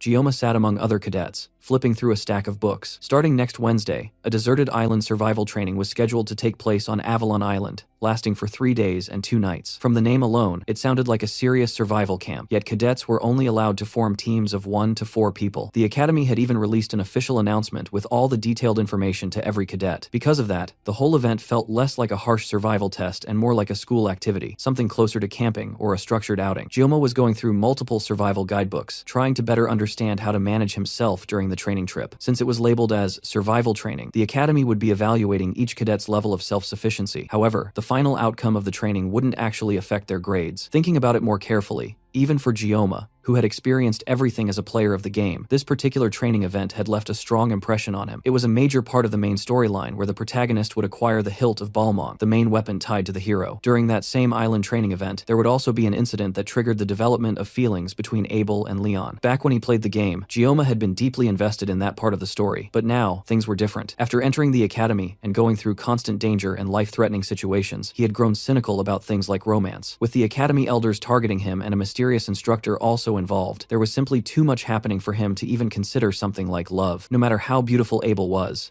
this wasn't the kind of situation where he could afford to develop feelings. Love could wait for another life. In this life, as a swordsman, what truly interested him was the holy demon sword, Balmong. Maybe it was because of his nature as a swordsman, but he couldn't stop himself from wanting that weapon. As someone who used to play the game, he already knew where Balmong was located and what kind of power it held. However, collecting the scattered pieces of Balmong was a crucial part of the story's progression. Even if he knew the locations of all those pieces, he still wouldn't be able to obtain them. The condition for acquiring Balmong, a weapon that chooses its own master, required the manifestation of the Blessing of Miracle. That essentially meant the weapon was designed exclusively for the protagonist. Compared to that, Gioma, who still relied on a sashimi knife, was nowhere near worthy. Instead of wasting time longing for something impossible, it made more sense for him to focus on what he actually needed to survive those 3 days on the island. Because of what had happened on Skopuli Island earlier, the academy director had made a special request for the Sword Emperor to join as a guest instructor for the Wolf class. The strongest hero in the world would now be guiding a group of first-year students on on what was essentially a camping trip. The main storyline had already changed quite a bit, but at least this development meant Gioma could pursue his goals with a bit more safety than before. Gioma moved toward another shelf to grab more books, hoping to find something useful. He hadn't come to the library just to read basic survival tips that he could easily look up online. He was searching for something very specific related to Avalon Island. He picked up a book that covered the island's history and began reading through it. Avalon Island was located in the far western sea, known as a mystical place where the terrain constantly shifted. At the very center of the island was an ancient body of water called the Queen's Lake, and certain tribes referred to it as the Land of Beginnings. At present, the island remained completely uninhabited. All of this information was already familiar to Gioma, which meant he would likely need to go through a large portion of the library to find exactly what he was looking for. As he continued searching through the books, a voice suddenly called out to him, and a firm hand gently rested on his shoulder. It was Leon. The blonde protagonist greeted Gioma with a faint smile. Behind them, a group of girls reacted with excitement at the mere sight of Leon, but Gioma's attention was fixed on the book Leon was holding. It was an introductory book on magic, suggesting that Leon was trying to improve after what happened during the midterms. Even so, something felt off. The protagonist shouldn't have been sitting in the library studying magic at this particular moment. Gioma found himself growing suspicious of the situation. Leon asked what kind of books Gioma had been reading. Gioma explained that he was simply trying to learn more about Avalon Island for the upcoming training. Leon commented that Gioma seemed surprisingly diligent, and Gioma couldn't deny that. Between physical training, dungeon exploration, and studying magical beasts, his daily life had become extremely busy. Knowing what would happen in 3 years, Gioma had been doing everything he could to prepare in advance for his own survival. In the end, everything he was doing was for his own sake. Leon thought about that for a moment before saying that the two of them were different. That statement reminded Gioma of the earlier moment when Leon had asked him where he came from. On the surface, Leon wasn't behaving much differently from how he had in the game, but something about him still felt off. Compared to the version of Leon that Gioma remembered, this one seemed slightly different. There was a faint trace of sadness in his expression, along with a sense of inner conflict in his demeanor. Before Gioma could properly analyze what was going on, Leon suddenly stood up and wished him a safe trip home. With that, he left. There was definitely something unusual about the protagonist. Perhaps it was the burden of being the hero, someone who carried the fate of humanity on his shoulders, but whatever it was, it clearly weighed heavily on him. After Leon left, Gioma returned his focus to the books, continuing his search for the information he needed before the library closed. The day of the survival training finally arrives, and students gather at the training grounds for the orientation. Abel and Rachel walk over and meet up with Ryozo and Chloe, and just like that, Gioma's 4 wives end up facing each other in a brief but tense stare-down. A bit of small talk starts between Abel and Ryozo, but before anything meaningful can come out of it,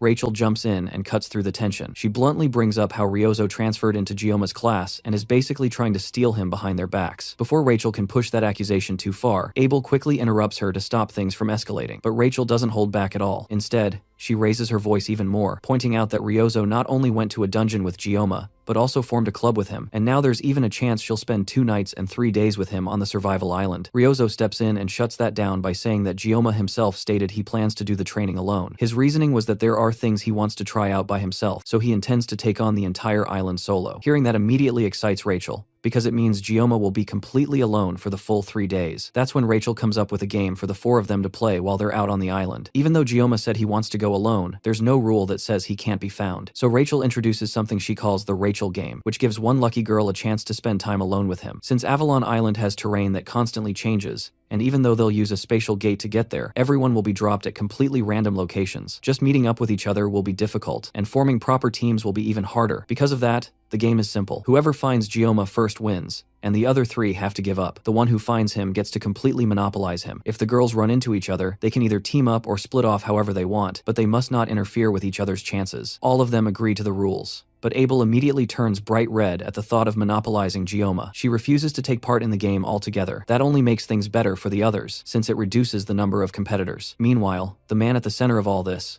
Gioma himself, is struggling just to stay awake. He spent way too long in the library the previous day and barely got any rest. He had already written down everything he needed to know on his phone and came fully prepared, carrying 24 sashimi knives along with a hidden secret weapon. On top of that, Medea kept messaging him constantly like an overprotective parent, making sure he was properly prepared for the trip, and even reminding him to bring some extra pairs of underwear. At this point, she felt more like a grandmother than a school director. Before heading out, Gioma takes a moment to scan the training grounds, carefully observing the teachers present. He's specifically looking for a tall female instructor with purple hair and purple eyes. He doesn't know her exact intentions, but if she's targeting him, then this deserted island training would be the perfect opportunity for her to make a move. The constantly shifting terrain of the island would also make it easy to clean up any evidence afterward. Of course, that logic applies to Gioma as well. Still, He isn't comfortable with the idea of using a knife against a person, but at the same time, he can't just sit around and let himself get killed either. The real problem is identifying the correct person, because for some reason, there are way too many women with purple hair and eyes around, as if everyone had been dipped in food coloring at birth. His thoughts get interrupted when Siegfried and Abel walk past him across the training grounds. The Sword Emperor reminds Gioma to keep working hard and aim for good results, but also tells him not to forget to rest properly and enjoy the training. After a bit of casual conversation, the two continue on their way. However, Abel lingers for a moment longer than expected, staring at Gioma before finally leaving with a small huff. Gioma doesn't think much of it, and even lets out a small laugh, recalling from the game's storyline that she'll soon end up getting a boyfriend anyway. As he watches her walk away, he completely fails to notice Ryozo sneaking up behind him with what she believes is a mischievous expression. That plan falls apart instantly when Gioma suddenly turns around and flicks her hard on the forehead. She yelps in pain and jumps back, completely caught off guard by the sudden hit. All she had come for was to wish him luck for the training, but now she's too annoyed to even look at him. Gioma, on the other hand, genuinely doesn't understand Ryozo at all. Lately, he hasn't even been able to sleep properly because she keeps sticking around him all the time, and if he tries to ignore her, she just gets more restless and starts pacing around like crazy. He has no clue what exactly about him caught her attention so strongly. Even so, Ryozo is still technically one of the heroines in the story. Because of that, Gioma has no intention of getting any closer to her than absolutely necessary. The spatial gate to Avalon Island finally opens, and the students are instructed to carefully pass through it as they begin their test. Gioma steps forward toward the gate, fully determined that this time he will find exactly what he's looking for and get through the entire event quietly, without causing any trouble. As he passes through the gate, he arrives on Avalon Island, the sacred land itself. More specifically, he finds himself standing right in front of the Tree of Beginnings, Yggdrasil. Even so, this isn't the time to stand around sightseeing. There's a survival test to complete,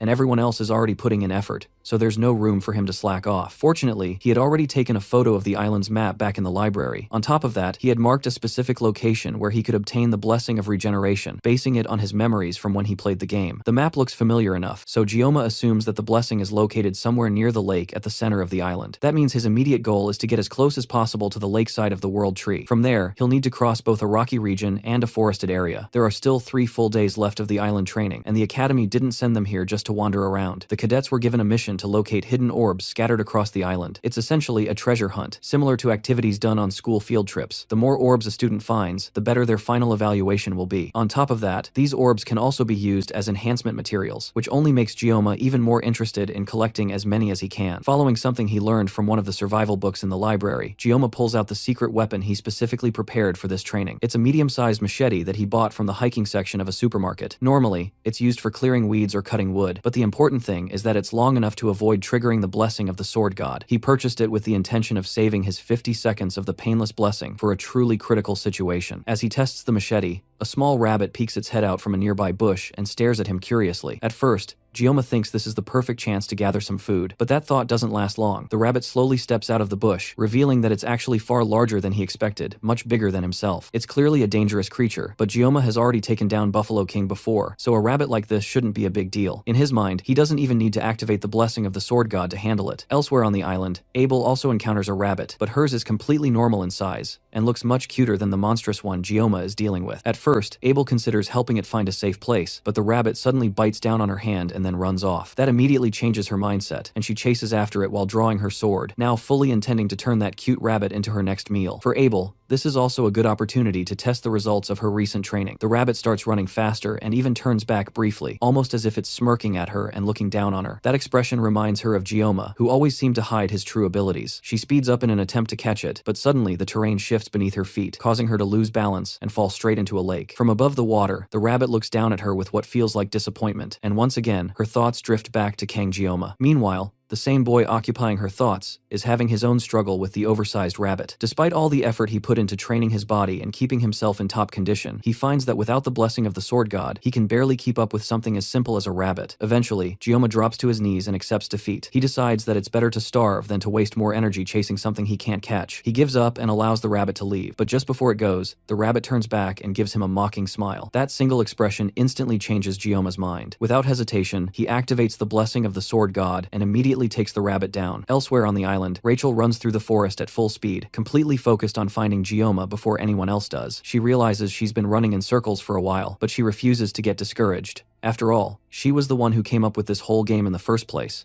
and she had been bragging about it the entire time. She quickly changes direction and starts running another way, deciding it's better to keep moving instead of wasting time overthinking. Her voice echoes loudly through the forest as she runs, so loud that even Ryozo, who is in a completely different part of the island, can hear her. Ryozo is also searching eagerly for Gioma, determined not to end up as the loser if she's going to participate in this game with the others. She had landed on Avalon Island's beach and immediately adjusted her plan based on the island's unique conditions. The only place on the island that never changes is the World Tree, and considering Gioma's personality along with his decision to go solo, she concludes that he is most likely heading toward the center of the island. Even though searching for him will be difficult, she refuses to let anyone else reach him first. At the same time, Chloe is also running through the forest, desperately trying to find Gioma. She's so focused on searching for him that she barely pays attention to the monsters and animals attempting to attack her along the way. As one of the best scouts among the first-year students, she is confident that she can find him first on this island, and once she does, he will only have eyes for her. She suddenly notices someone in the distance, and speeds up even more, hoping that it's Gioma. Meanwhile, Gioma is sitting beside a small campfire, calmly roasting the rabbit he hunted earlier. He had spent the entire day skinning the monster and preparing it, so now food is no longer a concern for him. Suddenly, he hears something moving through the forest and immediately becomes alert, shifting his attention toward the sound. It doesn't sound like a wild animal, which makes him wonder if it could be someone targeting him. Given that there are people within the academy who want him dead, he knows he can't afford to let his guard down. Thankfully, he has been saving his blessing for a moment like this. As Chloe rushes through the trees toward the figure she spotted earlier, she quickly realizes that it isn't Gioma, but Rachel instead. The two of them immediately start arguing, both frustrated that they keep running into each other instead of finding him. At the same time, Gioma almost ends up cutting someone in half before stopping himself at the last moment as Abel suddenly falls right in front of him. The two freeze and stare at each other in silence, and the only thing that breaks the moment is the loud growl of Abel's stomach. Even though she had refused to participate in the game, she somehow ended up being the first one to find Gioma. She looks around his makeshift campsite and quickly realizes that Gioma is doing more than just surviving. He's actually thriving. He has a warm-looking fur coat and plenty of prepared jerky to keep himself fed. Even in a survival test like this, she feels like she's losing to him again no matter what she does. The thought embarrasses her, and after falling into the lake earlier, she is also freezing cold. Gioma quietly approaches her from behind and places the fur coat over her shoulders to help her warm up. The only reason she found him in the first place was because she couldn't resist the smell of the food he was cooking, but the warmth of the coat is enough to calm her down. On top of that, she had twisted her ankle earlier while chasing the rabbit. As soon as Gioma notices the injury, he immediately starts treating it, carefully bandaging her ankle and taking care of her wounds to prevent infection. After finishing, he asks her why she's wandering around alone. The thought of the Rachel game flashes through her mind, but she obviously can't tell him about it. Instead, she simply says that she feels more comfortable being alone, making her somewhat similar to him. She then remembers how confidently she told the others that she wouldn't participate in their game, but now that she's actually here with him, she can't resist the urge to claim victory. She quickly takes out her phone, snaps a picture to prove that she found Gioma first, and sends it to their group chat. With that, she officially declares herself the winner of the game, meaning the others are not allowed to approach Gioma anymore. As soon as Rachel and Ryozo see the photo, they both lose their minds. But it's already too late. The result is final. Abel stares blankly at her phone for a moment, before Gioma hands her a piece of roasted meat. An awkward silence settles between them for a while, until she finally breaks it by asking him how he became so strong. Gioma doesn't have an immediate answer. Even though most of his fights barely last a minute, the strength he displays is overwhelming enough to have drawn attention ever since he joined the academy. After thinking for a moment, he simply says it's probably because of his teacher. Abel relates to that, since she spent 17 years learning swordsmanship from her grandfather. She had always believed that she understood swords better than anyone else, but meeting Gioma made her realize that there was still so much she didn't know. She asks him which family taught him his swordsmanship, but instead of answering, Gioma says that he realized long ago that being strong doesn't always guarantee victory. In the end, the ones who refuse to give up are the ones who win. Those who endure until the very end are the ones who survive, and those are the people he considers truly strong. Abel listens to him for a moment before suddenly bursting into laughter. To her, his words sound like something an old man would say, reminding her of her grandfather. It also brings back the memory of their first conversation on the bench. This is the first time they've had a proper conversation since then. Gioma hands her another piece of meat, and she thanks him as she accepts it. Slowly, she becomes so comfortable that she doesn't even realize when she falls asleep. When she wakes up the next morning, Gioma is already gone. He has left all of his food and supplies behind, without saying a single word. Her injured leg is also completely healed, thanks to the care he gave her the previous night. Overwhelmed, Abel starts to cry as she realizes that this is the first time in her life that someone has taken care of her like this. No matter what she went through before, she always faced everything alone. Even when she overcame major challenges, she did it by herself. That was simply the responsibility of someone carrying the Nibulong family name. But now, Kang Gioma helped her without expecting anything in return. For a long time, she had felt envious of people who could show kindness without wanting something back, and now, he had done exactly that for her. With renewed determination, she picks up her sword and prepares to move forward. Sitting around and crying won't change anything, so she has to keep going. Wearing the coat Gioma gave her, she proudly sets off to continue her survival training. Meanwhile, Gioma pushes forward through the forest while his thoughts drift back to Abel, acknowledging that she is really pretty yet feeling that she doesn't like him very much, though he isn't particularly concerned since he already understands that her personality has always been proud and aloof, and the only reason he helped her earlier was because of their random encounter rather than any feelings, as she simply looked so pitiful that he couldn't bring himself to treat her coldly. And while this interaction might slightly affect the main storyline, things should still remain mostly fine, especially since today is supposed to be the day when Abel and Leon begin developing feelings for each other, and at the very least he hopes she doesn't end up giving the fur coat he gave her to Leon. But putting that aside, after walking for several hours, he finally makes his way out of the forest and shifts his focus entirely toward finding the blessing before sunset. The blessing he is searching for is the blessing of regeneration, a guardian class blessing that ranks just below the blessing of transference, designed to amplify the body's regenerative capabilities, although it comes with the limitation that it can only be used on the person who owns it, effectively making it a form of magical self-enhancement. But because Gioma already possesses the blessing of transference, that restriction doesn't apply to him, meaning he should even be able to repair his sashimi knives using it, and although the blessing might seem overpowered at first glance, it isn't capable of regenerating lost limbs and only accelerates the healing of wounds. While in the game, it is treated as a hidden bonus that doesn't significantly impact Leon's growth, yet since Leon will eventually grow stronger and gain even more buffs, Gioma knows he has to obtain this blessing no matter what. After continuing for a bit longer, Gioma finally reaches his destination and finds the blessing of regeneration, and right beside it there is also a massive orb from the test, placed so openly that it almost feels like a free reward. And while he came specifically for the blessing, obtaining an orb as well is an unexpected bonus, so he steps forward to grab it, only for someone to suddenly block his path, and when he looks up, he sees Leon standing there, already aware that Gioma didn't come here just for sightseeing, staring him down as if he fully understands that Gioma has other intentions, prompting Gioma to lie that he simply noticed the orb from afar and came to collect it. But Leon immediately draws his sword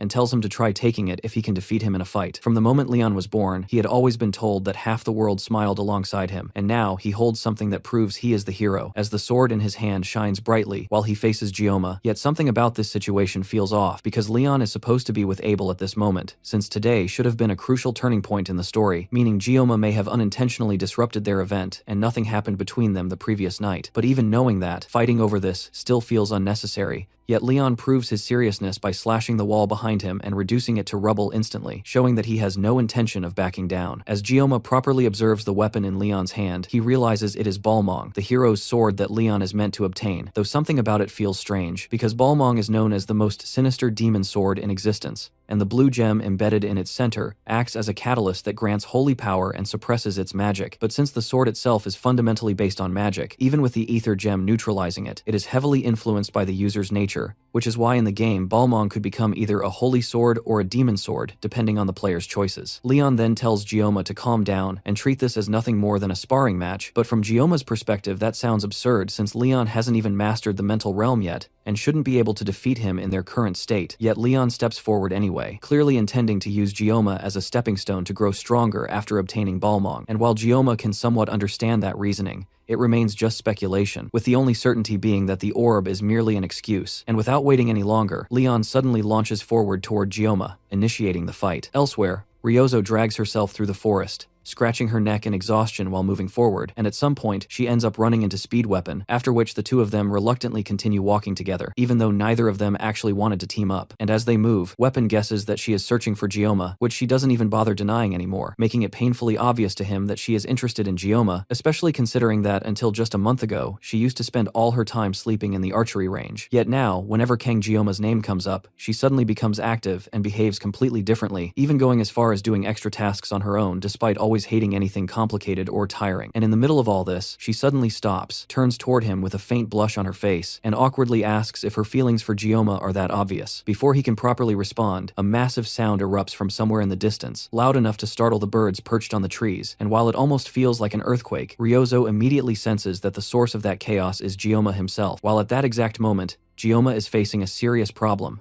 because Leon is far stronger than he initially expected, and the machete he brought as his secret weapon has already been snapped clean in half, leaving him in a difficult position where Leon interprets his lack of response as disrespect, assuming that Gyoma isn't even trying to fight back, when in reality, Gyoma simply couldn't react in time, since he never expected Leon to swing Balmong so aggressively, and on top of that, he doesn't want to get dragged into a fight he doesn't even understand, hesitating because if he used his blessing carelessly, he might accidentally kill Leon. Yet if he continues to hold back, then Leon could just as easily take his head off. Leon, being the protagonist of the Miracle Blessing world, is not someone Gyoma can afford to underestimate, and as the blonde hero steadily approaches him, Gyoma finally gives up on the idea of avoiding the fight, pulling out his sashimi knife and accepting that facing someone like this without using his blessing would be suicidal, forcing himself to abandon the naive thought that he could survive without it, and the moment he activates the Sword God's blessing, the two clash head-on as Leon charges forward again, yet the difference in power becomes clear instantly when Leon slices through the first knife effortlessly, prompting Gyoma to immediately grab more from his bag and throw them one after another, only for Leon to cut every single one mid-air before rushing forward again, tearing through the environment itself as he advances, even slicing apart pillars behind Gyoma as if they were nothing, while Gyoma barely manages to dodge and create distance between them. Despite Leon's overwhelming strength compared to the midterms, even the so-called protagonist's power has limits, and after unleashing another massive slash with Balmong that sends the terrain flying apart, Leon begins to exhaust himself, yet through the dust and destruction, Gyoma calmly walks forward completely unharmed, asking Leon why he is going this far, which causes Leon to pause and stare at his own sword, reflecting on how it was supposed to be the weapon that brought happiness and recognition to him, yet ever since Gyoma appeared, everything he had built feels meaningless, pushing him to prove who truly stands above the other, and with that determination, Leon gathers his strength and unleashes an even more powerful strike than before, bringing it down toward Gyoma with everything he has. Gyoma doesn't retreat this time, and instead charges forward into the attack, clashing directly with Leon as their powers collide, and in that brief but intense moment, once the energy dissipates, a small fragment of Balmong chips off, leaving Leon frozen as he stares at the damage on his blade, silently realizing that the destiny he believed was his might already be slipping away, while from his perspective, Gyoma now seems like the one who should have been chosen instead, and as the dust settles and the wind begins to move again, Gyoma quietly puts away his knife, only to notice that Leon has disappeared without a trace. For Gyoma, the duel feels sudden and unnecessary, yet it becomes clear that Leon intended to use the fight as a stepping stone to grow stronger, but regardless of that intention,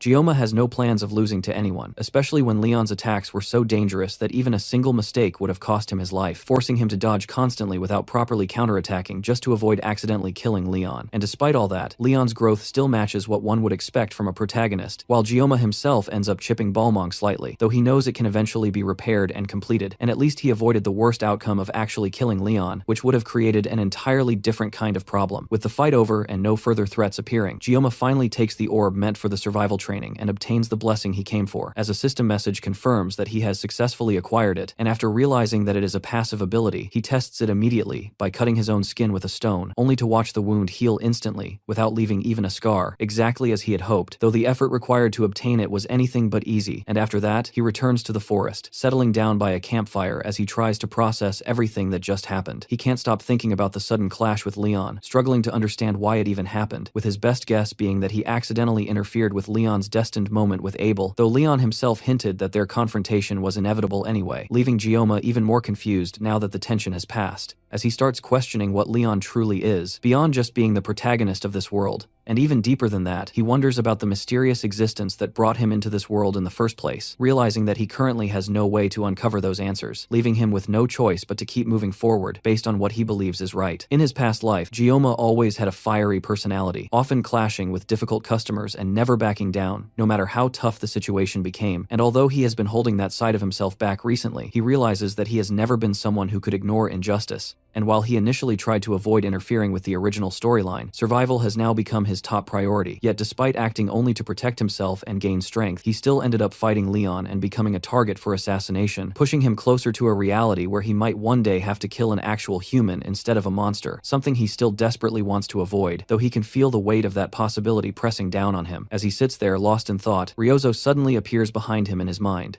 mockingly telling him to stop overthinking and just act naturally instead of talking to himself, causing him to turn around instinctively, only to find that no one is there, making it clear that it was just his imagination. Yet he knows that if she were actually with him, that is exactly what she would have said. And in that quiet moment, as he reflects on the people around him, he realizes that he is thinking about his friends, a word that feels oddly cheesy to him, yet at the same time brings him a sense of comfort he didn't expect. As the night deepens, Gyoma eventually drifts off to sleep. Suddenly, the leaves in the bushes around him crunch faintly as a group of dangerous-looking figures figures quietly surround him, each of them holding sharp weapons, and their leader, Lei Shen, gives a small nod that immediately signals the start of the attack, prompting two of the grunts to throw their shuriken straight toward Gyoma, who wakes up on instinct and dodges at the last second, though he still ends up taking a few minor cuts along his arms. Gyoma quickly turns toward the group and recognizes them as the Undertaker Syndicate, locking eyes with their leader, Lei Shen, whom he remembers clearly from the story, a character who originally was the daughter of a noble family, but got betrayed and thrown out by her own relatives, eventually becoming a contract killer, her hatred building over time until she turned into a villain, and later became the first half-demon that Leon would face. Someone whose story was destined to end in tragedy. But even knowing all of that, Gyoma feels no sympathy at all for someone who willingly gave up her humanity and chose to become a killer. The assassins slowly approach him, while Gyoma carefully keeps his distance, watching them without making any sudden moves, and the men immediately sense that something about him is off, because even in a situation where he is surrounded by experienced fighters, Gyoma's expression doesn't show fear at all, instead looking like he is ready to cut every single one of them down, which makes the atmosphere tense. And then Lei Shen is the first to speak, calmly asking him which organization he belongs to. Gyoma doesn't respond, mostly because he genuinely has no idea what kind of answer they expect from him, and he finds it strange that hitmen would even ask him something like that, though it becomes clear that they don't see him as a normal cadet, probably because of how skilled he appears. While the other men talk among themselves, mentioning that this is the first time Lei Shen has shown interest in someone they are about to kill, since although they knew he was the target, they never thought he would actually be able to fight back. Gyoma still doesn't react to their provocations and simply watches them, but then he pieces something together, realizing that if a group like this has been sent after him, then the one behind it must at least be an elder from the academy, and when he says that out loud, it shocks all of them, because they didn't expect him to be analyzing the situation like that, and as he continues speaking, calling them nothing more than butchers who kill for money, the group becomes visibly irritated,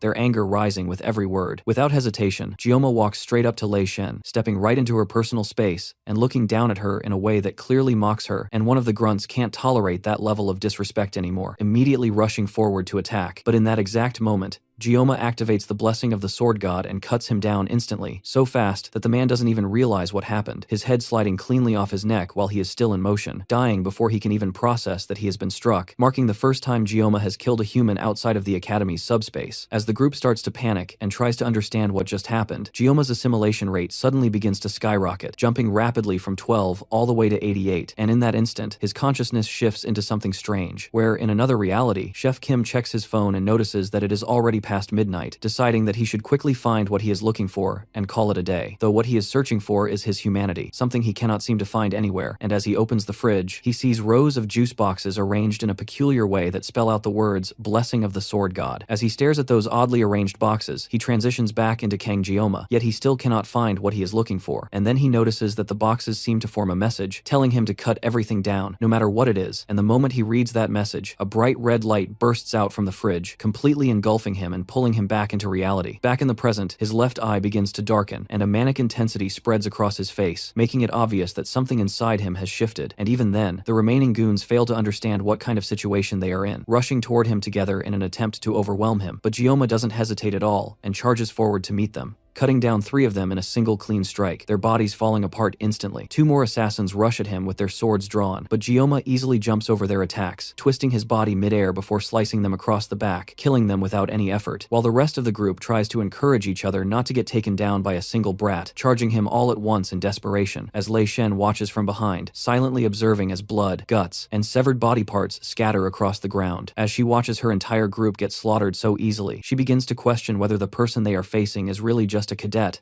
because he is clearly on a completely different level compared to all of them combined, and at this rate, it is obvious that they are going to be wiped out entirely, and the last remaining grunt near her screams in fear, calling out to her for orders, but before she can even respond, Gyoma appears beside him instantly, and kills him in one swift motion. What was supposed to be an easy job, just a quick assassination that they would forget within a week, has turned into a complete disaster, leaving all her men dead while she stands there alone, and only now does she understand why the old man offered such an absurd amount of money for this mission, because they were set up against someone who is clearly no longer human, someone she now believes must be a half-human, half-demon disguised as a cadet. Gyoma's attention shifts toward her, and before Lei Shen can even step back, she is already pinned to the ground, her back pressed against the dirt as Gyoma sits on top of her, holding her down completely while pressing a knife against her throat, having finished the entire fight with 9 seconds still remaining on his painless blessing, even though most of his time had already been used up earlier because of Leon and this encounter with the Undertaker group. Even though this was self-defense, Gioma can't ignore that fighting humans feels completely different compared to fighting demonoids, but at the same time, he knows that these people were human butchers who came for his life, so there was no reason to show mercy, and he doesn't feel any regret about what he just did. Now, with only Lei Shen left,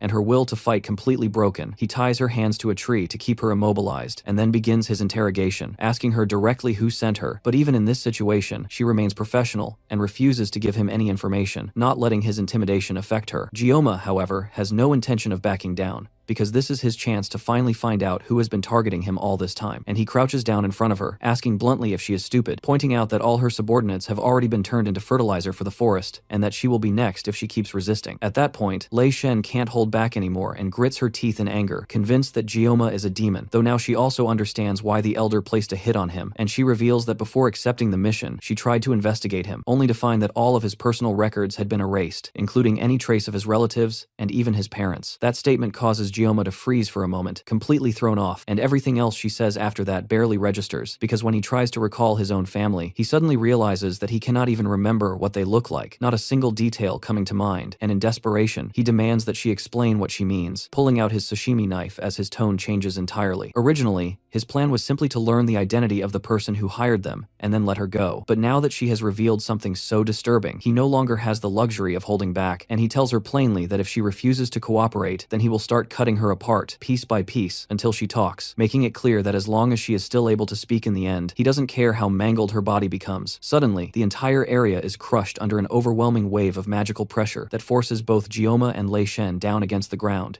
And as Gioma turns around to understand what is happening, he notices something horrifying. The blood from all the corpses scattered around them begins to rise into the air, slowly lifting itself as if controlled by an unseen force, and all of it starts flowing toward Lei Shen. The calm, stoic expression on Lei Shen's face completely breaks, replaced by raw terror as she watches the blood gather and swirl around her body, forming a thick, suffocating mass. And in that exact moment, far away from this chaos, Siegfried is enjoying a rare moment of peace, sitting quietly with his brand new fishing rod as he takes advantage of the break to relax, even though he hasn't caught a single fish since he started, still appreciating the calm silence around him. For a brief second, a disturbance in the water makes him think he's finally about to get a bite, but instead, the surface violently erupts as fish are thrown out of the water, as if something massive is shaking the entire island itself. And in that instant, Siegfried's expression changes because he can immediately sense that something is terribly wrong. The air itself now filled with a terrifying level of magic power, one that is comparable to a demon commander. Back at the scene, the blood completely wraps around Lei Shen's body, binding her as she begins to groan in agony, her voice trembling as she desperately begs Gioma to help her, her skin slowly turning an unnatural purple, while her eyes lose their focus and appear broken, her fear becoming more and more intense as she pleads with him not to let her die. And then, without warning, a massive explosion erupts from where she was lying, blasting everything apart with a deafening sound and a blinding light that illuminates the entire island. As the smoke slowly clears, a figure is revealed standing in the center of the destruction, and although it is clearly the same body, it is no longer Lei Shen, because something else has taken over, her skin now scorched and burning in patches across her body. And the very first thing this new being does is casually stretch, almost lazily, before remarking that it has been 700 years since she last stepped into the human world. The sheer level of magic power radiating from her makes the demonoid mermaid that nearly killed Gioma seem insignificant, like nothing more than a small fish in comparison, and the impure flames flickering across her body confirm exactly who she is, leaving no doubt in Gioma's mind that the entity standing before him is one of the highest-ranking demons, the 5th Legion commander of the Demon King's army, the succubus-type demon known as the Bewitching Flame, Agor. The demon bursts into delighted laughter, and the intense heat radiating from her presence alone is enough to cause birds flying in the sky to drop lifelessly to the ground. As she looks at Gioma with amusement and casually asks if this is not how humans greet each other, mentioning that it has been 700 years since she last left the demon realm, so she is no longer familiar with human customs, and without waiting for a response, she introduces herself again in her own way, even going as far as saying that it is nice to meet him before asking for his name. Gioma remains completely silent, not out of fear, but because his mind is racing, desperately trying to recall every piece of information he can from his past life, digging through his memories in hopes that even the smallest detail might help him understand what is happening and how to survive this situation, since his greatest advantage in this world has always been the knowledge he gained from playing the Blessing of Miracles game. From what he can remember, Agor is a first-type demon, and one of the Legion commanders, someone whose physical strength may not be the highest among her peers, but who more than makes up for it with her overwhelming mastery over mental magic. Information he he recalls from reading about her on the game's wiki before he quit, but none of that explains why she has appeared in the human world after 700 years, nor why she chose to descend by possessing Lei Shen as a vessel. Before he can think any further, Agor speaks again, asking him if he is the one responsible for killing all the mercenaries scattered across the ground, and from the moment she descended, she had already realized that Gioma is no ordinary human, because the fact that he is still standing there with a clear mind after witnessing her presence proves that he possesses exceptional potential, though she also casually remarks that based on his appearance alone, he still looks like nothing more than a mere whelp, albeit one that could grow into something interesting in the future. With that thought, she presents him with an offer, proposing that he form a contract with her, and as she speaks, she activates her mental magic, her voice and presence beginning to influence Gioma's mind, subtly but powerfully bewitching him as he looks at her, his thoughts becoming heavier and more difficult to control as he tries to ask what she is doing to him, only for her to cut him off before he can even finish speaking. She tells him that he should feel honored, because not everyone gets the chance to become the servant of a legion commander, and she continues explaining that human society is inherently flawed, where people constantly judge each other, form hierarchies,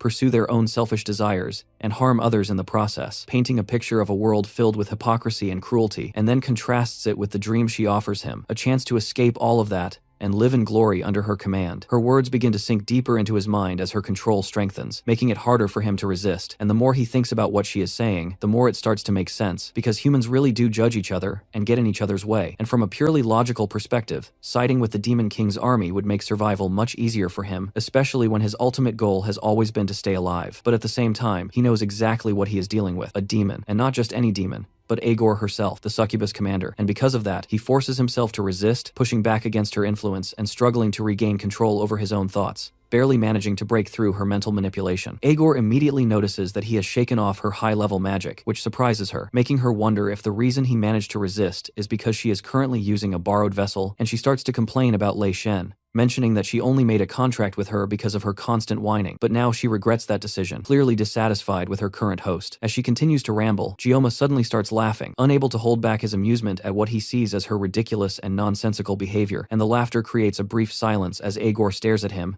trying to process what he just did, completely unprepared for such a reaction. Without saying another word, Gioma pulls out his sashimi knife, and instead of giving her a direct verbal answer to her offer of becoming her servant, he swings his blade through the empty air with a single clean motion, and bluntly tells her to fuck off. Agor smirks at his complete lack of manners, clearly amused, and as that expression settles on her face, flames begin gathering around them, spreading through the air as if responding to her will. Gioma doesn't hesitate even for a second, and cuts straight through the flames she casually sends his way, while Agor, completely unbothered by the exchange, lets out a bored yawn as he works to dodge and counter her attacks, almost like she isn't taking him seriously at all. But even then, Gioma isn't fighting at his full potential yet, and the moment he accelerates, he moves fast enough to actually close the distance and attempt to cut her down, forcing Agor to dodge and leap backward while breaking into manic laughter, clearly entertained rather than threatened. The longer the fight continues, the more intrigued she becomes, and despite initially offering to make him her slave only half as a joke, she now genuinely starts to want him, curious about just how far his abilities can really go. Deciding to push things further, she releases more of her power all at once, unleashing multiple fireballs toward him in rapid succession, yet Gioma slices through every single one of them without slowing down, carving a path straight through the wall of flames as he charges directly at her. His skills only grow sharper and more dazzling as the fight progresses, and instead of overwhelming him,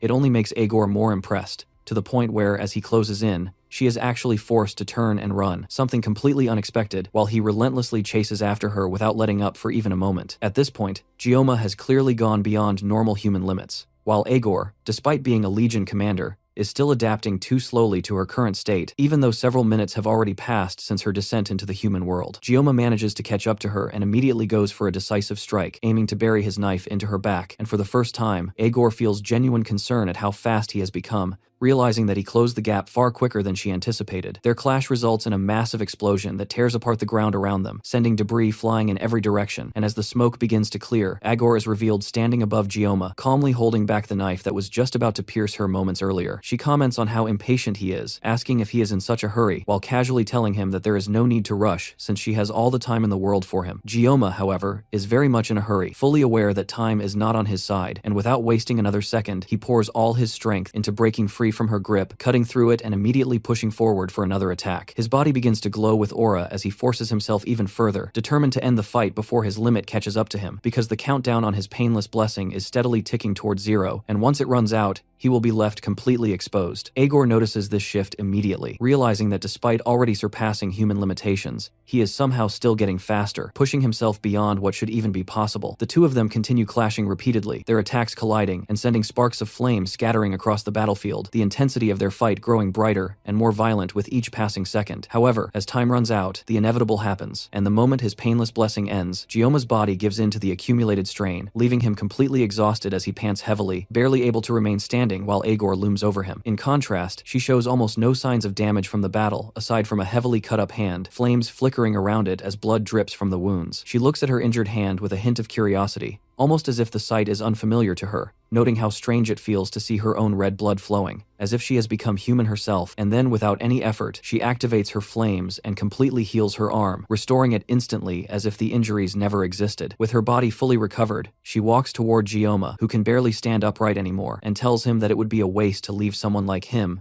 as just a human. She can feel the burning determination inside him, a fire that seems to consume his entire being, and that intensity captivates her interest. Even though he lacks manners, she finds his fiery resolve appealing, and considering his age, she even believes that he might have more potential than the other boy who was prophesied to become the vessel of the past hero. Agor laughs softly as Gioma continues to glare at her with defiance despite his condition, and now that she has mostly adjusted to her borrowed body, she begins to view him differently, wondering if he might actually be the one capable of fulfilling the desires of the demons. To confirm that thought, she decides to give him one final test, wanting to see whether he truly possesses the qualities she is searching for. Agor begins gathering even more flames around Gioma, the heat intensifying rapidly as she slowly rises into the air, her presence becoming heavier and more oppressive, and while floating above him, she casually declares that if he can survive her next attack, then he passes her test. The flames around her compress and condense into a blazing sphere in her hand, glowing brighter and burning hotter than anything she has used so far, looking almost like a miniature sun formed purely out of destructive magic. Gioma's eyes begin to glaze over as he watches her charge the attack, his body completely drained, with no strength left to even react properly, and Agor, noticing his condition, coldly tells him that he must at least endure this much, before casually tossing the blazing sphere straight toward him. At that exact moment, a figure rushes in from the side with incredible speed,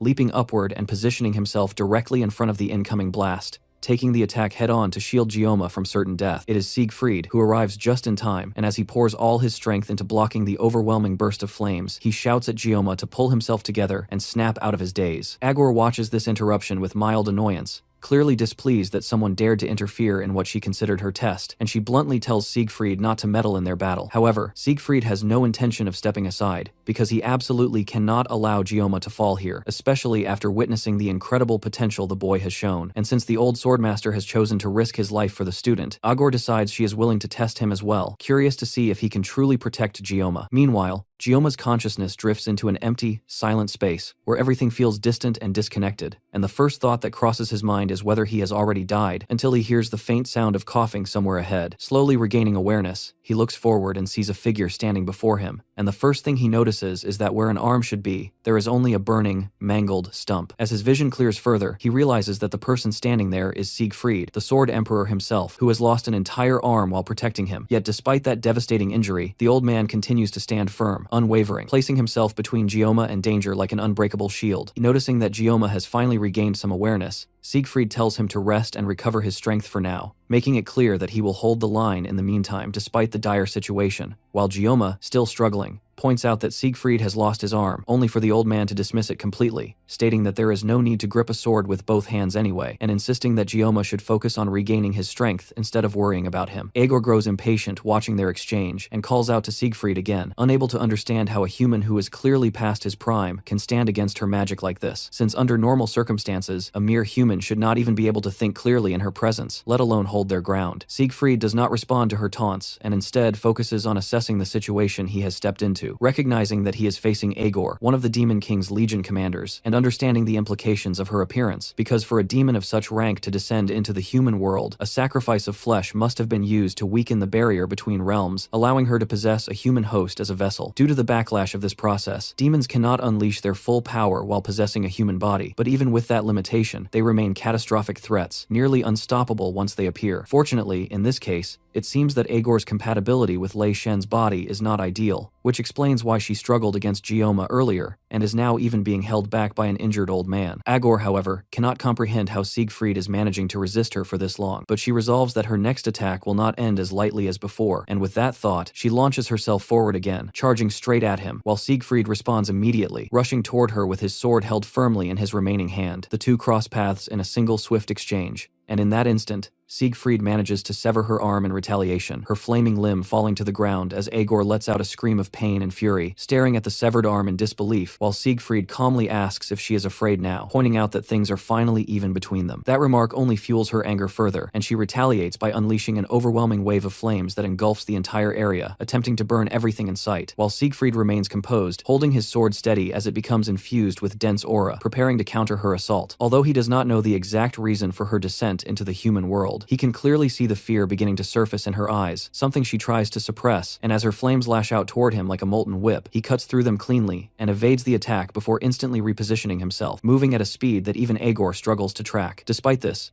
Agor continues to underestimate him, too focused on mocking him to fully concentrate on the fight, and because of that, she nearly loses her head when Siegfried suddenly appears beside her and swings his sword at her neck, an attack she barely manages to avoid at the last possible moment. The density of Siegfried's aura is so overwhelming that she cannot properly sense his movements, forcing her to finally take a closer look at him, and in that moment, she realizes his true identity, that he is a descendant of Aron, one of the legendary heroes of the past. Even after recognizing this, Agor forces herself to calm down before panic can take over, reminding herself that no matter his lineage, Siegfried is still just a human whose body has long passed its prime, and that there is no reason for her to lose composure over someone like him. Agor suddenly ascends into the sky, creating distance between herself and her opponents, and as she hovers high above, countless flaming spears begin forming behind her, multiplying rapidly until they fill the entire sky. Even if Siegfried is a descendant of Aran, she is confident that a body as worn and aged as his cannot possibly evade what comes next, and the sheer heat radiating from those spears becomes so intense that even the clouds begin to scatter and dissolve under the pressure. She lets out a manic laugh, clearly enjoying the overwhelming advantage she holds, while both Gioma and Siegfried instantly understand that what is coming is going to be nearly impossible to avoid. Without giving them even a moment to properly react, Agor unleashes the attack, sending a storm of blazing spears crashing down toward the ground like a catastrophic rain of fire. Despite his age and injuries, Siegfried still moves with incredible agility, stepping and leaping with precise timing as he avoids the falling inferno, his movements sharp and efficient, proving that his body may be old but his mastery has not dulled. Meanwhile, Gioma can only watch helplessly, calling out to his teacher, his body too exhausted to even stand properly, let alone join the fight. Every ounce of strength he has is being used just to remain conscious, and even loosening his grip on his sashimi knife feels dangerous, as if letting go would mean losing the ability to fight entirely. Dropping his blessing now would be nothing short of suicide. Siegfried continues navigating through the relentless barrage, dodging and weaving between the descending spears while the ground around him is torn apart by molten impacts, and whenever one gets too close, he calmly swings his sword with his remaining arm, slicing the flaming projectiles cleanly in half. Even Agor, watching from above, acknowledges his skill, though she mocks him by elevating him from a mere nuisance to something slightly more troublesome in her eyes, while still continuing the endless downpour of attacks without pause. However, Siegfried is not simply evading blindly. With every calculated movement, he has been steadily closing the distance between them, inch by inch, until he finally reaches a point where he is within range to strike. As he advances, he openly admits that demons are overwhelmingly stronger than humans, recalling how, in his youth, that realization filled him with resentment, forcing him to accept that effort alone could never bridge that gap. Agor mocks his words as he speaks, dismissing them outwardly. Yet inwardly, she cannot ignore the sheer refinement and experience behind his swordsmanship, something that continues to pressure her despite her superiority. As he draws closer, she studies him carefully, searching for an opening, and finally notices it. The left side of his body, where his arm is missing, is completely exposed, leaving him vulnerable. A smirk forms on her face as she prepares to exploit that weakness, telling him to keep talking as if indulging his final moments. Siegfried leaps into the air, raising his sword high above his head for what is clearly meant to be a decisive strike, and as he closes in, he declares that humans have the ability to grow and evolve even in the most hopeless circumstances, and that very trait is what demons fear the most, which is why they continuously attempt to invade the human world. Just as he reaches striking distance, Agor suddenly bursts into laughter, and with a swift gesture of her hand, a spear of fire erupts from the ground beneath him, piercing straight through his foot mid-leap, instantly disrupting his momentum and leaving him suspended and vulnerable. She does not hesitate for even a moment, closing the gap instantly. She places her hand directly against his chest, clearly done listening to his words, and releases a concentrated blast of fire from her palm that tears through his body, piercing his stomach completely. The attack detonates a moment later, engulfing him entirely in an explosion of blazing flames. As the fire dissipates, Agor casually turns away, already bored with what she sees as a concluded fight, while behind her, Siegfried collapses to his knees, coughing violently as blood spills from his mouth. His condition is devastating, his body engulfed in flames, one arm completely gone, and a massive hole torn through his abdomen, leaving him barely alive. Now completely overpowered, he no longer has the strength to stand, and Agor walks back toward him, placing her foot on his head and pressing him into the ground, asserting total dominance. In his current state, he cannot even muster the strength to respond, his voice gone along with his ability to resist. Agor looks down at him with clear disdain, remarking on how predictable humans are, whether centuries ago or now, always clinging to the same heroic ideals and stubborn speeches. The once mighty Sword Emperor, now crushed beneath her, cannot even argue back as she tears into him with cold, dismissive words. Gioma calls out to his teacher once again, but he is still barely able to move, completely powerless to do anything that could save him. Agor, who had almost forgotten about him, shifts her attention back toward him after hearing his cry. For the first time since they met, she calls him by his name and walks toward him, continuing the conversation they had before Siegfried arrived. Now that the interruption has been dealt with, she calmly states that it is time to give him the result of the test she had given him earlier. The Sword Emperor tries desperately to shout at his student to run, but it is already too late. Gioma has passed her test, and instead of freedom, his reward is another wave of mind control. His already weakened mind can barely resist as the Legion commander places her flaming hands on his body. In her eyes, Gioma is the perfect vessel, someone who can carry the hopes of demonkind as an ideal host. With a gentle and almost affectionate tone, she tells him that they will meet again in hell. Behind her, Siegfried continues to shout, warning her not to turn her back on the enemy just to go after a young cadet, but Agor simply laughs at him, completely dismissing his words as she prepares a seal on her tongue. She has no interest in dealing with an old man like Siegfried anymore, and her focus remains entirely on Gioma. She leans closer and presses her tongue against his forehead, marking him with a devil's seal as proof that he passed her test. The moment the mark is placed, Gioma collapses to the ground, his body going limp as if he has been completely taken over by her power. The demonic mark begins to spread from his head, slowly covering his entire body as her influence fully takes root within him. At the same time, the system detects the intrusion as an unauthorized external force and immediately reacts, attempting to activate its self-defense program. However, just like with the sword, God's Blessing, the program fails to execute because the user's level and the current world line are too low. Instead of stopping the intrusion directly, the system uses Yggdrasil as a catalyst to temporarily boost Gioma's level. It then activates its restraint function to readjust and synchronize the world line. If you have no idea what this means, dear viewer, it means that our OPMC is about to get absolutely busted and Agor is cooked. As this process continues, Gioma's synchronization rate begins to rise rapidly, jumping from 12.7% all the way up to 99%, and then finally reaching 100%. With that,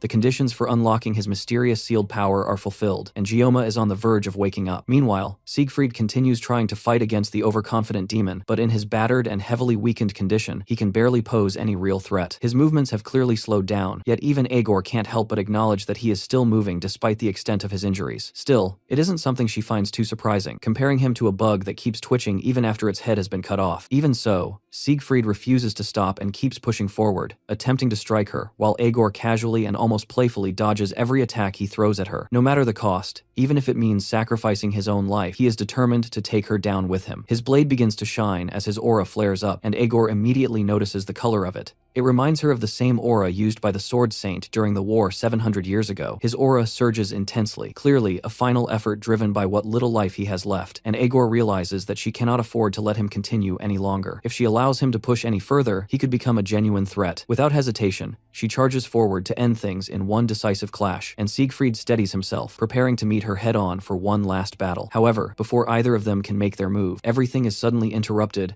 as a powerful blast of magic descends from above, crashing down onto Agor and shaking her violently. The impact rattles her completely, forcing her to turn sharply as a snarl spreads across her face while she searches for the source of the attack. The moment her eyes land on the figure approaching, her expression shifts instantly, her eyes widening in shock. For a brief moment, she thinks she is looking at Gioma, but she immediately realizes that this cannot be the same boy. An ancient and deeply unpleasant chill runs through her entire body as she stares at the glowing figure moving toward them, a presence she hasn't felt in over 700 years. At that moment, the system forcefully amplifies and manifests the levels of all of Gioma's blessings, including the blessing of painlessness, and the blessing of regeneration. Then, through the blessing of transference, it uses those abilities to suppress and stabilize the pain and damage affecting the world line itself. A low growl escapes Aegor as she fixes her gaze on the being that dared to interfere with her plans, her voice tightening as she calls out to the figure in the sky above them, Joaquin. Gioma then descends from the sky toward them, but the blessing of the sword god is now temporarily disabled. In its place, the system makes an announcement, declaring that the gods themselves should bear witness as he now wields the blessing of pseudo-invocation. Elsewhere on the island, Abel walks through the dense forest with her sword resting against her back, moving steadily as the final day of the training exercise begins. Yet with each step, a strange sense of unease settles over her, something clearly feeling off. It is already close to 7:0 inches the morning, and at another part of the island, Ryozo checks her phone, her face filled with disbelief as she notices something unusual. Speedweapon wakes up behind her and questions why she is already up and walking around when it is supposedly not even dawn yet, but she immediately corrects him, telling him that dawn had already passed long ago. Despite that, the sky remains completely dark, as if it were still the middle of the night, with no sign of sunrise at all. Regardless of this unnatural situation, it is already time for the cadets to start heading back to the academy, as everyone is supposed to regroup at the return point, including Chloe and Rachel, who are still asleep, both dreaming about Kang Gioma. Other cadets across the island also begin waking up,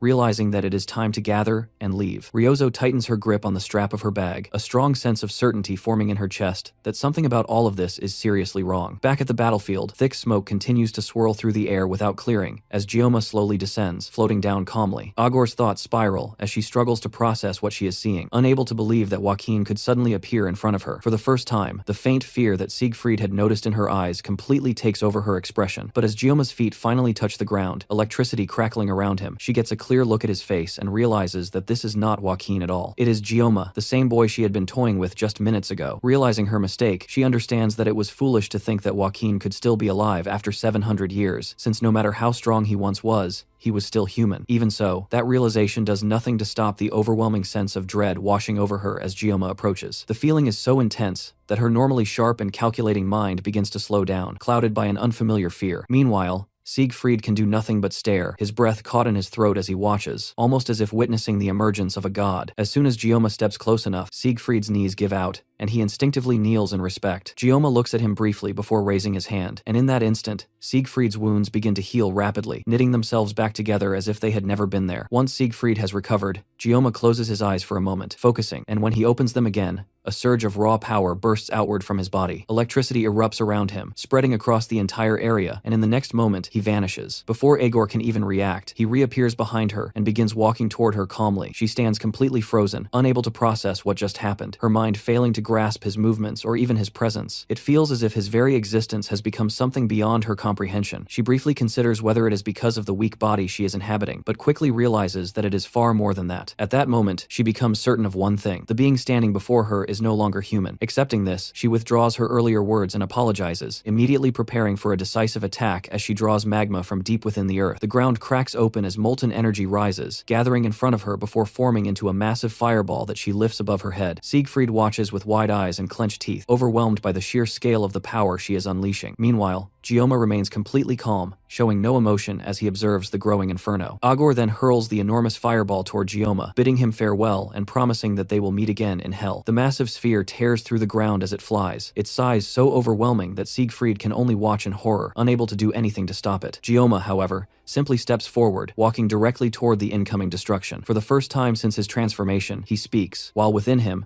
the system rapidly calculates the situation. The world line is unstable, and this current form can only be sustained for 60 seconds, but for what he intends to do, even that short time is more than enough. As the world seems to hold its breath, he continues forward, his focus entirely on cutting the fireball perfectly. Countless possible cutting paths appear before him, but his gaze locks onto a single precise line. He activates a new ability, Cosmic Blade, and in one smooth motion, his will slices forward, cutting not only through the fireball, but extending far beyond it, reaching Aegor where she stands with her arm still extended. The fireball explodes in a blinding flash that engulfs everything in white light, and when it fades, Aegor's body collapses, cleanly split into two by a flawless cut. She falls to the ground with no strength left, her blood spreading like molten magma as her mana core, the source of her existence, has been completely severed. As she lies there dying, she looks up toward the sky, and across the island, other cadets instinctively look upward as well, shocked by what they see. The unnatural darkness covering the sky has been sliced open by a perfect cut, allowing the morning sunlight to finally break through. None of them understand what just happened, and instead, they simply assume that the sunrise on this island is strangely abnormal. Back on the battlefield, Gioma's transformation begins to fade away, the overwhelming power leaving his body as suddenly as it came, and without that strength sustaining him, he collapses to the ground unconscious. Seeing this as her final opportunity, the Legion commander drags herself forward, refusing to accept such a miserable end. More than anything, she now realizes that Kang Gioma will grow into a disaster for all of demonkind, and with the last remnants of her strength, she begins preparing one final spell to finish him off. Before she can complete it, her movement is abruptly halted as a sword pierces straight through her head from behind, the blade bursting out through her mouth. Siegfried stands above her, his expression cold and unyielding as he reminds her that he had already warned her never to turn her back on an enemy. He channels his aura into the blade,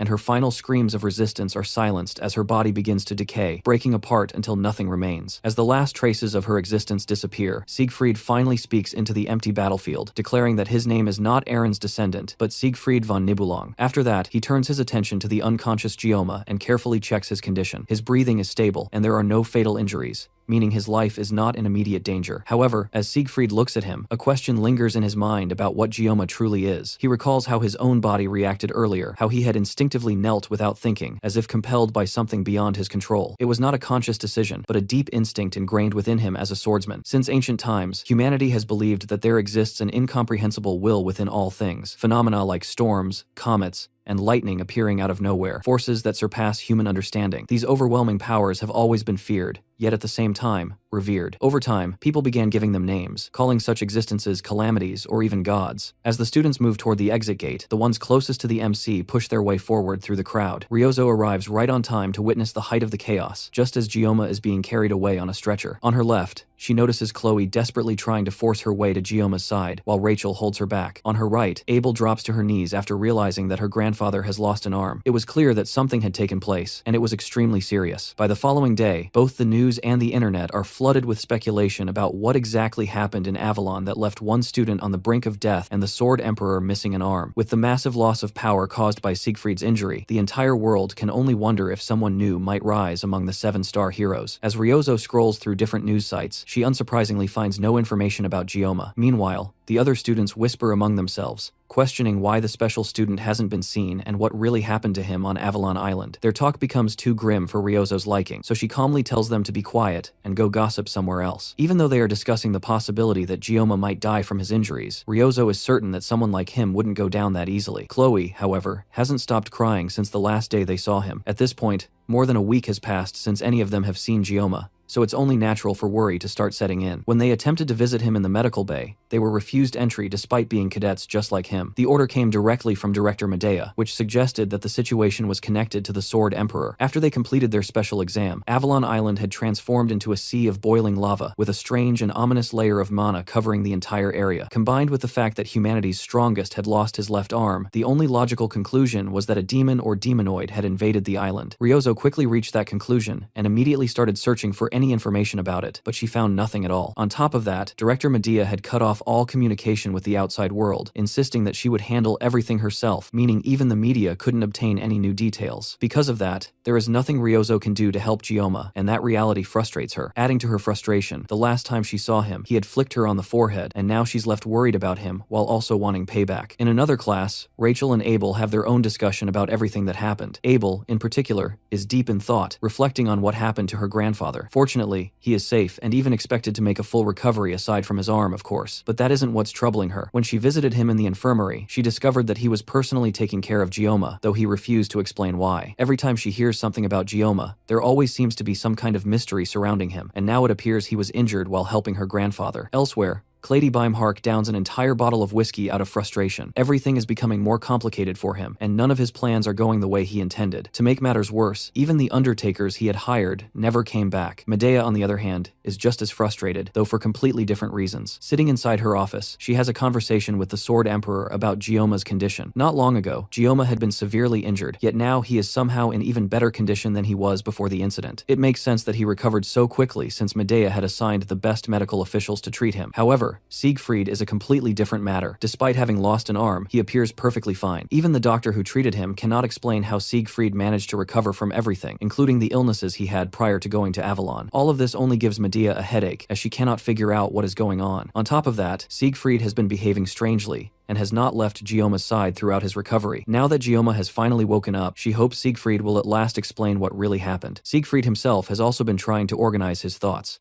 since a lot truly happened on Avalon Island. Now that things have somewhat settled down, he finally begins explaining. He tells her about Agor appearing on the island, and then quickly reveals that Agor was eliminated. Medea immediately jumps from her seat in shock, because that makes no sense to her. There is no way Siegfried could have defeated Agor alone, leaving only one possible conclusion: the one who defeated Agor was Gioma. Siegfried promises that he will explain everything in detail once everyone is together, but for now, they deserve a bit of rest. Outside in the school courtyard, Speedweapon tries to lift the mood of his clubmates by creating new posters to recruit members. The club had always depended on Gioma to keep things running, but with him absent, they now have to handle things themselves. Unfortunately, the poster turns out to be incredibly ugly, and Chloe immediately tears it apart. As Chloe and Speedweapon start arguing, Ryozo absent-mindedly touches the empty space beside her, missing Gioma. Even the yangang she once enjoyed no longer tastes as sweet as before. While she sits there feeling down, the atmosphere suddenly shifts as Chloe and Speedweapon excitedly run towards someone who has just arrived. Turning her head, Ryozo sees Gioma standing there with them. She quickly stands up, rushes over to him, and flicks his forehead the moment she gets close enough, then smiles as she welcomes him back. At another moment, Gioma stands in front of the school, gazing over the entire courtyard. The ground around him begins to tremble, and powerful winds threaten to push him backward. Soon after, several knives, identical to his own, shoot out from within the school, flying straight toward him. Gioma reacts instantly, parrying and blocking every knife aimed at him. By the time he finishes deflecting the barrage, space itself seems to tear apart. Above him, a massive knife slices through the sky, descending directly toward him. Gioma raises his own blade and cuts through it, while a voice echoes in his mind, urging him to take something and pick it up. However, he has no idea what that something is. In fact, he does not understand what is happening at all. Suddenly, his eyes snap open, and he wakes up in his room, confused, with sunlight shining onto his face. It is not the first time he has had this dream, and he has never been able to understand its meaning. His phone vibrates beside him with a message from Speedweapon, showing off his terrible poster design that Chloe unfortunately failed to destroy completely. Aside from the fact that his club is basically doomed to never gain a new member again, his physical condition has improved more than ever since his recovery. Ever since his battle with Agor, he has been resting in a VIP treatment room, all of which has been paid for by the Sword Emperor himself. As he gets dressed to return to school for the first time in a while, his thoughts drift back to everything that happened on the island, and he can only wonder how things will unfold from here. Ryozo had told him to do whatever he wanted,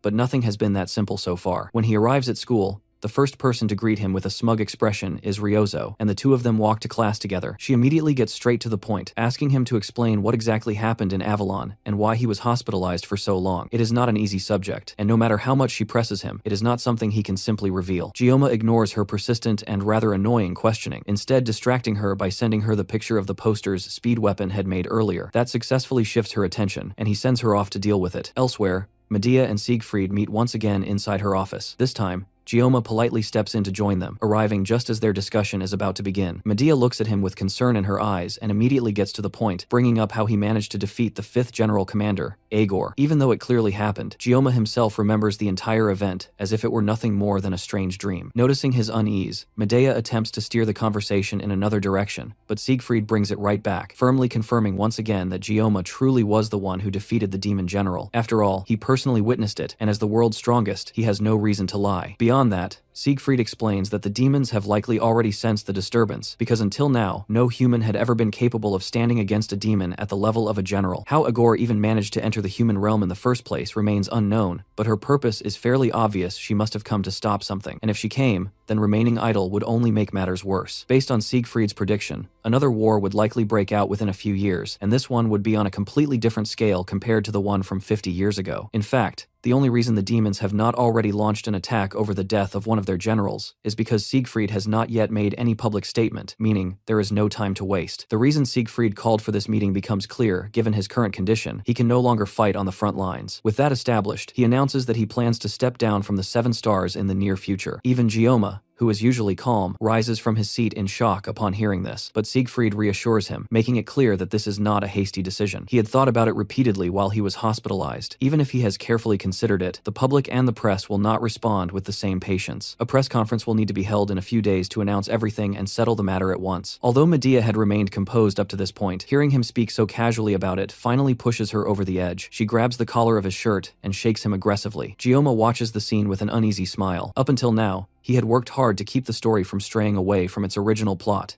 and he used to panic whenever characters acted differently from how they did in the game. But now, everything has changed so drastically that trying to control it feels selfish. These people are no longer just characters in a game. They are real individuals with their own thoughts and choices, and he has no choice but to accept whatever happens next. However, the next thing Siegfried says is something Gioma finds difficult to accept. Clearing his throat, Siegfried addresses him directly. The Sword Emperor intends to pass his 7-star seat on to Gioma. Later, after the intense discussion comes to an end, Medea quietly curses her old friend under her breath. Of course, Gioma will not immediately take over the position, since he should still be allowed to enjoy his life as a student at the academy. Even so, this is still a major decision. Medea is worried that such responsibility might be too heavy for a 17-year-old boy. Despite that concern, she cannot deny that no one is more suitable for the 7 stars than Gioma. They have not made his achievements public, but if even half of what he has done were to be revealed, it would throw the entire world into chaos. As she thinks about him, Medea cannot help but recall Balor Joaquin. She stops herself before fully saying the name out loud, but the thought lingers in her mind. It is not that she fails to understand Siegfried's decision after all. The absence of a 7-star hero could create unrest in both the human and demon worlds. Even so, they still need approval from the association and the other 7-star heroes. This whole situation is bound to become a massive headache. Meanwhile, out in the hallway, Gioma and Siegfried walk out of the administration quarters together. This is the perfect moment for Gioma to question him about the decision to give him a 7-star hero seat, and Siegfried is already aware of that. The older man apologizes for how suddenly everything has been decided, and begins by asking whether Gioma knows why there are only 4 seats filled among the 7-star heroes. The obvious answer would be that it is out of respect for the fallen allies, but that is not the full truth. The real reason those seats remain empty is because no one has ever been worthy enough to take them. Demons are far stronger than humans, and even in the game Blessing of Miracle, demons possessed overwhelming stats that made fighting them extremely difficult. Because of that, it only made sense for the heroes to accept individuals who were truly strong enough. If even one 7-star hero were to fall to a demon, humanity itself would face destruction. However, in the present day, the meaning behind the 7-star heroes has weakened, and greedy individuals now use the title as a tool for political influence. One name that immediately comes to Gioma's mind is the Prime Minister of Japan, Saki Kojima, known as the Absolute Bow. In the game, she never personally appeared and was only mentioned, and Ryozo had only once spoken about her family, saying that she hated the 7-star heroes. Although everything Siegfried says makes sense, it still does not explain why he specifically chose Gioma for the position. The answer is simple. Gioma is significantly stronger than Siegfried himself. At that point, Siegfried brings up a question of his own that needs to be answered immediately. He asks Gioma whether his power has some kind of time limit. That question causes Gioma to freeze, wondering how the Sword Emperor could have possibly discovered his secret. Siegfried quickly reassures him, explaining that it was only a guess. He had noticed during the test and again on Avalon Island that Gioma would collapse after about a minute. Since Siegfried has already grasped the general idea, Gioma decides to reveal more on his own. He explains the intense pain he experiences when using his Sword God Blessing, and how he counteracts it using his Painless Blessing. However, for his own safety, he avoids going into too much detail. While he does trust the Sword Emperor, there is no reason to recklessly expose all of his weaknesses. Instead, he treats this as an opportunity to gain advice from someone more experienced. Thankfully, Siegfried promises that he will not share Gioma's unique method of combining 2 blessings to complement each other. Gioma's talent is undeniable, but constantly fighting under a time limit is not sustainable. It is important for him to learn how to properly control and use his power, and for that, he will need a skilled mentor. Coincidentally, Siegfried himself is looking for a talented disciple. This leads to yet another decision from Siegfried. After retiring, he intends to take Gioma as his disciple. Before finally leaving, he hands Gioma a tie that Abel had asked him to deliver. With that, he departs, wishing Gioma a peaceful life at the academy. Gioma, however, is left completely overwhelmed by all the sudden revelations. He decides that he will eventually find a way to convince Siegfried to reconsider all of this. For now, he returns to his dorm for the night, and as he falls asleep, he once again finds himself trapped in the same dream. Just like before, he is fighting off waves of knives while the world around him collapses, and just like last time, the dream reaches its peak when a massive knife appears in the sky. However, this time, instead of rejecting it by cutting it down, he follows Siegfried's advice to make the power his own. He drops his own knife and chooses to accept the power descending toward him. The giant blade pierces straight through his chest, causing him to double over in pain as a strange energy fills his body. That power circulates through him briefly before leaving and forming into a figure behind him. A voice greets him,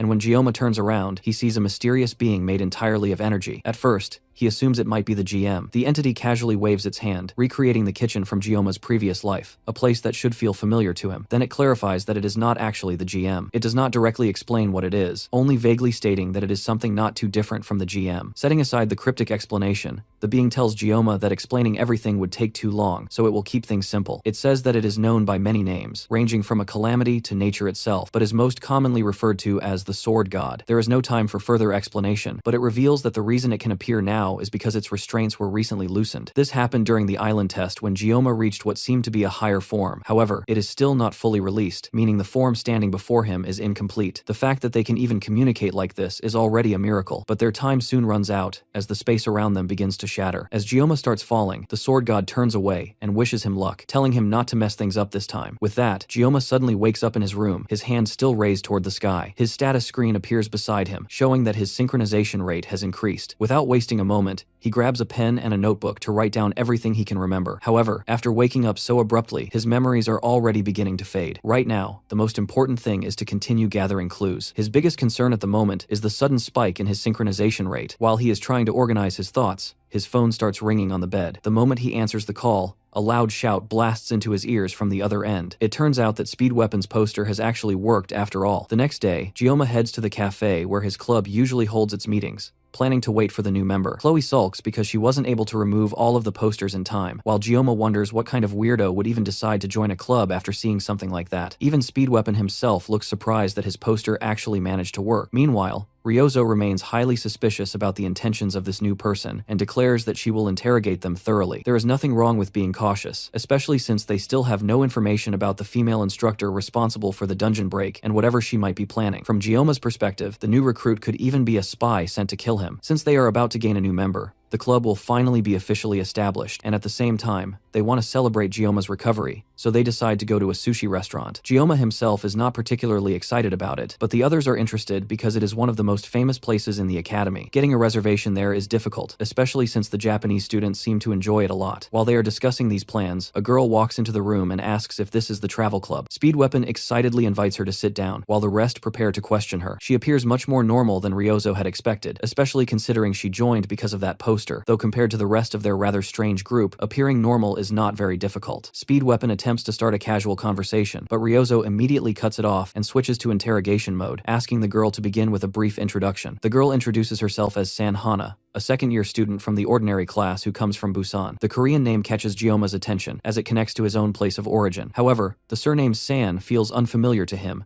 since he has never heard of it before. Then again, even the Kang family of the Seori region does not exist in real life either. Putting that aside, Gioma starts some small talk with her, discussing different foods and spices common in Korea, and Hana eagerly joins in. Their conversation is suddenly interrupted when Ryozo angrily jabs her elbow into his side. The blue-haired archer pulls the discussion back on track and asks Hana about her motives and her reason for applying to the travel club. Hana gives a simple and honest answer. She saw the poster and noticed that the club's main activities involve traveling and clearing dungeons. Since her academic performance has been lacking this year, she wants to clear some dungeons to improve her scores. Ryozo corrects her, explaining that the club's primary focus is traveling, while dungeon clearing is only an additional activity. She also points out that there are other clubs that focus more heavily on dungeon clearing. Even so, for a second-year student in the ordinary class, it is difficult to find a club that would even accept her. Ryozo and the others are taken aback by how straightforward her answer is, and she shifts the conversation by asking what kind of weapon Hana prefers. Hana replies that she does not specialize in any particular weapon, and instead prefers to fight using her fists. Once again, Ryozo is caught off guard, and it is rare to see her lose ground in a conversation so many times. The two girls lock eyes in a brief staring contest before Ryozo finally gives in. As the discussion continues, Gioma observes Hana carefully. From his past job, where he dealt with many customers, he developed the ability to categorize people based on subtle habits. Relying on his intuition, along with small signals he notices from Ryozo, he decides to welcome Hana into the travel club. Now that she is officially part of the group, Gioma tells her to speak more casually, and she immediately drops her polite tone. Hana also mentions that she does not want to be treated like a senior just because she is a year older, so everyone can speak casually with her as well. Speed Weapon hands her a form to complete so she can officially join the club. While filling it out, she notices that the club's chaperone is the school's director, Medea. Seeing that, Hana gives a subtle, cryptic smile and says that she is definitely going to enjoy being part of this club. After that, she leaves the cafe, and Gioma remarks that she reminds him of someone, although he cannot quite figure out who. As they continue chatting, Gioma's phone suddenly rings with a message from Medea. When he checks it, his eyes widen as he sees information related to his student records. After reading the message, he leaves the meeting early. The information reveals that everything about his background, from his relationship with his parents to his personal history, has been completely erased. This means that the current status of his parents is unknown. On top of that, all of his records have been wiped clean, not just details about his parents, but even his broader family connections. The only information that remains is from after he enrolled in the academy. Even when he tries to recall his own memories, it leads nowhere, as it feels like his entire life before entering the academy has been erased. His only remaining option is to try contacting his parents directly. He has not spoken to them since before his midterms because he did not want to worry them, but now he has no other choice. Taking out his phone, he dials the familiar number, but the call immediately disconnects, and an automated voice informs him that the number does not exist. At that moment, Gioma's fears are confirmed. He walks to a nearby bench as rain begins pouring down around him and looks at the photos of his family. Even those images are slowly fading, leaving him with no proof that his life before the academy ever existed. His parents now seem like nothing more than constructs created to help him adapt to this new world. Someone has clearly set up this entire situation like a chessboard for him to play on, whether it is the GM, the sword god, or perhaps both. One day, he is certain that he will uncover the truth behind everything. Elsewhere, as the sky darkens over the school, Rachel walks through the hallways with her usual crowd of simps following behind her. Before stepping into her classroom, she turns around and calmly rejects every one of them, then heads inside. As the guys continue arguing outside, Rachel lets out an annoyed sigh and takes her seat beside Abel. The blue-haired girl quickly notices that something feels off about her seatmate today, but Rachel is the one who breaks the silence first, asking Abel for advice. Despite being confident in both her looks and her strength, her self-confidence has recently started dropping, and the reason for that is Kang Gioma. At the mention of his name, Abel blushes immediately, and Rachel notices it right away. It does not take much to realize that something must have happened between them on Avalon Island. Abel nervously tries to brush it off as nothing, explaining that she was injured that day and Gioma stayed with her, taking care of her until morning. However, the clear blush on her face makes it obvious that she has developed feelings for him. Rachel decides not to push that topic further and instead shifts to something more interesting. She reminds Abel that she once claimed she had absolutely no interest in Gioma, but that is no longer true. The moment Rachel realizes this, she leans right into Abel's space. Feelings can change at any time, and human emotions are no exception, so something like this was bound to happen eventually. Returning to the main point, Rachel reveals that Gioma has created a club, but it is so exclusive that when she tried to join, she was outright rejected. Apparently, Gioma made it clear that he would not accept anyone from the star class, because it would be troublesome. However, just the previous day, when she went to her favorite cafe for a drink, she saw Gioma happily talking with someone who seemed to be a new member of his club. She had never seen him wear such a cheerful expression before. It looked like they were conducting interviews, but the fact that she was rejected while he seemed so happy talking to another girl made her feel insecure. Strangely though, Abel reacts even more strongly to that news than Rachel herself. The next day, Gioma heads to the place where he planned to meet his friends to celebrate. It is a Korean sushi restaurant, and his friends are already waiting inside. Sanhana could not make it, saying that she does not like raw fish, so she chose not to attend. That seems a bit odd, considering she is from Busan, but regardless, their plans continue without her. They enter the restaurant and request a table for 4, and the person who greets them at the entrance turns out to be an unexpectedly familiar face. Chloe freezes on the spot and ends up bumping into Gioma as she locks eyes with her brother. Gioma immediately becomes serious and asks Nox what he is doing there, but it appears that he is simply working a part-time job, as if he has forgotten the real reason he is there. The Auditor family is a globally influential and wealthy clan, so there is no real reason for him to take on part-time work, especially while hiding his identity. The only conclusion Gioma can come to is that Nox might be on some kind of assassination assignment nearby. Their tense stare is interrupted when the restaurant owner comes out and yells at Nox for standing around doing nothing. The group decides not to interfere further and heads inside, leaving the redhead to continue working. They take their seats and begin looking through the menu to decide what to order, while Chloe remains uneasy because of her brother's presence. Their relationship is still strained, which makes it even more unfortunate since she had been looking forward to this gathering the most. Ryozo nudges Gioma to get his attention and asks what he wants to order. As she speaks, Gioma cannot help but notice the difference in their backgrounds. Soon, their food arrives, and while everyone else is impressed and immediately starts eating, Gioma hesitates, carefully examining the dishes. As he criticizes the chef's poor knife skills, a rough voice suddenly calls out in broken Korean, demanding to know what he just said. Gioma, who is used to sudden confrontations, calmly repeats his criticism,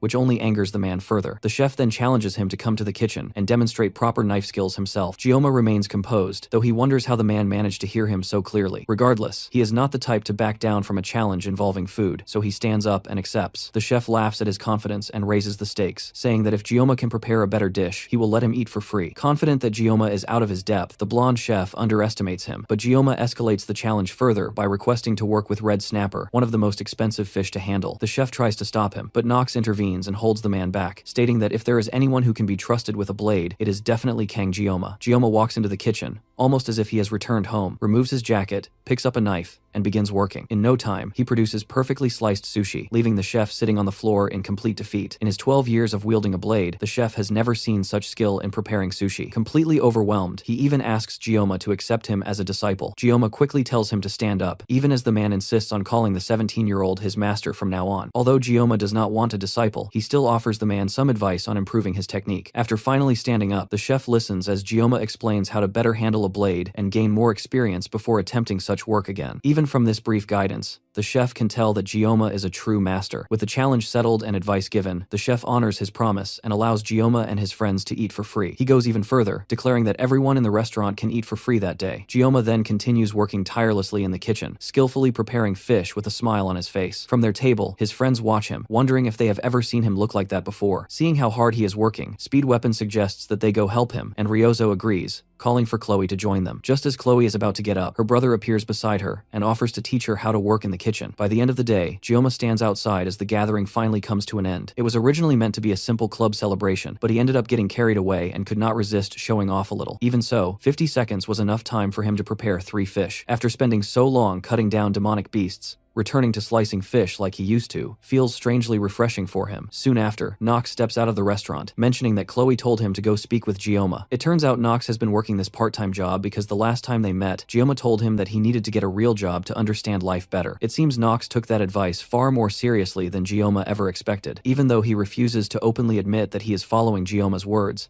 Nox cannot deny that he has learned something from the experience. The two begin talking about working in a restaurant, and Gyoma offers him some practical advice on handling different situations. The longer their conversation goes on, the more Nox begins to feel that the two of them do not seem like they are the same age at all. After finishing the casual talk, Nox shifts to a more serious topic. He informs Gyoma that the Auditore family has completed an investigation into his background and found nothing suspicious. Because of that, they have redirected their attention toward the Council of Elders, since it was them who made such a strange request in the first place. To deal with this, they are planning to form a large-scale investigation team, one that could potentially set records to uncover the truth within the Academy, and Nox himself will be taking part in it. The Auditore family targeting the Council of Elders will definitely create a lot of disturbance, but Gyoma considers that outside of his concern. Even so, he expresses his gratitude to Nox for sharing this information as a way to protect him. The two shake hands, and Nox prepares to leave, but Gyoma stops him briefly. He asks Nox if he knows anything about Sanhana, the second-year student who recently joined their club. Nox does recognize her, but only as someone who always sits alone and spends her time reading. The only unusual thing about her is that she consistently remains exactly in the middle of the class rankings. Whether it is theoretical knowledge or actual combat ability, her performance is always perfectly average, which is surprisingly difficult to maintain, even on purpose. Gyoma takes a moment to think about this information, but their conversation is suddenly interrupted when the sushi chef rushes out of the restaurant looking for Nox. The moment he sees Nox standing with Gyoma, his tone softens immediately, and he quickly approaches to present Gyoma with a gift. It is the sushi knife he has been using for many years. Gyoma initially refuses to accept it, but the chef insists, saying that after witnessing a true master, there is no point in him clinging to his tools when he has not yet mastered his own skills. In the end, Gyoma reluctantly accepts the knife and examines it closely. At first glance, it looks extremely expensive, and seems to be crafted more like a weapon than an ordinary kitchen knife. He spends some time staring at it, thinking about what he should name it. Then, a memory of his family and his past life surfaces in his mind, and he decides to name the blade Everfrost as a tribute to his past. Elsewhere on the school grounds, a group of suspicious-looking individuals moves together toward a dark alley where a masked man is already waiting for them. He greets them calmly and thanks them for taking the time to gather. Then, he reveals himself as the professor. One of the people present is clearly unimpressed by the dramatic entrance and impatiently demands that the masked man quickly explain what he wants, since they are all busy. The professor simply laughs in response, which only angers the man further, prompting him to demand what is so amusing. To the professor, the man is nothing more than someone intoxicated by newly gained power. Hearing that, the man loses control, activates his ability, transforms into a massive beast, and charges at the masked figure with the intent to kill him and anyone else present. However, he has completely misjudged the strength of this mysterious individual. With nothing more than a casual wave of his hand, the professor reduces the raging beast to a few floating limbs in less than a second. Everyone present is left stunned by the display of power, and the professor calmly states that this was merely an introduction. With that demonstration out of the way, he suggests moving on to more important matters. Among the group, Instructor Kim immediately recognizes that this man is the second general, Kuran. As soon as that thought crosses her mind, the masked man calls her forward and asks her to explain the situation. Instructor Kim, who was a disciple of Agor, reveals that her master was not killed by the sword master, but instead died at the hands of a single student named Leon van Reinhardt,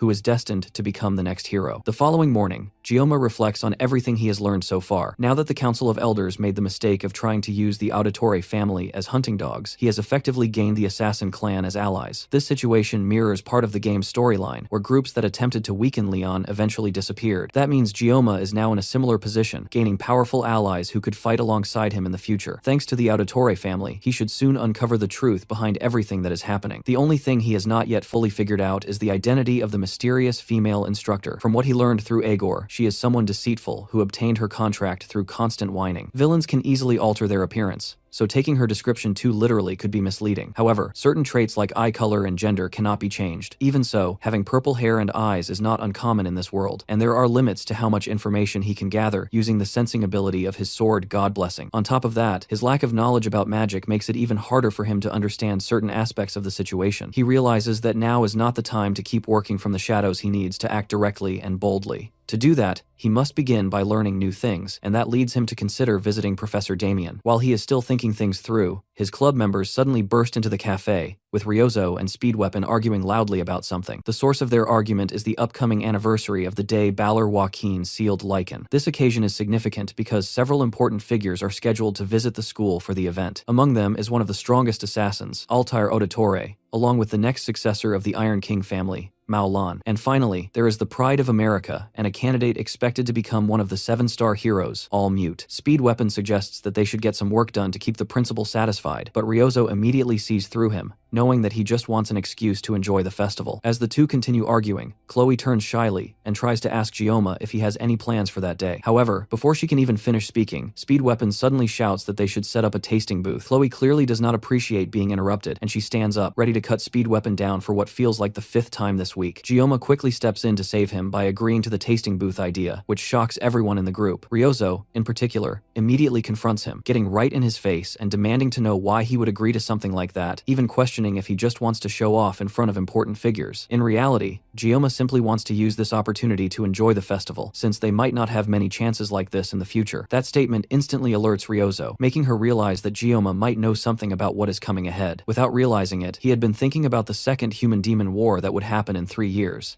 And now Ryozo is certain that he knows more than he is letting on. Because of that, Gyoma suddenly finds himself under Chloe's hostility and Ryozo's suspicion at the same time. Looking for help, he turns towards Speedweapon. The orange-haired boy immediately steps in and suggests that he will handle making the poster, successfully redirecting both girls' attention toward himself. Even so, Ryozo, now irritated by Speedweapon's impulsive behavior, declares that it is time to decide who will actually lead the club after Gyoma. She demands a duel to settle the hierarchy once and for all, so that he stops making reckless decisions. Speedweapon agrees without hesitation, and the two head to Ryozo's dojo to fight. They stand facing each other, and Speedweapon begins thinking through his strategy. Ryozo's main weapon is a longbow, and since they are not in a subspace, she should not be able to use it effectively. His plan is to keep his distance and apply debuffs until she becomes weak enough to attack. Sanhana acts as the referee and signals the start of the match. However, the moment the fight begins, Ryozo immediately draws her bow, catching Speedweapon off guard. Even so, he sticks to his plan, believing that as long as he applies debuffs properly, he will be fine. But in the very next instant, Ryozo closes the distance before he can even react. As he tries to say something, she slams her bow into his back, sending him flying straight out through the walls of the dojo. The others watch in shock, while Ryozo casually asks Gyoma what he thought of the fight. Outside, Speedweapon hurriedly applies healing buffs to himself while lying on the ground in pain. The next day, with only 4 days left until the festival, everyone is busy preparing as they work on setting up their booth. Chloe takes the role of kitchen assistant, helping Gyoma prepare the food. Hana is responsible for purchasing ingredients and handling general management tasks. Speedweapon takes charge of operations and ordering the necessary items for setup. Meanwhile, Ryozo handles public relations, administrative duties,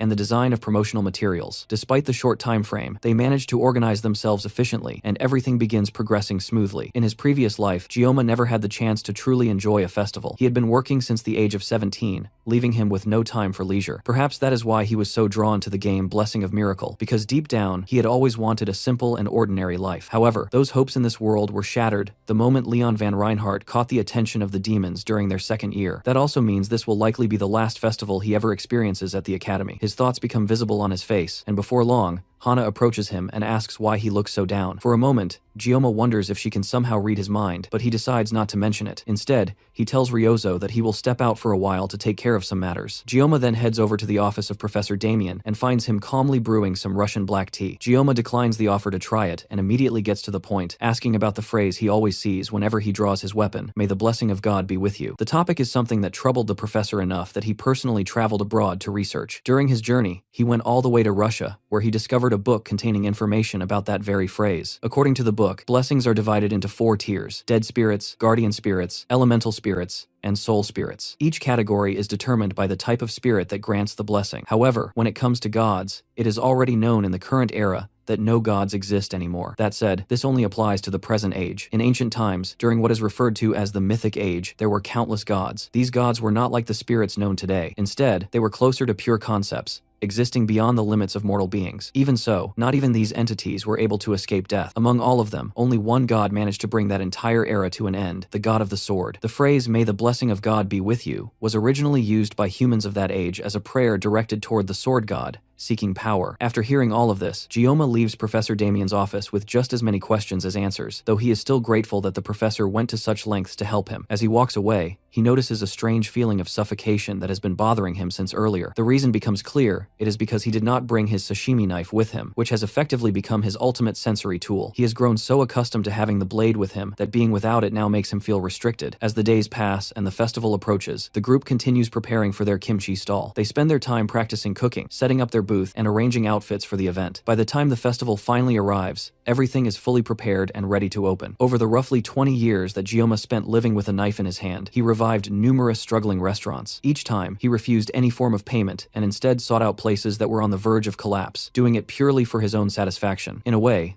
this became his own form of romance. Perhaps his sudden desire to participate in a festival is simply a late manifestation of a youthful phase he never experienced. Now, with only 10 minutes remaining before they open their stall for the first time, his club members arrive to begin their shifts. Knowing that this might be the last festival they will experience together, Gyoma makes up his mind to enjoy it to the fullest. Elsewhere, Rachel and Abel walk through the festival while wearing disguises and taking pictures together. The atmosphere around them feels surprisingly festive, and the main reason for that is most likely because so many important figures have shown up for the event. Abel mentions that her grandfather was supposed to be one of those people attending, but since he has already retired and does not enjoy these kinds of gatherings anyway, he decided not to come. As they continue walking through the fair, Rachel notices a flyer lying on the ground that advertises kimchi hot pot. Meanwhile, the heroes begin appearing on stage one by one, which causes excitement to rise among both the crowd and the students watching. Eventually, All Mute makes her way through the crowd, and the moment people even catch a glimpse of her, they go wild. Among those reacting is Speed Weapon, who immediately starts shouting in excitement as soon as he sees his hero step onto the stage. While doing that, however, he ends up squeezing and crumpling the flyers that Ryozo told him to hang up earlier. Ryozo quickly notices this and comes over to scold him right away. She grabs him by the tip of his ear and starts dragging him back toward their booth, but along the way, he suddenly trips over someone's boot. Both of them look up at the same time and see Rachel and Abel standing right in front of them. Meanwhile, back at the travel club's booth, customers are slowly starting to come in, but business is still moving at a slow pace. Inside the kitchen, Chloe is handling the vegetables with skill, cutting them cleanly, while Gyoma focuses entirely on cooking. He only showed her a small portion of his technique, but even from that, she has already become very good with a knife. As the amount of work begins to increase, Gyoma starts wondering where Ryozo and Speed Weapon went, and not long after, Ryozo returns while dragging a beaten-up Speed Weapon behind her. Right after that, Rachel suddenly rushes into the booth and runs straight toward Gyoma, trying to hug him. However, she is immediately blocked by Chloe, who is fully ready to stop her, even if she has to use a kitchen knife to do it. Behind Rachel, Abel stands nervously and greets Gyoma, her face completely flushed red. The two of them take their seats as customers and prepare to be served. While Gyoma is cooking their food, he cannot help but wonder why they came here in the first place. Even though he was the one who promoted the booth, he never actually expected them to show up. Since he does not want any trouble, he thinks that the safest option would be to send them away before more customers arrive. Meanwhile, Rachel points toward Sanhana and mentions that she is the girl Gyoma was smiling at earlier. This time, however, instead of reacting angrily like before, Abel responds in a more relaxed manner, although it is obvious that she is pretending not to care. The two girls did not take part in any festival activities, and Abel tries to justify it by saying that exams are coming soon, so they need to focus on studying instead of doing things like this. At the other end of the booth, Speed Weapon is in terrible condition after being dragged back by Ryozo. It is clear that she gave him a proper beating before they returned, and the bruises on his face are easy to see. Even so, he is not embarrassed about it, and continues defending his fangirling over All Mute and explaining explaining why he went to see her. Gioma points him toward an ice cooler and tells him to use the ice to treat his injuries. As Speed Weapon walks away, Gioma's thoughts drift toward All Mute. Her real name is Khan Elizabeth, and she is an American hero who has already been mentioned as a candidate for the next 7-star position. In this world, the United States stands as one of the top superpowers alongside Korea. Because of that influence, they have built their own independent system within the hero world, where heroes are treated more like celebrities, and the entire system functions almost like a business. The real heroes are the ones who leave behind their names through death, while the celebrity heroes live off their fame and reputation. This creates a strange middle ground, where heroes have gradually become nothing more than tools for cheap publicity. From Gioma's point of view, neither the traditional heroes nor the celebrity heroes match his ideals. He feels relieved that he was not reincarnated in America, because he would probably have ended up with some ridiculous name like Sashimi Man, and been forced to wear a tight spandex outfit. Up until now, he and Khan Elizabeth have never officially crossed paths.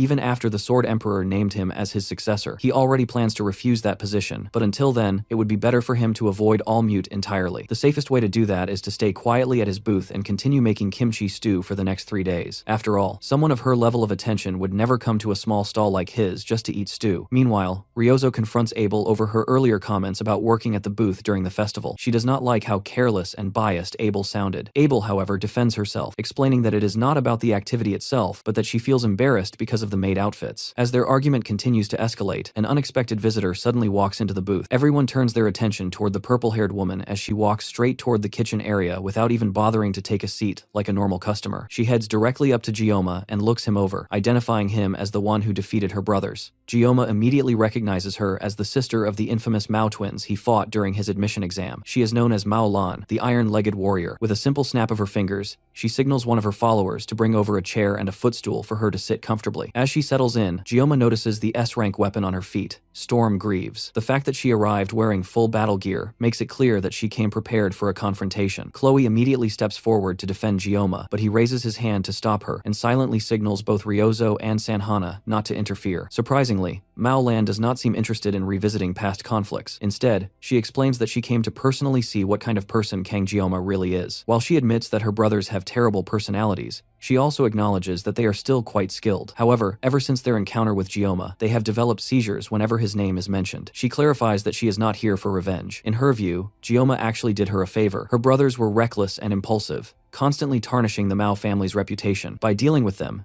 Gioma effectively removed that problem, clearing obstacles from her own path. Mao Lan makes it clear that she is aiming for a position among the 7-star heroes, and her influence and popularity are strong enough to rival even Khan Elizabeth. However, she lacks the same level of ability as All Mute, and is also burdened by the negative image associated with her brothers, making it less certain that she will achieve that goal. Since that seems to be the extent of what she wanted to say, Gioma sees no reason to continue entertaining her, and turns back to his work. But just before leaving, Mao Lan throws out a remark criticizing his cooking, clearly intending to provoke him. That comment immediately catches his attention. Gioma abandons his attempt to keep a low profile, and follows after her, unable to ignore the insult directed at his cooking. Word spreads quickly throughout the festival that Mao Lan has been challenged to a subspace spar by an unknown cadet. As Leon Van Reinhardt walks through the festival grounds, he overhears people talking about it, and quickly realizes that this unknown cadet is none other than Kang Gioma. His hands tremble slightly when he hears the name, but instead of going to watch the fight, he simply continues on his way. At the stadium, the seats are completely filled with familiar faces, including Abel and Rachel, along with the renowned All Mute herself. Meanwhile, Mao Lan still appears confident in her victory as she looks over at Gioma. After all, facing someone as famous and powerful as her could easily leave him in the same condition as her brothers. Gioma ignores her taunts and immediately gets to the point. She deliberately provoked him into this situation so she could fight him and justify her brother's defeat. Mao Lan does not deny it. As the subspace is deployed, Gioma calmly tells her that she will never become a 7-star hero. The moment the fight begins, the two clash, creating an explosion of smoke. When the smoke clears, Mao Lan's body is left searching through the haze for Gioma, while her head has already been sent flying before she even realizes what has happened. Back at the booth, Sanhana seems to be the only one genuinely concerned about Gioma, while Speed Weapon is more focused on the growing number of customers arriving. Hana simply smiles at their confidence, but does not say anything further. Back in the stadium, the audience notices that Mao Lan has staggered, even though neither of them appears to have physically moved. Those in the crowd who can sense power beyond normal levels immediately understand what happened. Gioma used the realm of the mind against his opponent. This is a technique that only fighters at the 7-star level can freely control. control, yet Gioma already shows the talent to use it. Mao Lan is instantly reminded of her old acquaintance, All Mute, and the overwhelming gap in talent she once felt during their academy days. Gioma must have used that mental realm to show her what would happen if they truly fought. By demonstrating the difference in their abilities without physically attacking her, he preserved her dignity, while also avoiding potential international complications. Kang Gioma is clearly no ordinary academy student. There had been occasional rumors among the higher-ups, but now it is confirmed he truly is the successor chosen by the Sword Emperor. A flood of emotions, envy, jealousy, fear, and awe fills Mao Lan's mind as memories from her school days resurface. However, she refuses to accept defeat so easily. As soon as she regains her composure, she charges forward, delivering a wide, sweeping kick aimed at Gioma's face. Gioma steps back and smoothly ducks under her follow-up kick with remarkable speed. The shockwave from her attack is powerful enough to affect even those outside the subspace, and Gioma briefly glances at the damage it caused. That brief moment gives Mao Lan the opening she needs to leap above him, raising her leg high to deliver a final decisive strike. Gioma narrowly avoids it as the impact sends rocks flying into the air. Before he can recover, Mao Lan kicks those falling rocks toward him with precise timing. Gioma slices through them effortlessly with his knife, filling the air with dust and debris. However, a single red thread cuts through the cloud, aimed directly at his chest. He raises his blade just in time to block it, though the impact nearly destroys his knife. Even so, he quickly restores it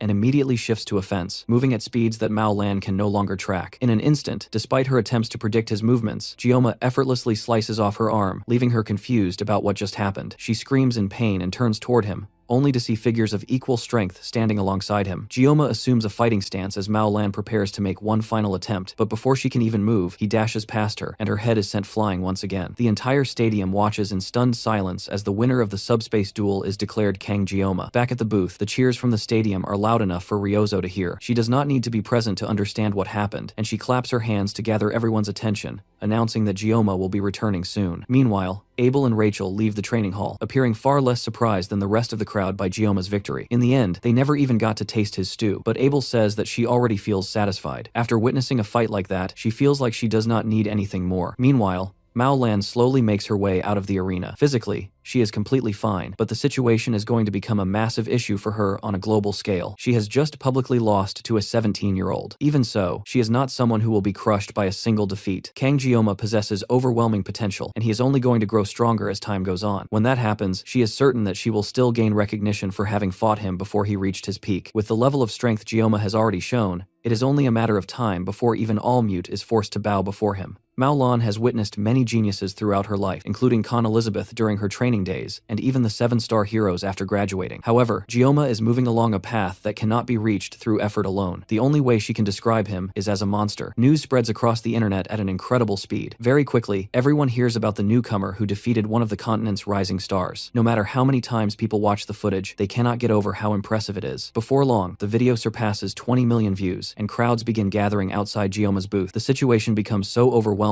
that the travel club is forced to hand out numbers just to manage serving people fairly. Meanwhile, Ryozo struggles to hold back intrusive journalists who are trying to push their way in to interview Gioma. Behind him, people are taking photos and uploading them online, tagging him as the Sashimi Sword Saint. By now, countless articles and videos have been released discussing his battle. Gioma had expected attention, but what he did not expect was to be given a new title. The title of Sword Saint is not something that can be obtained in the game Blessing of Miracle. Only the Sword Emperor eventually receives it, and since he has stepped down, the title should have disappeared. Yet somehow, it is now being attached to Gioma, with sashimi added in front of it. Ryozo has not stopped teasing him about it since it started, and although it sounds almost like a joke, the consequences are very real. More than 1,000 people are already lined up outside the food stall, and it becomes far too much for them to handle. On top of that, Chloe is reaching her limit and is on the verge of hurting herself due to the workload. Things become so overwhelming that Gioma even considers using a sword to keep up. At that moment, the sushi chef he met earlier suddenly appears at the stall, accompanied by Nox. Gioma begins to explain that they are too busy to talk, but the chef clarifies that they are not there as customers. Instead, they came to help after seeing how much attention the stall was receiving on the news. With the additional help, the situation quickly improves, and the workload becomes much more manageable. By the evening, the crowd finally disperses, and everything settles down completely. Gioma heads to a quiet spot to rest and enjoy a small snack. It is not something he would want to go through again, but he admits that the experience was still enjoyable. Not long after he begins relaxing, Nox approaches him, and Gioma thanks him for coming to help at the stall. Taking advantage of the calm atmosphere, Nox asks whether Gioma will be available the next day. He explains that the head of the Auditore family wishes to meet him. This man is known as the greatest assassin of all time, someone who maintains order from the shadows. His name is Altair Auditore. For someone like him to request a meeting, Gioma can only assume that it is related to the Council of Elders who attempted to have him assassinated. There is no way Altair did not witness his battle against Maolan, which means he must have also seen Gioma use the realm of the mind. According to Nox, this is the first time the old man has shown interest in someone outside their circle. Not even a 7-star hero is considered worthy enough for him to personally appear. Nox is certain that Gioma would want to meet him as well, and he would not be wrong. There are many things Gioma would want to ask. After all, he still owes both the sushi chef and Nox for their help, and this meeting could serve as a way to repay them. However, after thinking it over in silence, Gioma ultimately decides not to go. He is simply too tired and unwilling to deal with something like that right now. As he leaves, he thanks Nox once again for helping out at the booth. Elsewhere, inside Medea's office,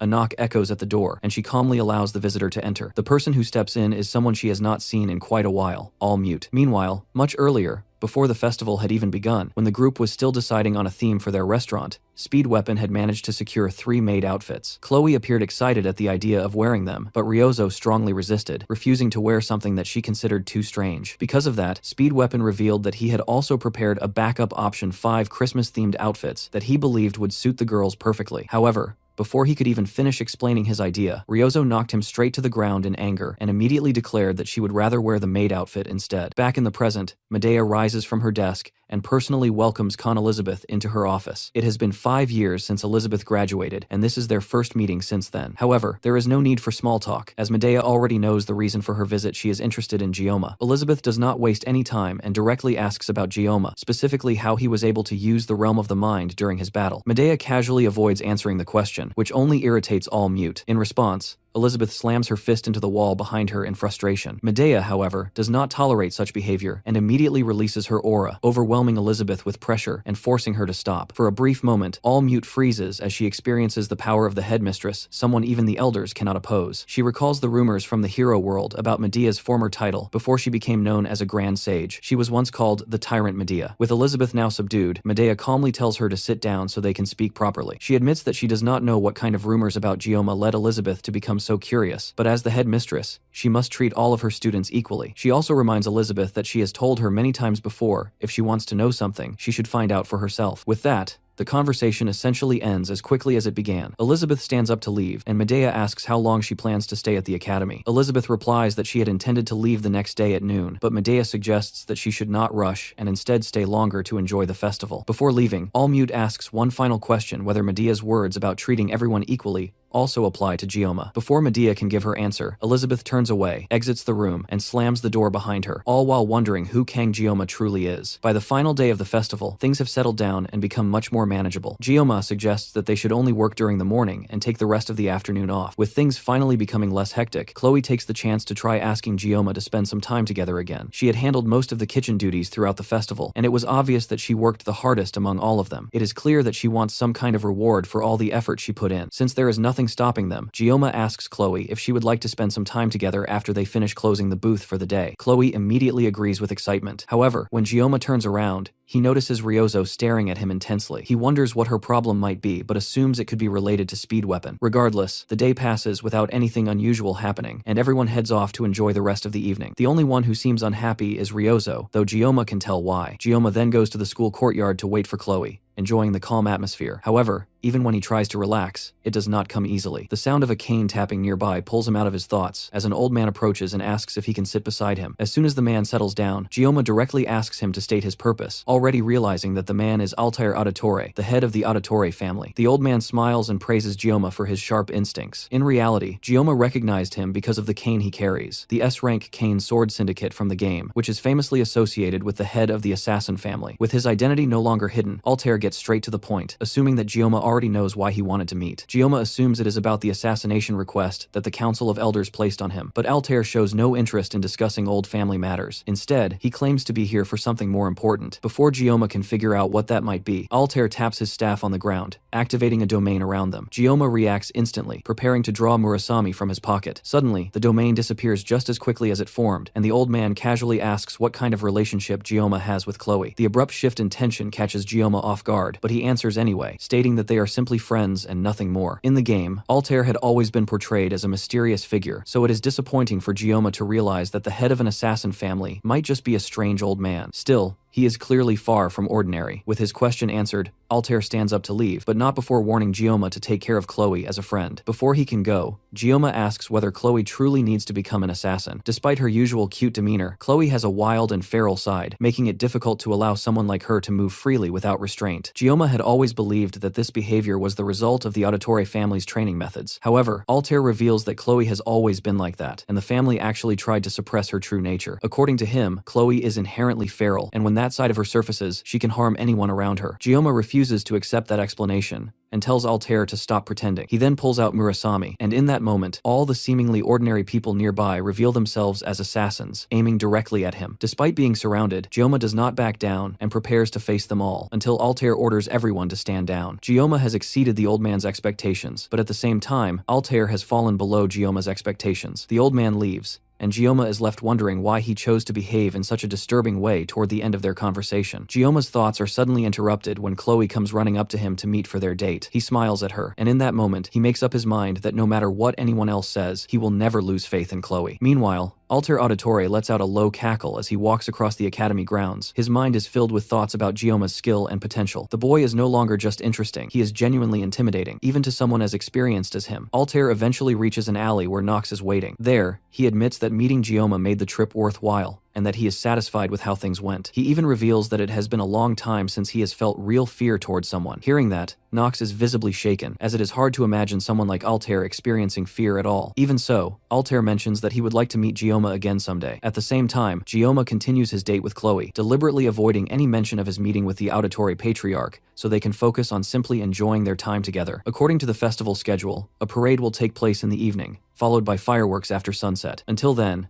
they decide to walk around and take in the sights of the academy. The two of them spend the day exploring together, enjoying the festival atmosphere. By the time evening arrives, Gioma starts to feel tired, and Chloe notices it right away. She asks if he is exhausted because of her, feeling a bit self-conscious since she thinks she did not help enough during the festival preparations. In truth, without Chloe, the cooking booth likely would not have functioned at all. Gioma gently pats her on the head and reassures her that she did her best and was a huge help throughout everything. As they sit together and enjoy the moment, Chloe gathers the courage to ask Gioma something important, but before she can say it, Speed Weapon suddenly calls out to them. Gioma is confused since they were supposed to spend their time separately. Speed Weapon shows him a message on his phone that appears to be from Gioma, telling everyone to meet up at 5. Gioma immediately realizes that he never sent such a message, and not long after, Ryozo gives him a teasing smile, making it clear who was responsible. As evening falls, the festival parade begins, and Chloe pulls Gioma along to watch it. The others excitedly try to drag him toward the crowd, but he resists and sends them ahead without him. Once they leave, he sits down alone on a nearby bench. Crowds have never been his thing, and he prefers to experience the festival quietly. From where he sits, he looks toward his friends, with Chloe standing at the center. Even from a distance, she looks happy, but he cannot help remembering that she had something she wanted to say earlier. Looking ahead, he notices several couples enjoying themselves, laughing and playing together. It makes him realize that he may have chosen the wrong place to sit. After spending so much time fighting demons and struggling to survive, it is easy to forget that the original game Blessing of Miracle always had a strong focus on romance. In his past life, he never had the time to think about relationships. He only appreciated the characters in the game, and although he was initially nervous around them, he still does not fully understand his own feelings now. It has only been 3 months since he entered the academy, yet he has already gone through countless life and death situations. There has been no opportunity for him to reflect on himself, especially over the past few days. He has constantly felt tense, without a single moment where he could truly relax. His thoughts are interrupted when a familiar voice approaches him. Ryozo walks over and casually drops down onto the bench beside him. Gioma glances at her as she settles in. She is one of the main heroines in the original game, and even though he has used her as a character before, he has never been able to fully understand her. Still, he trusts her abilities and her judgment. Ryozo begins to blush when she notices him staring at her and calls him clueless for not recognizing her advances. Gioma, however, takes her words too literally and grabs her shoulders, thinking she might be referring to some kind of danger. Being pulled so close to him makes her even more flustered, and she quickly pushes him away, complaining that he is hurting her. The two fall into an awkward silence. Ryozo then asks if he is upset about being pushed away. Gioma says he is not, and instead says he has something he wants to ask her. That immediately makes her blush even harder as she starts overthinking what he might say. As she struggles struggles to form words, Gioma asks her if there is someone she likes. Ryozo blushes deeply at the question, but then Gioma follows it up by asking if she likes Leon van Reinhardt. That instantly wipes the blush from her face. She crosses her arms and mutters that she should have known better than to expect anything from him. Gioma, however, is confused, since in the game he clearly remembers Ryozo being interested in Leon by the time of the final exams. Trying again, he asks if the person she likes is Speed Weapon, which immediately earns him a slap across the face. He walks away to tend to his injury, wondering how someone like an archer can hit that hard. In the meantime, Gioma takes the chance to look through his blessing window. His armament grade has increased to 6,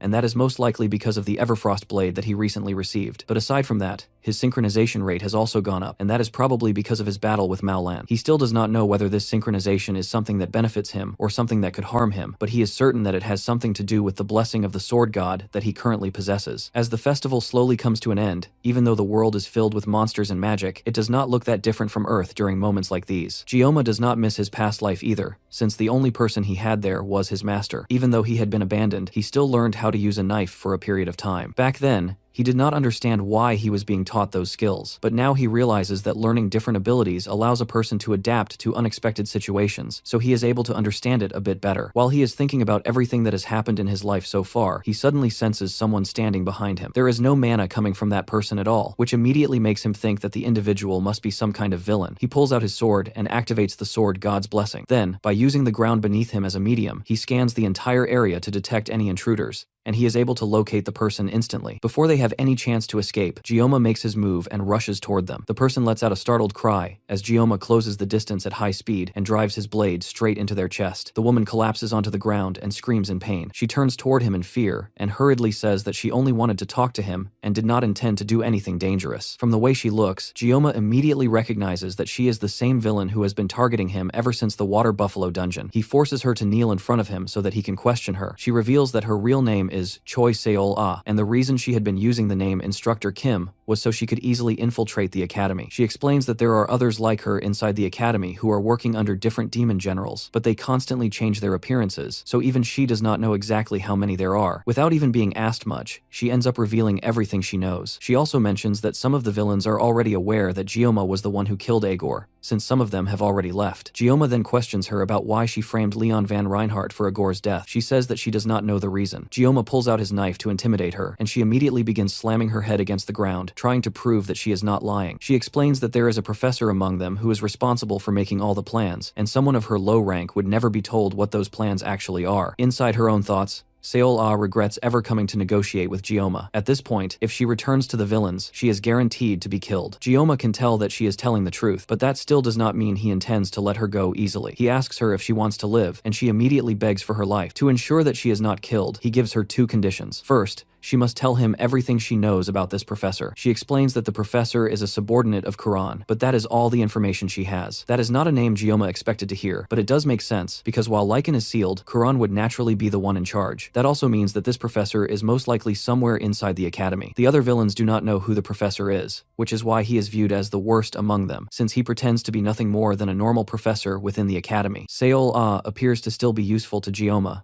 but it is clear that she has lost her position after Agor's death. Gioma can sense that she only has a very small amount of mana left, meaning she is not a threat to him at all. She really did come here to negotiate. The second thing he demands from her are the gems that allowed her to receive mana from Agor while he was alive. Before she can even attempt to lie about them, Gioma cuts them out of her himself. The pair of stones he obtains are what form a contract with a demon general. The general holds the stone that supplies mana, while the subordinate holds the one that receives it. The seal also contains the life force of the subordinate, which means that whoever possesses it can control them like a leash. Now that he has obtained everything he needed, Gioma leaves her behind, deciding that he will make use of her later. As he walks back toward the academy grounds, Ryozo sends him a message asking where he is. The two of them exchange messages for a bit, but when Ryozo starts typing her last message, she hesitates. Before she can send it, the sky suddenly lights up as a massive firework explodes, illuminating the entire area. She deletes what she was about to send, and instead asks him if he saw the firework, then tells him to hurry back to her. Gioma lets out a small smile before making his way back toward Ryozo, ready to enjoy the final moments of the last festival of his academy life. The next day, the festival has ended, and it is time for exams again. Gioma and the travel club gather together to plan what they will do over the next few days, but the discussion quickly turns into the usual argument between Speed Weapon and Ryozo. The argument continues until Chloe steps in and beats Speed Weapon up,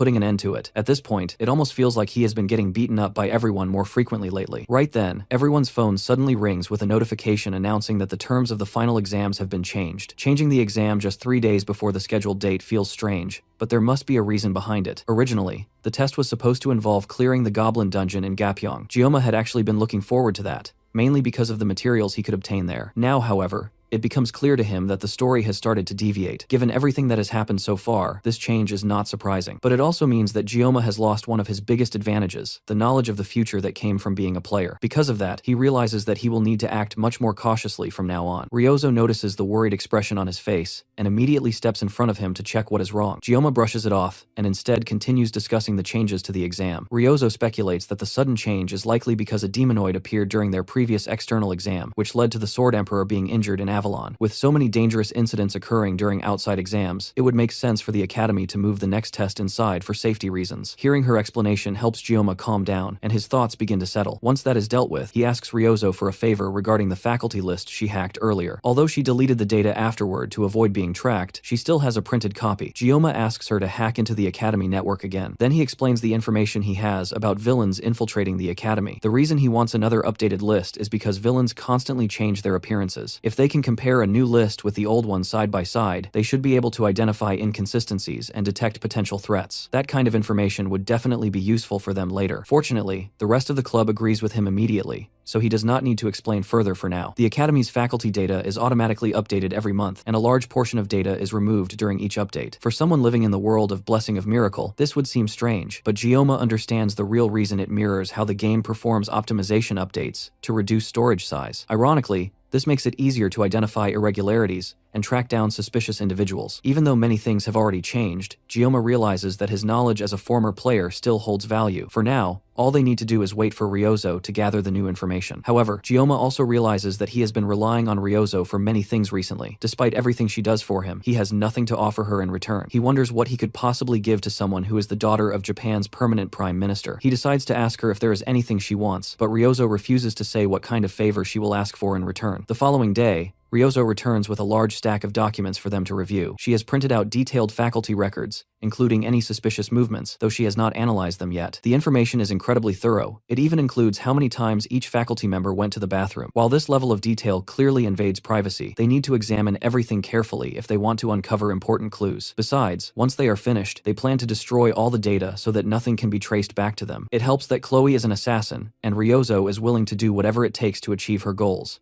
meaning neither of them is particularly concerned about moral boundaries. At the same time, Speed Weapon helps keep things from going too far. The only person Gyoma remains uncertain about is the new member, San Hana. After the group encourages each other and prepares to begin, Hana raises her hand and asks where Gyoma obtained all this information. He has been avoiding that question because he cannot reveal that he knows Choi Seol-ah or that the villains are targeting Leon Van Reinhardt. Explaining everything would only create confusion and take far too long. On top of that, if Chloe found out, she would likely try to kill the instructor the next time they met. Gyoma tells them that he cannot explain right now, but they should trust that the information he provided is reliable. When the time comes, he promises that he will tell them everything they need to know. Even though his answer is vague, Hana simply smiles at him for a moment before they continue their work. Once again, she reminds him of someone, but he still cannot figure out who it is. After spending some time going through the files, Gyoma pauses to take a short break, and Chloe walks over to him with some water. He tells her not to worry too much about how things are progressing, reminding her that she is already contributing a lot and helping in ways that the others cannot. It is clear that Chloe had started to feel a bit self-conscious, so his reassurance helps lift her out of that state. Not long after that, Gyoma receives a notification stating that he has been assigned to a group with San Hana, while Rachel will be acting as the group leader. Gyoma lets out a long, tired sigh, already imagining how exhausting this arrangement will be, though he reassures himself that things should be manageable since Hana will also be there. Ironically, Ryozo then reveals that she has been placed in a group led by Leon Van Reinhardt, which causes Gyoma to chuckle in amusement. Later that day, once the group finishes their meeting, everyone leaves, leaving only Hana and Ryozo behind in the room. Hana prepares to leave as well, but Ryozo stops her and places a document on the table. At the very top of the list, Hana's name appears as a member of the faculty staff. With that evidence in front of her, Ryozo demands to know who Hana really is. She points out that Hana's personality is too well balanced and that she rarely speaks much or expresses her own opinions, which makes her suspicious. Despite Ryozo's confidence, Hana simply starts laughing, which completely throws Ryozo off. Then she points at the document and explains that the person Ryozo is accusing her of being just happens to share the same name as her. Not only that, but that person is currently on a work trip in America, meaning they are not even present at the academy. Ryozo briefly considers whether the data could have been tampered with, but quickly realizes that would be nearly impossible. The system automatically updates the data through the subspace system, and only Medea would have the authority to alter it. As Ryozo's thoughts begin to spiral toward the possibility that even the principal could be involved, Hana calmly interrupts her, telling her to relax. She explains that in Korea, it is quite common for people to share the same name, so it is understandable that Ryozo would make that mistake. With the situation cleared up, Hana stands to leave, but before going, she gives Ryozo a piece of advice. If she wants to win over someone as oblivious as Gioma, she will need to be more direct. That unexpected comment leaves Ryozo blushing intensely. Meanwhile, shifting focus back to Gioma, in the early hours of the morning, he lies in bed thinking about the sudden changes to the exam. He does not have any issue with the changes themselves, but he cannot understand why, out of all people, Rachel ended up as the leader of his group. He does not dislike her, but she makes him feel uncomfortable. The reason for that discomfort is because, as a former player of Blessing of Miracle, he knows that Rachel's interest in him is not driven by love or romance. Instead, she is aiming to secure strong genetics for her bloodline. Ironically, despite that motive, she has never had a boyfriend,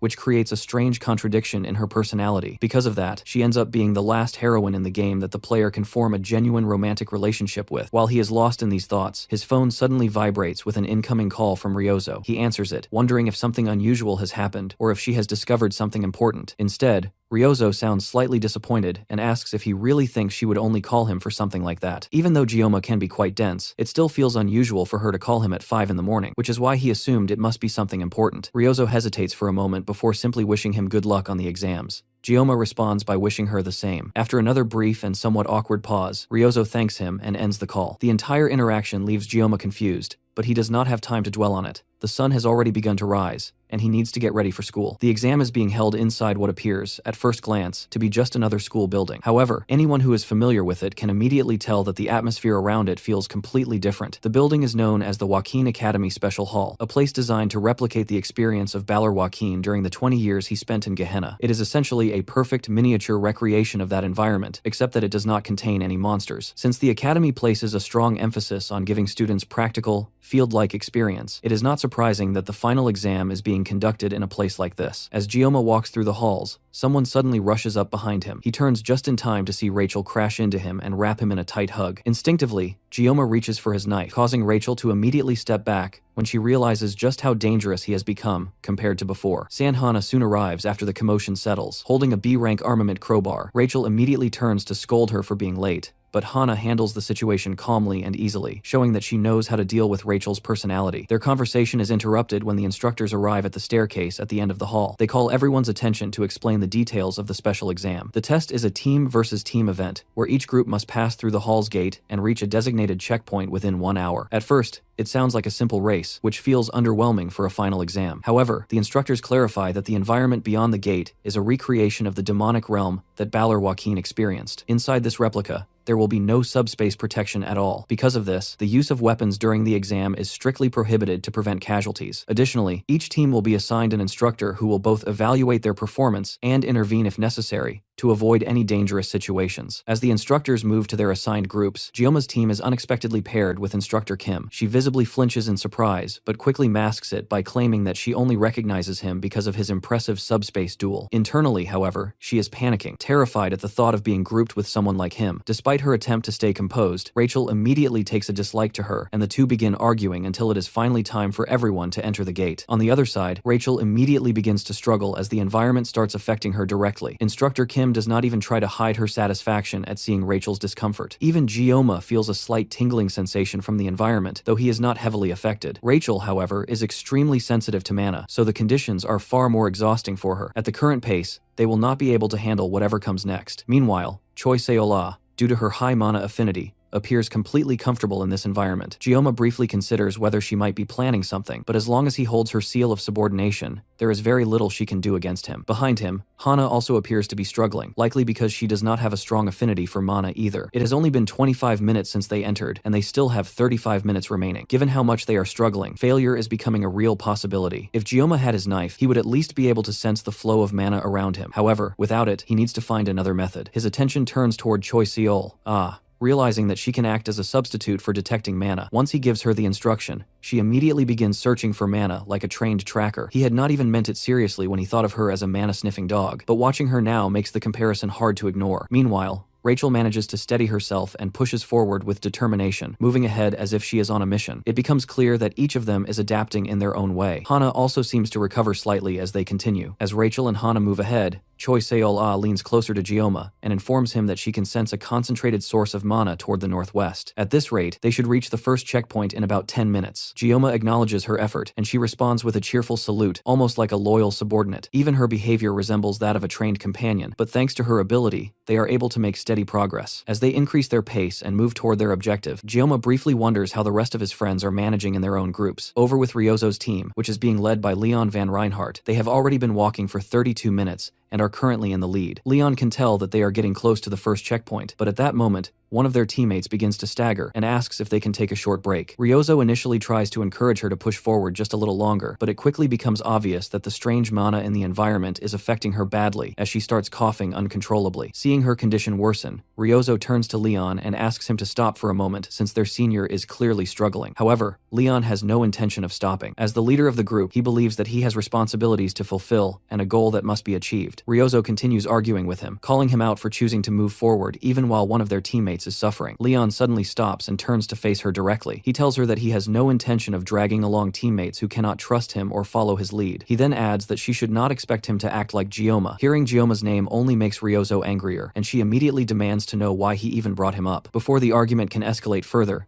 their struggling teammate steps forward and insists that she will try harder. Their assigned instructor also speaks up, encouraging everyone to hold on just a little longer. With that, Ryozo has no choice but to continue moving forward, though she still finds herself thinking about Gioma. Meanwhile, back with Gioma's team, they have been traveling for nearly an hour, yet they have not encountered a single other group of cadets. The reason for this is similar to the uninhabited island survival training scenario. Each team was transported to a different starting point through subspace, and is approaching the same checkpoint from different directions. However, the fact that they have not seen anyone at all also suggests that many teams may have already given up halfway through. Gioma does not blame them, since without Choi Seol-ah, his own team might have had to withdraw as well. He calls out to her and asks how participants are supposed to return if they decide to give up. In response, she pulls a device out of her jacket. It is called a manicaller. By pressing the button on it, the user's location will appear on the administration's monitoring screen. She explains that it is an educational tool developed by the Hero Association using a degraded artifact. Artifacts are remnants from the mythical age, containing power that goes beyond monetary value. There are fewer than 10 true artifacts in existence, and the Hero Association controls them to maintain balance among nations. However,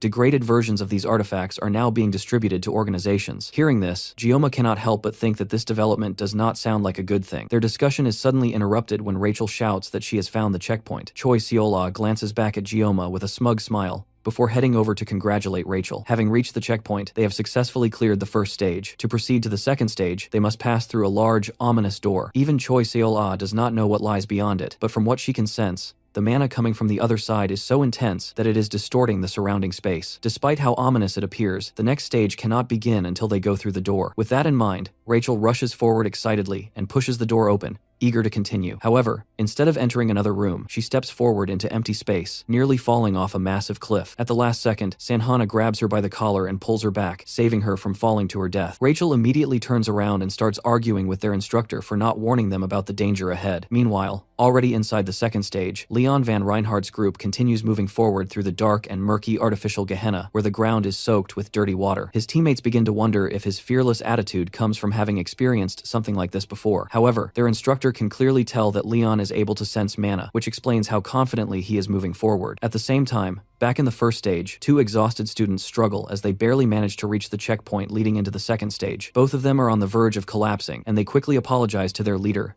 Abel. Abel looks at the door ahead of them while thinking about what to do next. After a moment, she clenches her fist, realizing that pushing them any further would be reckless. She then turns to the instructor and asks them to officially record their forfeit. Outside in the main hall, Speed Weapon leans against a wall, struggling just to stay upright. The exam has been extremely harsh on him, and he even ended up throwing up the pizza he had eaten earlier that morning. Chloe runs over to him, having also failed the exam. Her team simply ran out of time, Unlike Speed Weapon's team, which got eliminated after wandering around in circles, both Gioma and Ryozo are still inside the exam. While neither of them is particularly worried about Gioma, they are genuinely concerned about Ryozo. Speed Weapon, in particular, worries about how she will handle being in a group led by Leon. To shift the mood, he suddenly suggests that he and Chloe should go hunt villains. Even though it is disappointing that they were eliminated so early, at least they can still do something useful for Gioma. Back inside the second stage, Gioma carefully guides his team through a steep and rocky path. Rachel suddenly takes the opportunity to jump onto his back in an ungraceful manner, but she immediately backs off when she senses his hostility. It seems that she has fully adapted to the environment now. Across from them, beyond a wide ravine, they can clearly see what appears to be the next checkpoint. Even though the destination is visible, they cannot afford to act recklessly. Since they have no subspace protection, rushing ahead could be dangerous. Gioma once again turns his attention to Choi Seol-ah, his so-called mana-sniffing dog. He has already relied on her once, so he sees no issue in doing it again. He approaches her and orders her to cross the bridge ahead of them first. Technically, this goes against the rules, but since they are not being actively monitored, it does not matter. Seol-ah tries to object, saying that she cannot interfere because this is an exam, but the rest of the team sides with Gioma. As she continues to resist, Gioma steps closer to her while she lies on the ground. In a firm tone, he orders her once again to cross first, and then promises that if she does it, he will grant her one wish, anything except removing her seal of subordination. That promise gives her enough courage to move forward. She steps onto the bridge and begins crossing. After making it partway, she suddenly freezes and collapses in fear, crying that she cannot continue. At that moment, she looks less like an instructor and more like a frightened child. Even so, thanks to her effort, the rest of them are able to follow safely. Gioma walks up to her and praises her for doing a good job. His words have a deeper emotional impact on her than he expected, and she almost breaks down in tears before regaining her composure and continuing across the bridge. Rachel laughs at her sudden burst of determination and follows behind her, while Hana and Gioma watch from behind. The two of them seem to have unexpectedly good chemistry, though Hana quietly thinks to herself that it is because Gioma is a sinful man, a thought that Gioma himself has no understanding of. Elsewhere, beyond the third gate known as the Tower of Ordeal, Leon's group has nearly reached the top. Even Ryozo is starting to feel exhausted at this point, and she begins to wonder what is driving Leon to push forward so relentlessly. After all, they have not encountered any other teams, so first place is practically guaranteed already. Behind her, their senior finally reaches her limit and collapses, completely drained of strength. Once again,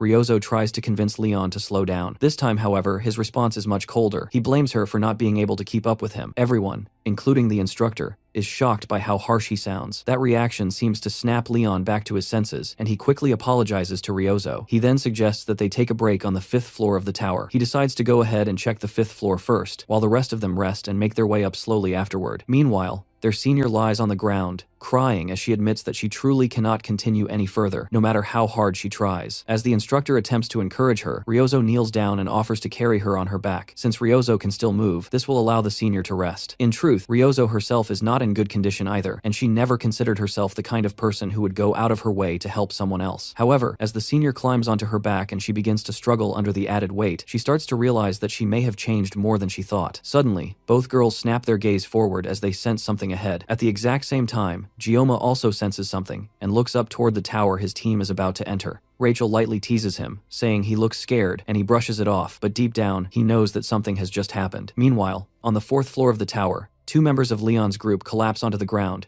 while a figure stands over them, holding a sword soaked in blood. Ryozo curls up in pain as her consciousness begins to fade, her blood pooling beneath her. The final thought that crosses her mind before everything goes dark is Gioma.